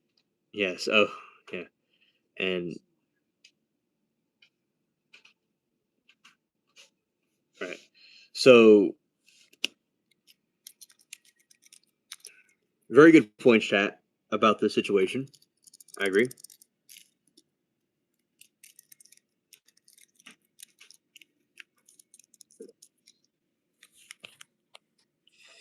And shout out to Bubbles, also. Yeah, so, alien, the plants definitely have sensors and they know what's going on all over them. Oh yeah, yeah, yeah. You'll see him later. He's somewhere resting.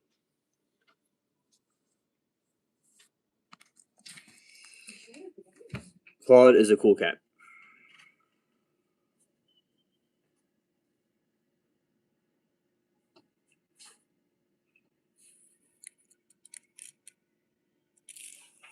Now Columbus was from a Catholic country, so I don't think he probably was a Mason, but we'll see.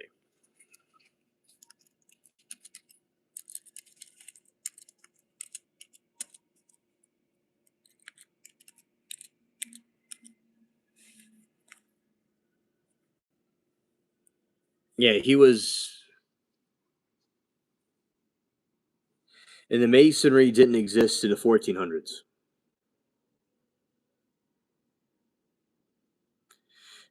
Yeah, Tyler, I heard about the Vikings being there first. Leif Erikson, yeah. Aaron said, "Did you going to trial later, Alien, or will you get some sleep? I don't know how you do this." Oh, thank you, Aaron.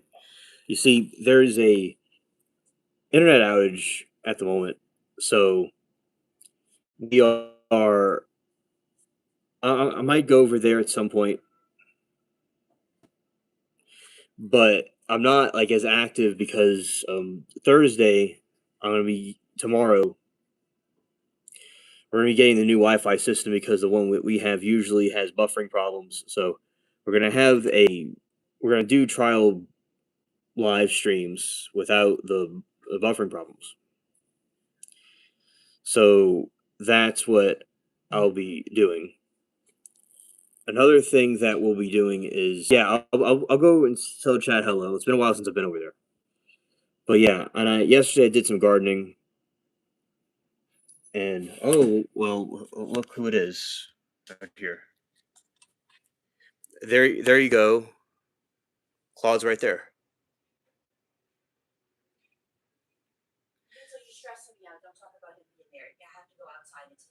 Okay, okay. Scared.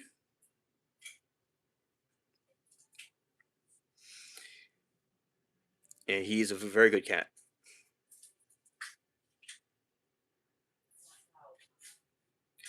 Yeah, sometimes the chat was saying he's similar to like a pirate cat. His Al Qaeda cat. Yeah, scared. The chat's getting scared. Yeah, yeah. Like sometimes just comes right up here and taps the window.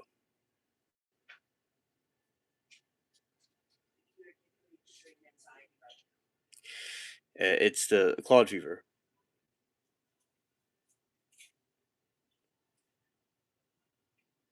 Scared.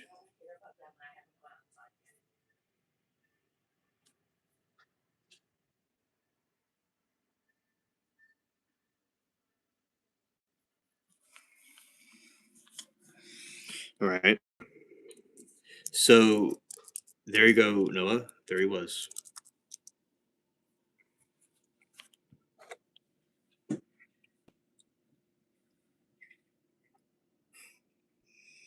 Very cute cat.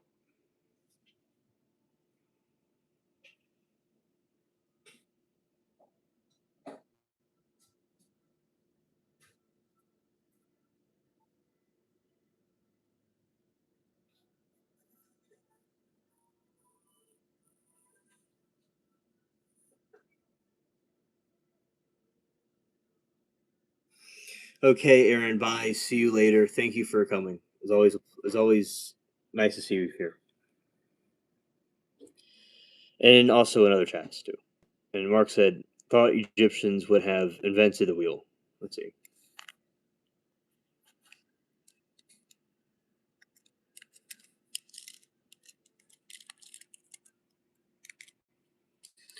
Let's see who invented this.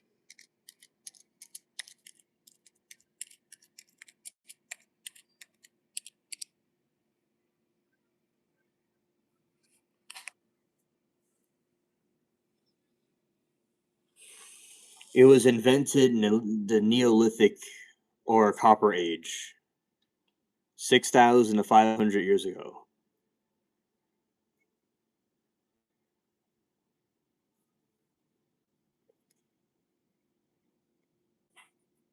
All right, Nana, take care.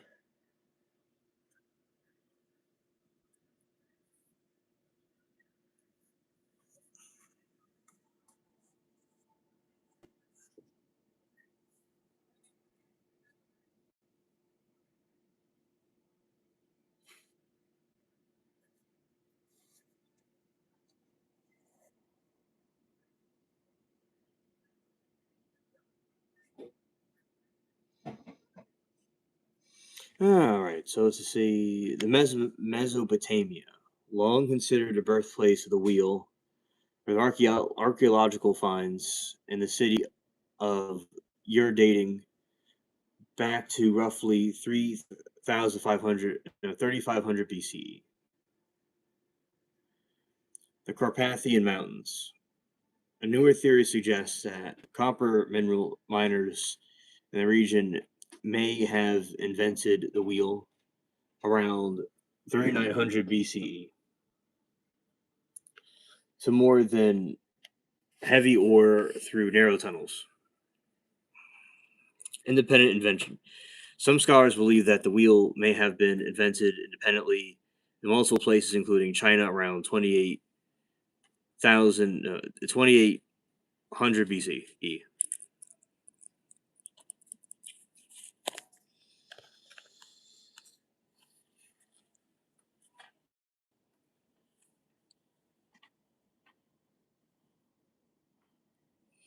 Potter's wheel. The earliest wheels were the horizontal turntables used to shape clay, appearing roughly 300 to 500 years before they were turned on their sides of the vehicles.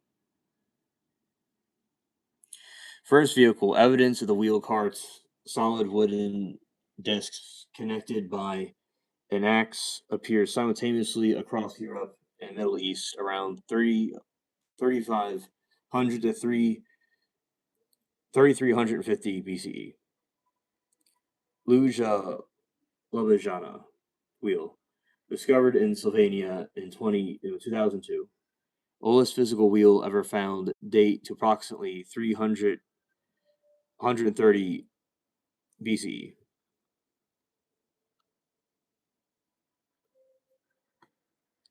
Okay. So that is how the wheel was invented. Let's go here.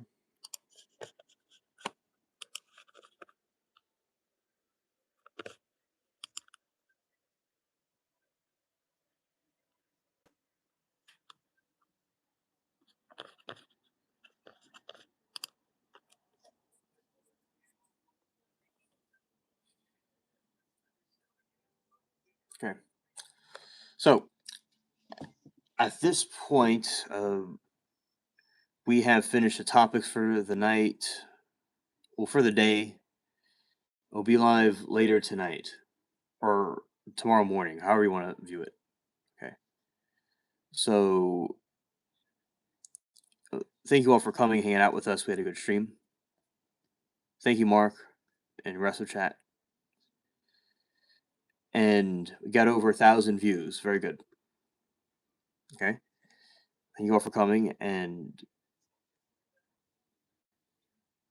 okay, Saw Girl, bye to you. See you later. And peace.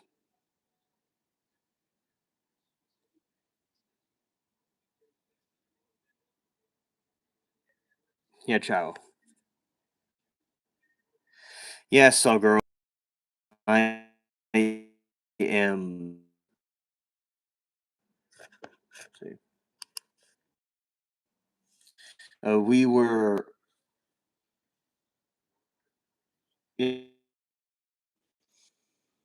Okay, and something may have went out for a moment. Yep, went out for a moment. Okay, so I'll read something else for a second. Let's see.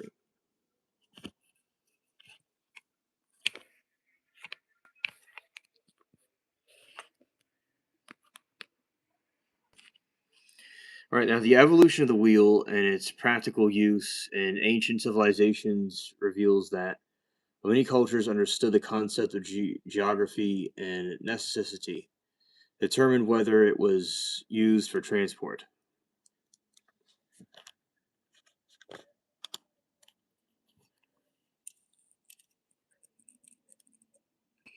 The transition to spoke wheels was revolutionary leap in military transport efficiently.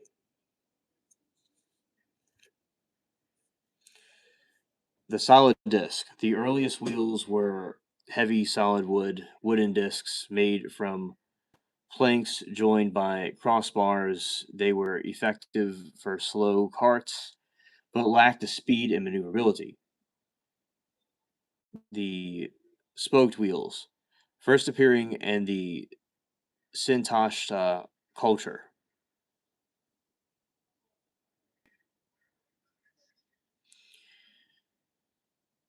Modern day Russia, this design used wooden spokes radiating from the central hub to a rim. Significance. The spokes are drastically reduced the wheel's weights, allowing for creation of fast war chariots. This technology gave cultures like the Assyrians and later the Egyptians a significant advantage in warfare.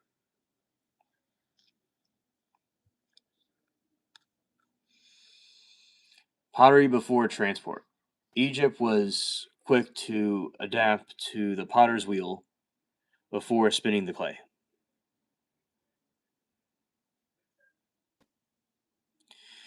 The heavy blocks of the pyramids were not used for the same thing, obviously, because they were probably helped with extraterrestrials. Late adaptation. The warfare that's spoked wheeled chariot was introduced in Egypt much later, around 1650 to 1550 BCE, by the invading Hyksos, once adapted to become the central piece of royal and military iconography.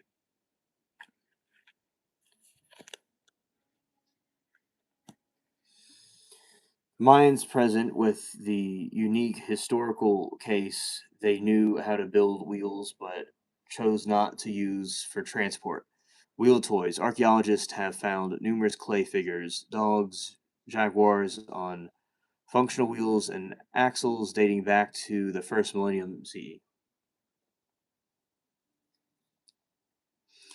Geography. The Mayan landscape consisted of dense jungles, hilly terrain. Well, they had a road network. It was designed for foot traffic and porters. Transport. Their extensive use of canoes for trade along coastal inland waterways made easy to wheel transport less priority. So that's how they made different wheels back in those days. And it was like pretty much a global invention at that time. And seeing how it has evolved to now, it shows the human resilience of continuation of that technology. Right. Now we have tires and wheels, and back then they just had things made out of clay and wood. So, they really had ability with the technology at that time to make the most of what they had, which I think is extremely a noble cause and very creative and intuitive.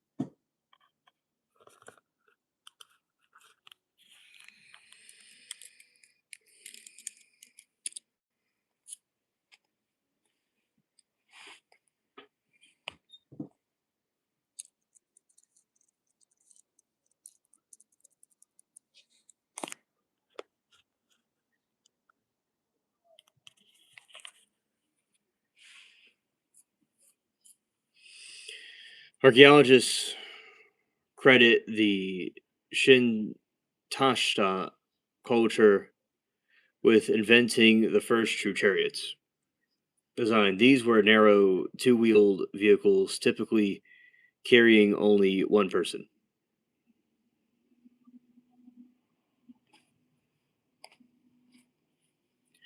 The spoke revolution.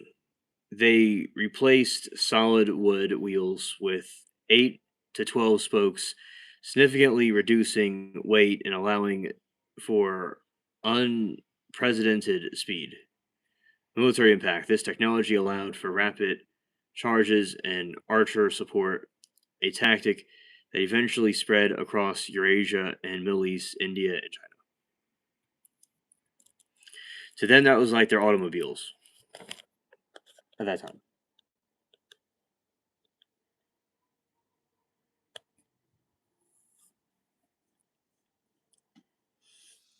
Well, Egypt didn't invent the chariot; they perfected it during New Kingdom, 1550 to BCE. Lightweight frame, bent wood technology, and they created frames out of ash and sycamore. Positioning the rear axe, unlike the earlier designs with center axles, Egyptians moved the axle to very rear of the platform. This provided more stable shooting platform for archers and tighter turning radiuses. Shock absorption. The floors were often made of interwoven leather thongs, which acted as a natural suspension system to absorb the bumps in the terrain. The transition from four spoke wheels to improve durability without adding excessive weight.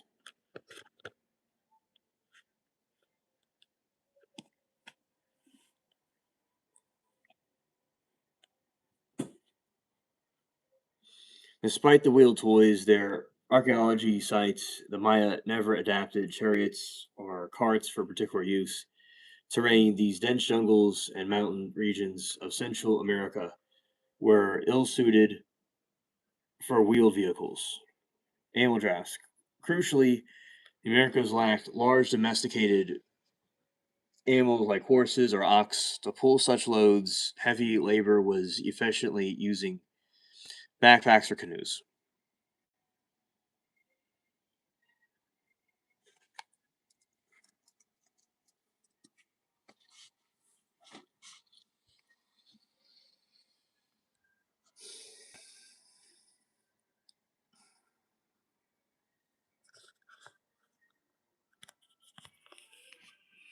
The Shinta culture credited with the producing of Dome 2 lineage. Direct ancestor, almost all modern domestic horses, genetic selection. Selected breeding horses for specific traits essential for warfare,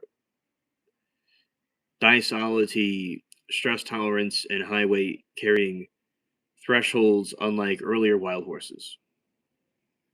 These were animals that would panic in the noise and chaos of the battlefield. Physical adaptations. DNA evidence shows that they favored horses with genes related to endurance, running, and back structure that eventually facilitated human riding.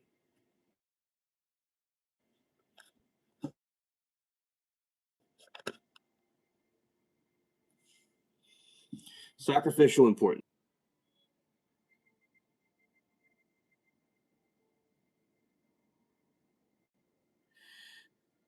All right.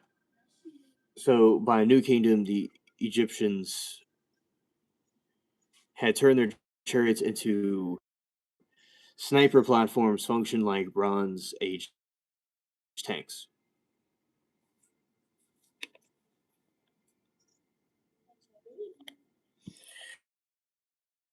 All right. Focused on entirely on navigation cases to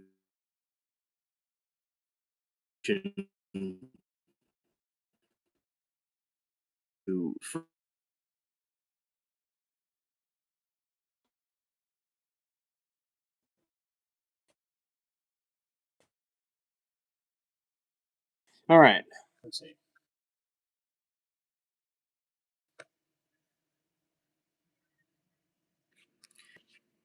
Charge.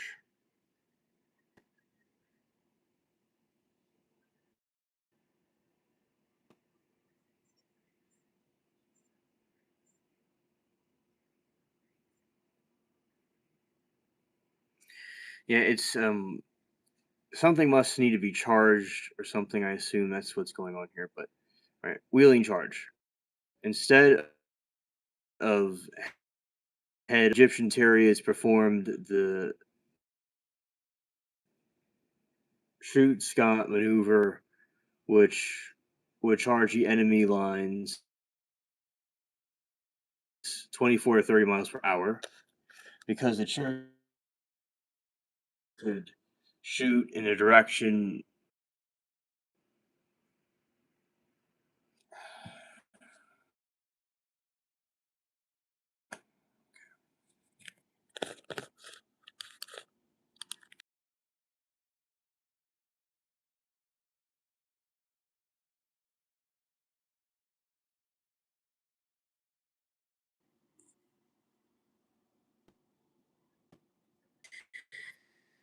Okay, so for some reason it's acting kind of silly, so I'm gonna be ending it. But anyway, we had a good stream, and I appreciate everybody. It was nice to see Saw Girl again for a second time.